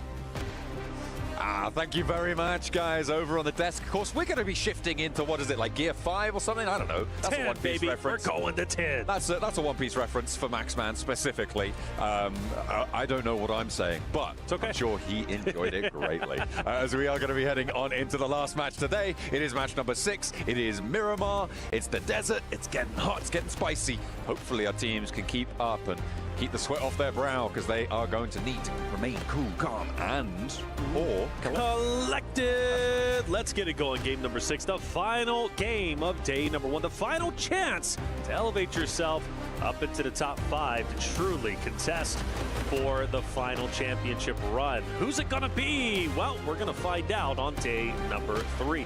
The last Miramar was exciting. A lot of great rotations, and honestly, even the solos playing towards the end, in my opinion, were putting up a wonderful fight that could have very well dismantled the team of DRX. Shingon Galactica's team that's been performing highly well today. The fact that they made it through into top 2 is great, because I believe they were a duo for the longest time. So good on them. Shingon Galacticus performing so well, but DRX taking the cake when it comes to, I believe, our most consistent team podium in I believe, what, 3 out of the 5 games we've had so far. it's a pretty difficult record to beat. DRX, I mean, getting that chicken dinner in the 5th match, it's kind of nutty. That's why they're on the top of the pile right now, maintaining that consistency. Not as loud as other teams, looking at you, Power. But either way, they have managed to keep up that record. And 46 points on 5 matches is a very solid result, right? It's 4 points shy of that 10-point average that we always talk about when it comes to teams in that first place spot. If you're above 10 points, if you're around that 10-point average, you are in the contest for that first place spot on the lobby. The plane path from Puerto Paraiso up towards El Pozo, a lot kinder than the first time around Miramar today. That was a heavy south plane cut, and this time around, it's going to be a little bit more relaxed for our teams to getting on their way. So potentially no hot drop, or at least no pursuit over towards the Falcons on this one for El Pozo. Well, we'll find out, right? Falcons did have quite a few teams around them, and it was Hora and Falcons who ended up kind of, you know, tussling with each other, but we'll see if that ends up happening this time around. And let's not forget Yangon Galacticus also coming up behind them. It was kind of contested towards El Pozo. Might see the same thing here as, well, Smile tends to drop out, and I think he's going to take over that southern portion. It took a little bit of time before they finally ended up in contention. with Hora as well as Falcons up there towards El Pozo. But it's the mad dash for the vehicles, and that's where you start seeing the heavy points of contention, especially between Hora and Falcons, who are very close to each other already as they glide through the air. North side circle pops as the plane exits our screen, Tokyo Drift style, hitting the 45 degrees, as we are going to be heading up again to a more northern area. So this time it's going to be a little bit more west than we had last time around. La Cobreria, Crater Fields, that area around water treatment, all of those hills will be in play. Teams are going to have to figure out how to make their way north, not least of which is DRX, who are the most south team right now, over towards Puerto Paraíso. Hopefully they can find another podium, because they've already got 4 of them. Why not get another? Why not? Get another one. 4 out of the 6. That would be huge for them. And again, smash point, day 3. We look at DRX to potentially be the ones to close it out if they could be number 1, setting the point threshold. For DRX, this is going to be a tough going for them. They've got to go all the way up north, as you said. That means passing Team Secret, potentially Alter Egos. You got E Arena, maybe running into Thunder Talk, Fireflux. They might take a long rotate towards the shoreline and go all the way up towards north. That might be their best line of attack. For Hora, well, they go a bit more north this time around than they did last time, because you remember they were south of Falcons, ended up pursuing them into El Pozo. This time, Hora changed up their landing spot, and they're going to be just above them, which is going to be great for them. So much real estate that they can utilize, and Hora need a good game here. They're, again, towards the bottom, but setting themselves up nicely for day 2 would be a tremendous win on game 6, and the possibility is here. Yangon Galacticos gathering vehicles, getting a little bit of loot on board. They've still yet to fully go for this loot phase. They're going to head south down towards Valle de Mar and play this one in a little bit later on. They love seeing the blue zone, right? They absolutely love it for Yangon Galacticos. As soon as they see that blue zone coming, they're heading straight towards it. So they will be very chill about surviving out in this area. A likely west road rotate, so expect to see them heading up towards La Cobreria around minute 8. I think that's where we'll see them up towards that north side. So potential conflict with Hora and Falcons on the west edge. That's right, and I think that's going to be a pretty big narrative throughout not only today in our game number 6, but going into day 2 and day 3 of our grand finals. I am excited to watch APG potentially clash with Regnum Caria. 2 aggressive rosters, and with the way APG was challenging fights in our previous game in Map 5 Miramar, got me excited for the prospect of what their aggression is going to hold in this final game, game number 6. They're going to have to go up north. Regnum Caria might choose to gatekeep them. Let's not forget 4 Thrives. I know I haven't seen too much from them today, but another roster that showed incredible aggression and good ability to hold and control fights during the group play stages. They're also going to be in that vicinity. So APG, Regnum Caria, 4 Thrives potentially clashing maybe a little bit later. Have to wait and see what their path will hold for them. Looks like Regnum Caria on the road faster than APG, and it might be 4 Thrives that does in fact come into conflict with them. But as always, it's a question of which path they take towards this circle. Fighting this early, you don't really want to get stuck down in it, right? You don't want to get bogged down early. Going down within that first phase is really detrimental to your overall tournament performances, and I wouldn't be too surprised to see them wait their turn, right, in this scenario. Wait for teams to push it behind them and get a little bit more drawn back, I think it's safe to say, from those engagements. I'm looking around the map right now. I'm seeing DRX leaving Puerto Paraíso. They've headed up past Impala on the east side right now, and they are trying to slot themselves in over towards El Azahar, potentially all the way up towards Cruz del Valle, and we'll see if they can make their way on up to the podium once more. There's not too many teams are going to contest them on that. Yeah, no surprise, DRX, that was their safest rotation. That's exactly what they ended up doing, going across that shoreline and going up most likely towards the north above. Maybe Alter Egos, maybe even a little bit further on towards maybe the northern portion of where Weibo is currently at. For 4 Thrives, full send it straight in. They're going to be very close to Noxian Red Force. In fact, Benny already throwing out some nades, and Naki's taking damage. Naki does answer, though, with a nade of his own. Unfortunately, it's in through the window, and he's up on the high ground there. A nade up high, and they do think he's on the inside of this one. Benny could potentially catch them unawares. The Molotov, if they think they're burning him out of position, but he's got IQ on lockdown right now. Steps up but misses. Now they'll know he's up on high. Naki now with a chance to turn things around, but more nades are cooking. This is the last one in the pocket rocket from Beanie, and IQ has to dodge it. Will be able to survive. XZY on the off angle. Doesn't quite connect on it either. To Nongshim Red Force, not really getting too much with the opening salvo. That one's good though, and a chance now for Nongshim to take this into control. T24 on the ground alongside that of Phallic. You've got to appreciate the high ground from Benny. He's not going to relinquish that. He's going to be truly the linchpin into success, at least I assume, in this fight, in this engagement. IQ's down and out. No way he's going to get back up, and in fact, he's going to be fully finished off. 4 Thrives to one good thing they do have going for them is they have Wolfpack together. So any players from Nongshim Red Force, if they push it as a solo, you'd have to assume you're going to be shot by 3 people at the same exact time. T24 Phallic got to hold the low ground though. XCY pushing in. Tizzy starting to also get active. T24 takes some damage. In fact, outputs some damage on Tizzy. Doc going in. T24 down. Benny drops out from his high ground, takes a little bit of damage, but through the smoke, hits the shot needed to drop Naki. 4 Thrives are out. Once more, 4 Thrives fall, and Nongshim Red Force keeping all 4 of their players alive there. It got a little bit hairy with T24 doing so much work on the low ground, but they do manage to survive as 4, which is huge news from them. In the meantime, Alter Ego losing a player. Team Secret able to take control of the compound here to the west of Cruz de Valle on the north side of that circle. Potential conflict for them with DRX in the next few minutes, but for now, Alter Ego busted down to 3. Alter Egos, a good day today so far. Ooh. Love to finish off with the 3 stack. Performing well, Wild hitting great shots. Fireflux, who had a tremendous game number 5. Looking to do a little bit of a better job here. Regnum Karya also up ahead. You notice every single team minus APG has just directly sent it straight into the center of this zone. They want those buildings. They want the hard cover. And that's why 4 Thrives was so antsy to get in and challenge Nongshim Red Force. It doesn't pay off, but you get the idea. So Regnum Karya, Fireflux now, they want to take over this spot if they can get it, but it's not going to be easy. Over in San Martin, they're going to have to fight for their way out here. Circle coming on in very, very soon. Alter Ego actually potentially under threat now for DRX. I said around minute 8 for Yangon Galacticos. That has now passed. Look at that. But a hard northeast shift. They're going to have to go a long, long way. I don't think they're going to see this circle until about minute 10. This could actually start to get a bit hairy on the west side for Yangon Galacticos. They might need to cut an earlier rotation, maybe potentially through Montenuevo, unless they want to get really, really down to the wire with this one.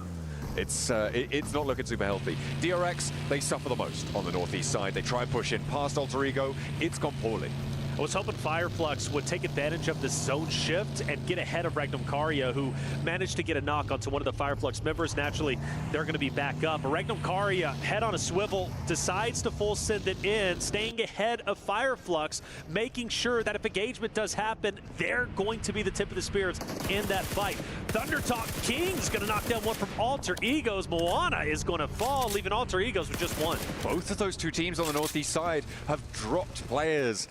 2 are remaining for DRX, so they do manage to get through, but they're only playing as a duo. Alter Ego try and move in as well, but all under the watchful eyes of Thundertalk, who have only been able to extract 2 points from it, but they've opened up the east side nicely for themselves to stay alive for a lot longer. E-Arena to their south shouldn't pose too much of a worry for them. The hillsides will keep them safe. Take a look at the replay. Okay, little spin out in the open, catches the rear tire. A nice little pickup for Alva. And Alva will be the last one alive for Alter Ego. So if he can pull off shots like that, even as a solo, he could be truly devastating to the complete rosters who are 3 and 4 stacks outside of DRX, right? Everybody else has 3 or 4 members. Falcons does have a down player, and I don't know if it was due to, well, actually it might be because of Hora, who is starting to move in. Hora and Falcons, even off the start of the last game, and then of course going into this game, you knew they were going to have a clash at some point. And at a certain moment, Falcons or Hora have to put their foot down and establish dominance over this engagement and rotation to force a change for the other roster. Team Secret also moving in. Nade over the top, this could be good. Onto Ralph, does manage to blast him out of the buggy. Redox hopping in, repositioning it, getting a little bit more cover down the hill. They dropped to smoke almost immediately, and the Falcons scrambling to pick this one back up. I don't think they're going to be able to commit to get Ralph back. There's too many off angles to contend with. Redox in the front of the buggy. His teammates keeping him safe though. An over-aggressive push from Team Secret drops them a player, but again, it's those off angles coming on in, and it's Sleepy to catch Redox sleeping. Yeah, Sleepy has been a nuisance. A nuisance from a distance. Zera's caught out in the open. Sky takes him out. Hora potentially profiting off of this third party in a big way. They're already at 2 eliminations. They continue to push up to pressure and potentially get the full finishes on Team Secret. Where are Yangon Galacticos? They should be in this fight right now. In the blue zone. Going up and towards the 12th minute, and they have yet to enter this circle. It's going to get a little bit too hard to overheal this one, and again, they're on the far side of things. You can see them all the way out onto the west, and they could really have an impact here if they crash into the back of Horror. Team Falcon just trying to stay alive. Just a duo. They're out of there. Koa, Narvalo managed to find a little bit of respite in the hard cover. But meanwhile, for Horda and Team Secret, Horda has done so much damage on the Team Secret roster that you have to favor them in this moment. And while they continue to push up, they refuse to bow the knee. And for Drake, he's going to go ahead and join Frankie up ahead as Team Secret start to recover just a little bit, but only just. Unwedging the vehicle there, it looks like. They will keep themselves nice and mobile. Team Secret on the northwest side. Horror going to try and push on through. Weibo, with all 4 players alive, playing on the southwest side right now. East edge of water treatment as well. A nice ridgeline under control. Power, they're a little bit more central. They are under the watchful eyes of Weibo, but they don't have to move. They will be able to chill out for the time being. We know how much they like to get stuck in, though, so maybe things could get a little bit hot. Well, I just love the fact that they're as central as they are. So the next stage most likely still going to favor that of Power, which is going to be interesting because Yangon Galacticos finally get out of the blue zone after, what, the 14th minute, start to move in towards water treatment. You got Fireflux, Weibo, who's still in the air. You've got plenty of teams. Power might potentially be able to gatekeep. This might be a tremendous game for Power depending on how they choose to play it. My eyes are on E-Arena right now, and so is the camera, luckily, because they have severely underperformed expectations. Without a doubt. Coming through from the survival stages, they were looking good, they were looking powerful. I mean, obviously, you've got a couple of standout players. I think Mormon is probably a very notable player on the roster of E-Arena. They have been in disarray so far today. So to close out day 1 with a strong game, I think would be necessary for them to even be in the conversation for the front page, potentially. I agree, yeah. At this stage, though, they are going to have to hold their nerve against IDA, against APG, against Nongshim Red Force. I think they've got the chops, but the question is, can they deliver today when they've been so weak up until now? APG's getting dangerously close to E-Arena. They're fully committing for this fight. They can back off if they want to, but you got to fight this quickly. And E-Arena, as they reposition, go straight into a couple from IDA. Like you mentioned, Nongshim Red Force is going to be coming in from the south portion, still in blue, but eventually they will be up in this fight as well. So if you're APG, you don't want to get pincered between not only Nongshim Red Force, but also E-Arena. If you're E-Arena, you're still in a decent spot. Stay ahead of your competition so you can gatekeep them. Take a look at the circle yet again. It's going to come through very quickly. Last player for Alter Ego, rotating out to the east, trying to move away as a solo. The circle comes on through, and it's very central. It's the teams on the outside that are going to get cut through here. Yangon Galacticos, I think, have one of the most difficult maneuvers to make. They are sitting currently around water treatment, trying to push past Weibo, who are giving ground. They're regrouping on the southwest, to be fair to them. So maybe a little opening for Yangon Galacticos to push on up. In the meantime, back over towards the arena, they are managing to do a little bit of damage. APG starts to get active onto Nongshim Red Force, a team that was in blue for a long time. Not as long as Yangon Galacticos, but still a long time nonetheless. They finally get into the zone, straight into the damage of Reefus, who is mowing down players and can't get the full finishes, but at least taking those valuable hills away from the team of Nongshim Red Force. I did notice Power started to fire some shots, I believe, on Weibo, just up ahead as well. So a lot of fights going down. APG, in my opinion, has the advantage of Nongshim Red Force, who has to continually push up, and Reefus is unrelenting with the shots. Yeah, they've got the high ground on them. It's going to be a question of getting picks, but they're just not being found. And Nongshim Red Force are starting to fall. They're starting to wane on the east side. Fireflux getting involved on this flank. It's mad dashes now. There's really nothing you can do. You just have to try and sneak your way through, find a little window of something, but it's so difficult to make it work. Doc's up into the building, but I don't think that's going to last too long. They have him on the ground floor. They've got him locked in. and APG can keep this one going. I think the biggest question mark in this spot is what are Fireflux going to do about Yes, this? absolutely. Fireflux has already managed to get a couple of downs on Noxian Red Force, but E-Arena has also backed up. On board with Doc. Doc holds his ground from Noxian Red Force. They're not done just yet. You still have, I believe, one more player remaining, but very low health. And in fact, he's going to be finished off. Now, Terry, he's down. You mentioned what would Fireflux do? Well, they choose to challenge the forward members of the arena who pushed out of their hard cover, mind you, getting overly aggressive and now getting potentially punished. Fireflux. Pretty nasty with the nades. The ordnance is on point, and on the south side, they are opening the door to push on in. Maybe even move through their reses as well. They've got Solus down. I think that's already getting picked back on up. And E-Arena, they're blasted down to 2. No elims on this fight. They had a hold onto a 3-way engagement, and they have not got any value for it. It's not looking good. I just don't understand why they felt the need to send 2 players forward. Maybe they were expecting to have a bit more of an off angle with the third party, but Fireflux is ready for them and gunned them down. Good utility on the nades as well. E-Arena, in my opinion, waste a tremendous opportunity. They had this setup. They're well within the zone. Fireflux, APG, once these fights conclude, are pushing directly into you. There was no reason to send 2 players up ahead, but they did it anyways. And now Joker and Mormon have to go at it alone. After a big elim game last time around, Fireflux looking to try and convert. They've already posted 6. Sure, they've lost a player, but they will be able to march on forwards. You'd imagine that they're going to try and crash onto the E-Arena position, or maybe not crash, but walk up to at least. However, as 3 players, that's going to be a lot harder than it would have been as 4. APG do have the numbers, but they are trapped on the far side of the road. It's going to be a lot harder for them to get across unscathed. And I do wonder about Order, who's kind of being a little bit weird hanging out off in the distance. You know, a couple of shots could put a team in disarray. Sleepy challenging that of Team Secret. Hora and Team Secret have been opposite of each other for quite some time. They've managed to get a lot of damage and even at times a couple of knocks, but they both managed to get back up, and they're going to be both 4 stacks challenging each other straight ahead. For Yangon Galacticos, 2 members that might be able to fire onto Jaiki depending, but for Xeris, well, he's going to be up ahead looking to take down Hora. Let's see who wins the engagement. Team Secret committing up towards Hora as they rotate away from the outpost of Yangon Galacticos.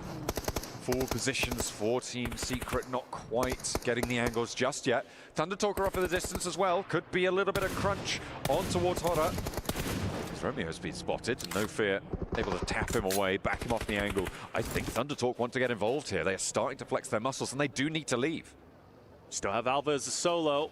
Not going to have an effect as of yet, but Alva, he's been devastating. We witnessed him take down 2 members, I believe, of another roster just a little bit earlier, but now he's going to be going dead center. So he won't have an impact here, but you're right, for Thunder Talk. Now Hora is pincered. Team Secret on one end, on the other is Thunder Talk. Hora in dire straits, and they have to make a choice. Who do they challenge? But whoever they end up going for, they've got to finish them quickly because they have to expect the team behind them to push up. As the shots coming through from the off angle, over the way, Team Secret making things hard, but Jakey actually gets spotted and pinked out by No Fear. Has to take a little bit of cover. Yangon Galacticos still have their duo from the distance, but that's going to slow Team Secret down. That's right. It's actually going to push them away from this spot as well. Well, in all honesty, it helps Team Secret because those shots that were coming out from Hora, I believe, was going to melt that buggy if it wasn't for Yangon Galacticos keeping that player down from Team Hora. So Team Secret forced to park the bus once again, and, well, they're in a little bit of a tricky spot, aren't they? They've got No Fear gunning them down. Yangon Galacticos also looking down into the ravine. Team Secret, I don't think they make it out. Back on the southeast side, it looks like E-Arena going to get pushed, going to get taken low, and they may have got some nades on in, and Scarface actually getting flushed. So another point added at least for E-Arena. Fireflux in pretty dire straits. E-Arena may be winning this hold on the southeast side as Fireflux are eliminated, but with only 1 more player left standing. It is Mormon, but E-Arena can hold their heads high for the time being. Yeah, and it's Order who's still from Weibo Gaming who's going to be hanging out on the outskirts, and I do wonder if he's going to get the final finish onto the solo Mormon. Sook starts to move in, so Mormon, he's going to be at a 1v2. Meanwhile, once again, Team Secret surprisingly and miraculously able to recover. I surely thought they were going to be finished off, but they're not. They managed to stand up, but they're still in dire straits in a very, very difficult spot between Hora and Yangon Galacticos. Once again, for Team Secret, I just don't know how they're going to get out of this situation. Thundertalk did not engage on Zahora in that scenario. On the north side, Thundertalk instead opting to push a little bit further south, potentially towards Alva, the solo for Alter Ego. But instead, they've just allowed Aura to move on up towards Yangon Galacticos and take a free aggression push for them. This Team Secret try and play nice shots on the other side of it. Caught in the middle. Smile goes down first, though, on the far side of this engagement. Yeah, well done from Jiggle. Catches the head and takes him out through the window. You mentioned Thundertalk not choosing to crash in. Well, they do so, and Horta reads it out, and you're going to have two players, Sky and No Fear, who's going to try and hold Thundertalk at bay. AJ down to a sliver of health, but managed to recover quite nicely. The only concern I have for Horta is they are split up 2-2. One focus on Team Secret as well as Yangon Galacticos. The other purely focused on Thundertalk. And Thundertalk is going to manage to take down No Fear. Sleepy is going to get taken out by Team Secret. And an aggressive push from Drang, who takes down the Shed players. And all of a sudden, the tides will turn. And Horta, in dire straits, is only one more player is alive. Having a real tough time of it. They need to commit to this res. Thundertalk have put pressure onto the east side beautifully. Like you mentioned, they rolled up nice and quickly. They finally took that opportunity to go on in. Sky launching those nade forwards. Actually, a lot of Thundertalk are close by to one another. There's APG finding Falcons as well in the middle, on the east side rather. The Falcons will fall. They will be eliminated down in 12th place there. 11 of our teams remain. Yangon Galacticos, they've just been holding on that western side. They've been very, very chill, very relaxed on these engagements. They haven't managed to chime in. They got one Elim, and they are forcing other teams to fight off against one another, allowing them to do the dirty work for them. But now they're going to have to turn their attention to Red Fire, who are on a split. No Fear, can he stand up? He's on fire, and he will eventually be dropped, and Horta is gone. I got a question. If they don't go for the 2-2 split, do they survive? If they're not focused on three teams simultaneously, would they have better luck? Well, we'll never know, unfortunately. For Yangon Galacticos finally pushing into the aggressive Ragnum Karia, who are getting taken down, running on fumes. Two players down and out. Ragnum Karia most likely going to be finished off in this moment. Only one player remains, and I don't see him currently. Actually, it's going to be Wild way off in the distance, so he's going to be a solo for the remainder of this game. Yangon Galacticos can keep up pace now. They have 2 Elims on scorecard, and they will be 4 players alive after this res. Loxy will be flushed fairly soon, so a couple more points to be added to their tally in just a moment. Close by to DRX's duo.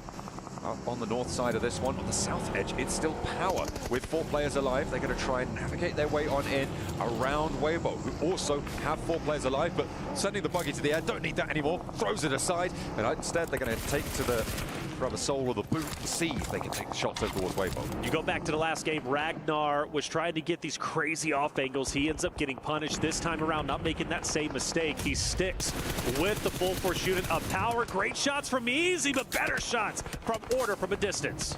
Able to shut down that hilltop, and this is go signal. They're going to crash straight on into this. Nice and aggressive, decisive play from Weibo. They're trying to encircle now the rest of Power. They know their backline's going to be fumbling, going to be faltering a little bit. We'll see if they can take control of it. 33Z, maybe a little bit overinvested here, as Weibo trying to connect onto Power. Will finally be able to find that second knock, and they can continue to run this one through. Sook is down, but this should be resable. Fadan doesn't have the pace on this. Fadan, he throws bounces off the wall, manages to get away without burning himself. Fadine pushing up onto He. Now he needs to get here quickly. If he can get the finish before the res is in, it's going to be a 1v1, but the res will come through. You'd have to assume very quickly he refuses to commit, playing it safe, but maybe playing it a bit too safe, and now Weibo able to recover. Teams are starting to drop like flies. We're down to 8 now, and I'm sure there's a couple more ready and waiting to go. A lot of solos still playing on into this one. Weibo playing 2v1 on the inside. Fadan is the last player to stand here for Power Esports. They've got 1 Elim. And again, they are guaranteed a placement here with 8 teams remaining. But we'll see how much further they can go. The pump action, not going to be good enough. The DVS wins the day, and Weibo can stay up as 4 players. There's value in playing passive, and what Fadine did wasn't necessarily wrong. However, you know you're last alive. Fully commit. Doesn't have X-ray vision, but if he would have, he most likely would have got the cleanup and been successful in that fight. And I can even say the same thing going to Noxium Red Force side of things with Benny a little bit earlier in the day. There was a moment where I felt he needed to get aggressive, but he was just too undecisive. And because of that undecisiveness, he gets taken down. So there is power in being aggressive and full sending it, but he made the play that he made. Again, it wasn't necessarily wrong, but if he would have been aggressive, he most likely would have been able to win that fight and potentially even get the last remaining member up. Alpha could really go some distance in this match. With APG putting pressure over towards DRX, the last remaining player for Alter Ego could sneak through the cracks potentially. Could be a bit of a wild card on that east side flank. Weibo playing as 4, they're all the way on the other side on the southwest. Yangon Galacticos, they're behind APG's engagement on the north side. So not really too many massive threats on the east edge. Alpha actually gonna get a supply crate looted up as well. As Orta, ooh no, spotted. Weibo losing an off angle there. Very, very isolated from the rest of the roster. Gets caught unawares. Still not a bad spot, though, for Weibo. Keeping Yangon Galacticos in check. APG, great spot overlooking DRX and Team Secret, which, let's highlight them, right? Team Secret, even though they only have a solo last alive, they did such a great job dismantling Horda a little bit earlier, 4 eliminations going their way. And the solo of Trang staying up is just huge, in my opinion. They should not be alive in this moment. They should not be fighting for a potential top 3 finish. But APG forced to go forward, and now DRX, who were being hunted down from APG, now could potentially gatekeep them. If they play this right, they could win this fight, but it's not going to be easy because they don't have the man advantage. Hyunbin take a very, very low with a nade, cooked nicely. Has to get the knock, but they'll know there's a player on the inside there now. An APG with 4 players are wary of their south edge, but I don't imagine they expect Alva to be on this loot crate right now. Just trying to stay alive for Alter Ego. APG very reluctant actually to push all the way through this one. It's tough. It's tough for DRX. I mean, because you know DRX is right in front, and they've got a great spot. Alva, I wonder if he gets a bit mixy. He's stayed alive for the longest time, and he's going to be able to take a peek over at Doc if he chooses to fire. But I think for him, he just wants to keep his head low and just go for top 3 if he possibly can. Aaron from Ida is going to be fully finished off. That'll be Ida out in 6th place. We're now down to our top 5. Things are starting to get spicy. APG on the move. DRX need to be ready. Hyunbin first to face. Finally, Alva is dispatched, and that's going to open up the flank there. With top going down, looks like they want to commit for this res. Potentially very, very dangerous out in the open. I don't think you want to make this one work. So easy now with the SKS on the red dot. Okay, a little bit lackluster on the weaponry there, potentially, for So Easy. Only has his teammate Hyunbin there. Crawling away.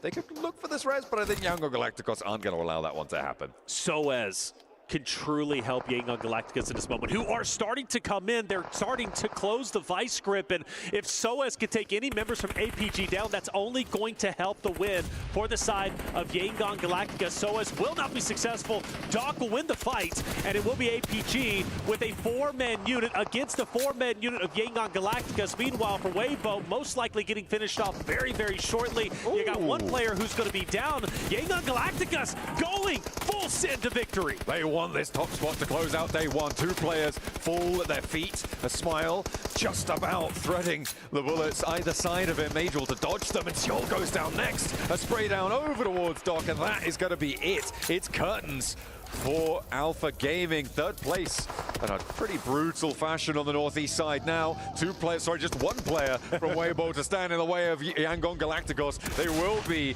up and over 60 points on the match. A beautiful result for them. Their day has been stellar. DRX as well, up and towards that podium again. Some really consistent performances at the top. They are going blow for blow. Without a doubt, 4 out of their 6 games, they get top 3. A huge performance from DRX, who managed to take over 1st place, but only for a sliver of time. Yangon Galacticos most likely taking it over with that tremendous win. And well, Yangon Galacticos, mind you, managed to get 1st place 2 times throughout our 6 games. Of course, game number 6 as well as game 2. We've been waiting for Yangon Galacticos to step it up, to finally wake up. I think they finally have. This is brilliant stuff from Yangon Galacticos. They looked cool, calm, collected. Dropping the shoulder, dropping the elbow, sinking the fist into the rib cage. It is nasty to come up against these guys in an all-out brawl, and they are happy to take those swings. A really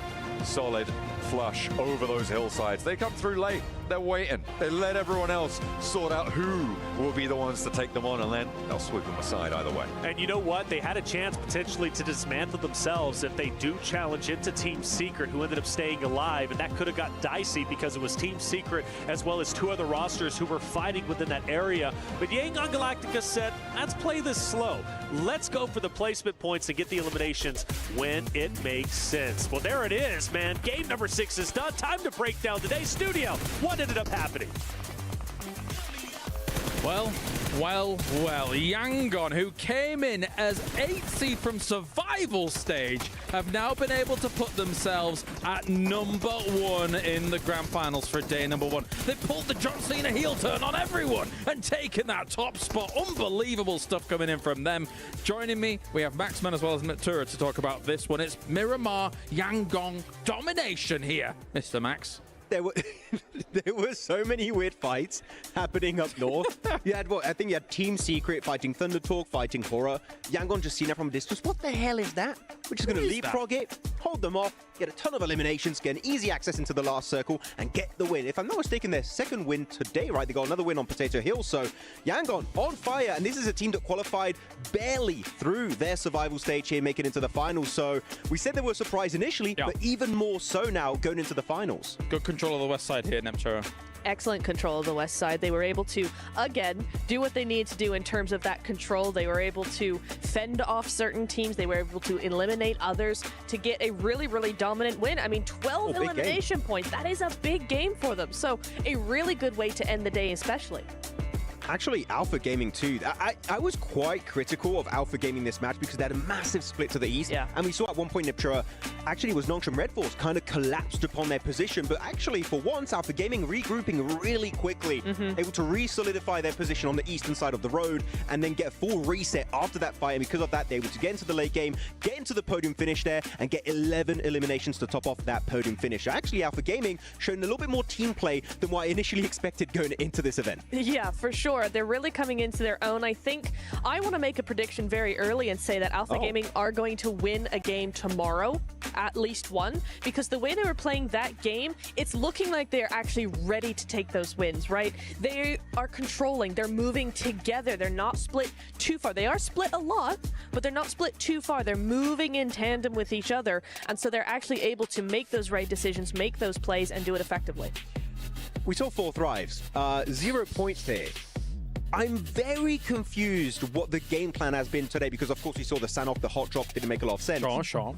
Here they sent it into, I think it was Nongshim Red Force's compound. No scouting ahead of time, just sending it, looking for a fight.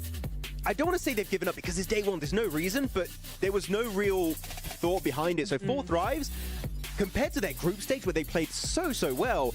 Here, they're committing to plays that don't make too much sense sometimes, so they might want to rethink how to enter it tomorrow because as of right now, if they don't change anything, they're just going to remain at the bottom of the rankings.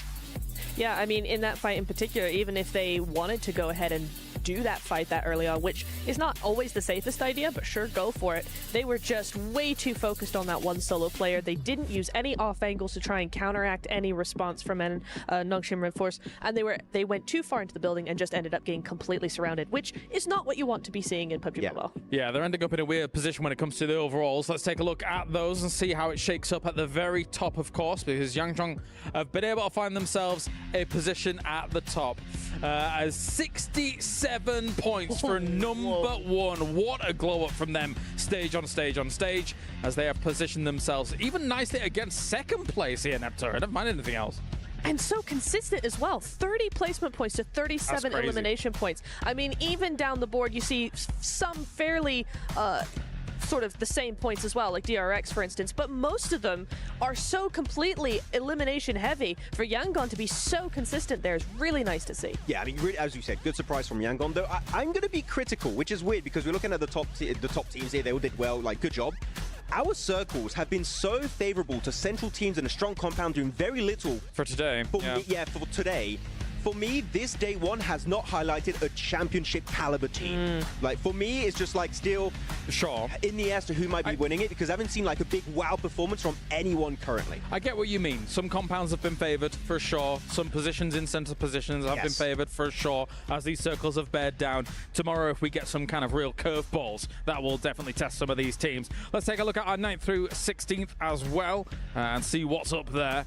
Team Falcons find themselves in 9th place right now. The good thing about this is, aside from where I would say E-Arena technically could make a huge leap, we saw them get a back-to-back chicken dinner in the survival stage, but aside from that, there is still a significant amount to play for here, considering day one's closer than I thought it was going to be here, Neptura. It is very, very close. You're right. We've had some, I want to say some odd games, but the actual point difference is not that much at all. Everybody's been very, very even across the board. So it's going to be interesting to see, considering we have 2 more days of this, how much of that gap is going to be. I mean, it's very important actually that we highlight how small that gap is, because let's not forget, Smash rules are in play here at PMWC, meaning if you are still close to that first place team, if you're maybe 20, 30 points away going into your last day, chances are you can catch up, you get into the Smash zone, you wrap it up, you get the win, you become PMWC champion. So actually maintaining a small gap against the top squads is going to be very important. So even if you have a bad game, if you can get a few limbs, a few placement points,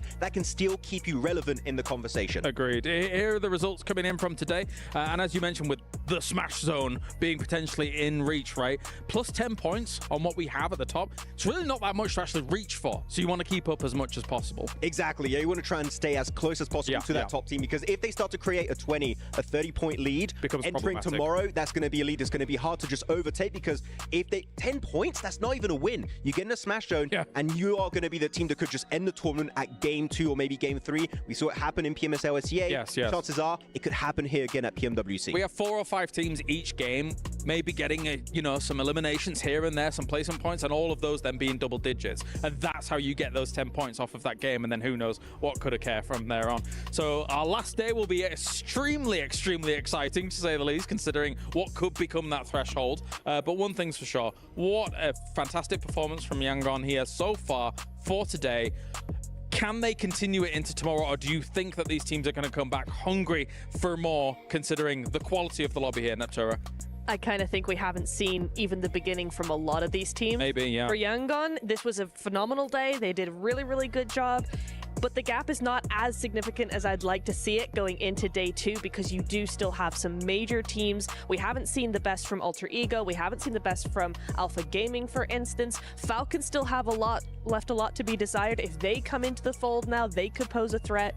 I mean, there's a lot of teams we're talking about here that could do so much better tomorrow. I want to have a question for you specifically, Neptura, right now. I know you're a big Korean teams fan. Okay, you love Korean teams, especially D+. They're not here, unfortunately. You're two major fans of. I like South Korea. You love South Korea, but with the way Nongshim Red Force and DRX have played today, right, and again very favored by the circles, do you think they can maintain that going into tomorrow? Because if they have a bad day and circles are just not coming their way, I think they can fall off. What do you think? I think they have played a little too passively for me to be confident that if the circle does not go their way or something happens, then they can still overcome that. I do think that there's a little bit more I'd like to see before I can confidently go, yeah, sure, they can do it, absolutely. Well, Max, desk host, as I am going to distinguish... No, you don't want to do that? You hate being the desk host. I don't like that. I think DRX can deal with it a little better than Nongshim Red Force, Agreed. right? Like, we look at Nongshim Red Force's positions in center spots, there were some flubs, right? Whereas DRX was able to hold down things a little better, and also I do favor them a little bit more, even if it is edge play. What do you think about that, Mr. Max Man? I agree. No, especially because of one play in particular. I think Hyunbin is a really good enabler in these fights. Yeah. It's actually... Little story point, I think some people might not know this. Hyunbin began his competitive career early last year. And he's played PMWC, PMGC, and now playing back here at PMWC. Like, he has had such a strong rise to fame in PUBG Mobile Esport as a whole, and he's been doing great stuff. I do want to see a little bit more. It's a very caster, analyst thing. I get it. I want to see a bit more. Because the circles have been weird today. Exactly. A little weird. So I want to see tough circles for the Korean teams and seeing them just actually go for great rotates, taking control of circles and getting impressive, not even wins, just podium finishes. And then I'll be like, you know what?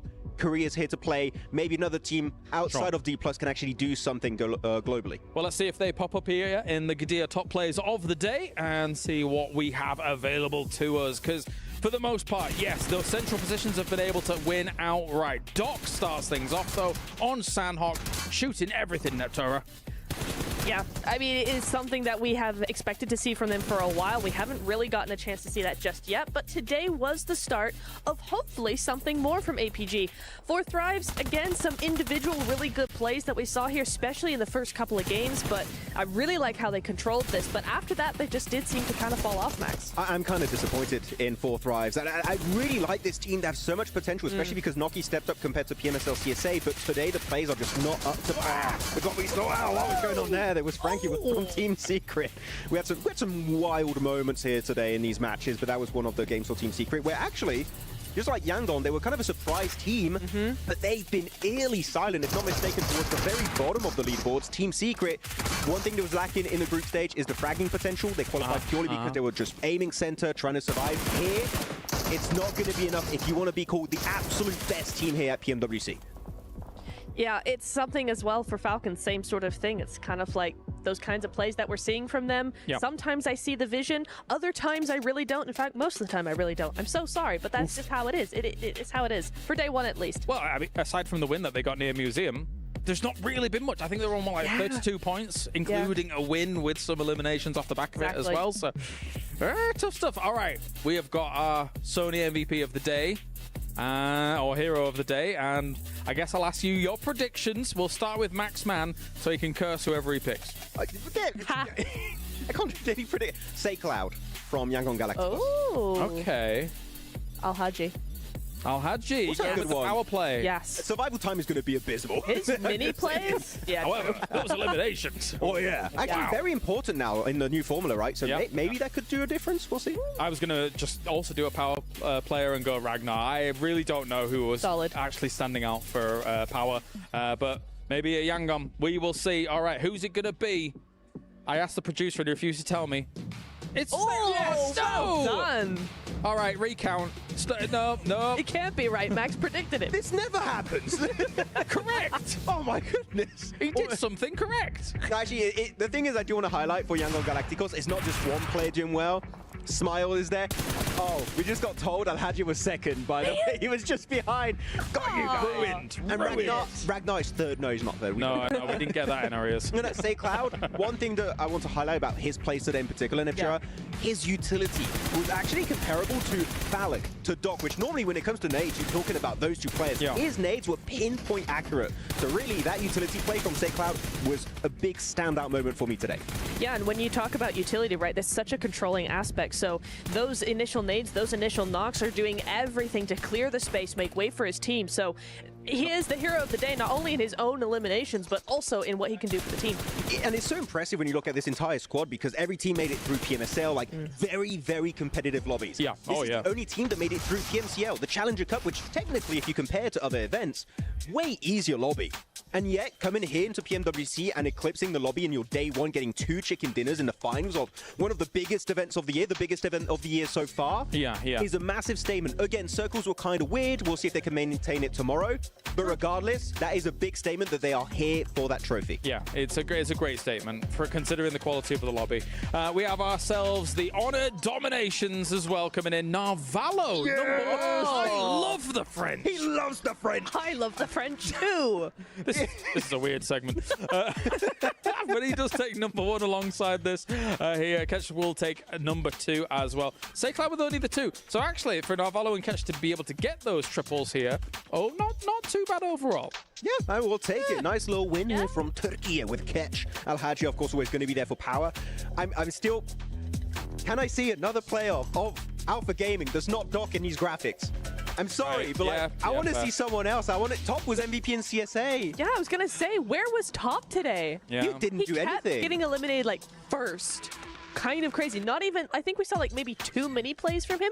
Al-Haji had more mini plays than Top, which is insane to say. But he did, that's the truth. I mean...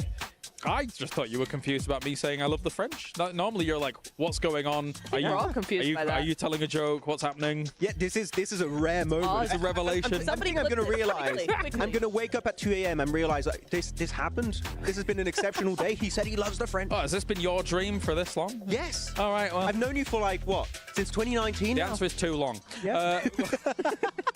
All right, well, let's round things up here at the desk and get on with our airdrop carnival. You guys can log in now and check it out because it is live. Of course, don't miss out on the final 3 days for this weekend. Log in, summon your surprise airdrop summons, collect 2025 airdrop vouchers for your chance to win official merch, smartphones, BD partner rewards, permanent in-game items, and more. Every participant is guaranteed to win. Come and join the airdrop carnival. Stop looking at me like that. And unbox your surprise. And now, without further, actually, I'm going to get your final thoughts and see how everything's going here, Neptura, because it's been a great day. We've got Yangon up at number 1, but it could all change tomorrow. I think it will all change tomorrow, and the way that the teams have been playing in finals is completely different to how they've been playing in league stage. So for me, day 2 is going to be very, very interesting. I'd have to agree. Day 2 is going to be very... I mean, you're going to be setting kind of the threshold for your smash zone going into day 3 at the end of tomorrow. So we're going to know what the point threshold is going to be, adding +10. So tomorrow, because of the smash zone, it's going to be very important to see who's going to be at the top of these rankings. Definitely so, definitely. Tomorrow you'll see who's going to be able to prevail, who's going to be able to push themselves into the very top spot. And also, if I can continue to survive Maxman and Neptura here on the desk tomorrow. No. 7's all right. All right, let's head over to the stage here as Bardi is ready to go. Welcome back to the Gadea Esports Arena. I am, of course, joined by Master Smile and Coach Marco from Yangon Galacticos. We're going to have a quick chat at the end of the day because you had a really impressive day. Let's first talk about, the survival stage. You only just made it through to the finals in 8th position, and now you're leading the charge going into day 2 of the grand finals. Tell us what you worked on between the survival stage and now, and how you implemented it for this stage now. I'm gonna answer for it. I think the biggest mistake we found I think we are not capable of doing what we usually do, and then also we try to kind of get experience from a tournament, and then also the circle, of course, the gameplay, the mistakes, and then the communication is very much I think different in our team, and then back in the home and then playing here. Because this is a big stage, as you can see, that we have some pressure on it. So we try to fix our communication first, and then we look at it, where is the gap between the players, where we can be, improve. That's the biggest thing. Now you've got to the top of the leaderboard, of course, Master Smile, man. Do you feel like you've got a target on your back going into day 2? Because, people will start to think we need to start eliminating them from the competition so that you can't run away with it, Yeah. I made it. ว่าคุณน้องมาย่องเนี่ยบอลลูนนี่แล้วบอลลูนเห็นแล้วน้องมาย่องเนี่ยใช่ I just been normal. Just normal. ဘอลลูนนี่แล้ว pressure ရှိလား pressure ရှိလားတော့လည်းပြော pressure ရင်းနဲ့မရှိဘူးဒါပေမဲ့ကျွန်တော်လုံးနေကြတိုင်းပဲကျွန်တော် consistent ဖြစ်အောင်သွားတယ်ဒီလောက်ပါပဲအဲ့တော့ဒီတော့မရှိပါဘူး So I can translate for it. What was saying is we have a little bit pressure before, but now we are on top of the league, and then we have more confidence on it, and then we can be able to try to be more consistent on it. And then we try to work hard, try to bring some team play, and then also, of course, the mindset. It's something to be aware of as well, going into the day 2 and being in the lead. You kind of got to think a little bit that people are going to be hunting you down, but you're only 8 maps away from potentially winning the PMWC. Are you feeling nervous? How are you and the team feeling? ဘလို့ခံစားလဲဆိုတော့စိတ်လှုပ်ရှားမှုတော့ဖြစ်တာပေါ့လို့ဆိုတော့ဒီ final မှာဆော့နေရတာလည်းပါတယ်ဒါပေမဲ့အဲ့လောက်ထိကျွန်တော်စိတ်ထဲမှာဆိုကျွန်တော်လုံးဆက်ရှိရပဲလောက်ရမယ်လို့တွေးတာတယ်အဲ့လောက်ထိစိတ်လှုပ်ရှားတာဘာညာမရှိဘူးဘာလို့ဆိုတော့ RG တယောက်တည်းလည်းစိတ်လှုပ်ရှားနေကိုတင်သားတွေသိရမလားလို့ဖြစ်သွားနိုင်တယ်အားကြောင့်မလို့ပါပဲ Okay. So what we're saying is if of course we're nervous.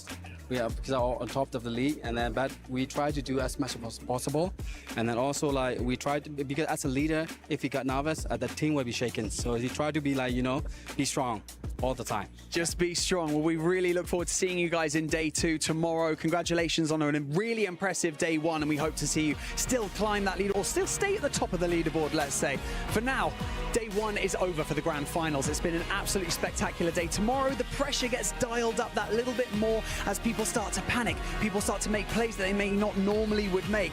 And things are going to start heating up here on the main stage. I bet you guys know it back at home. But thank you so much to everyone involved for putting this fantastic event on. And we'll see you tomorrow for day 2.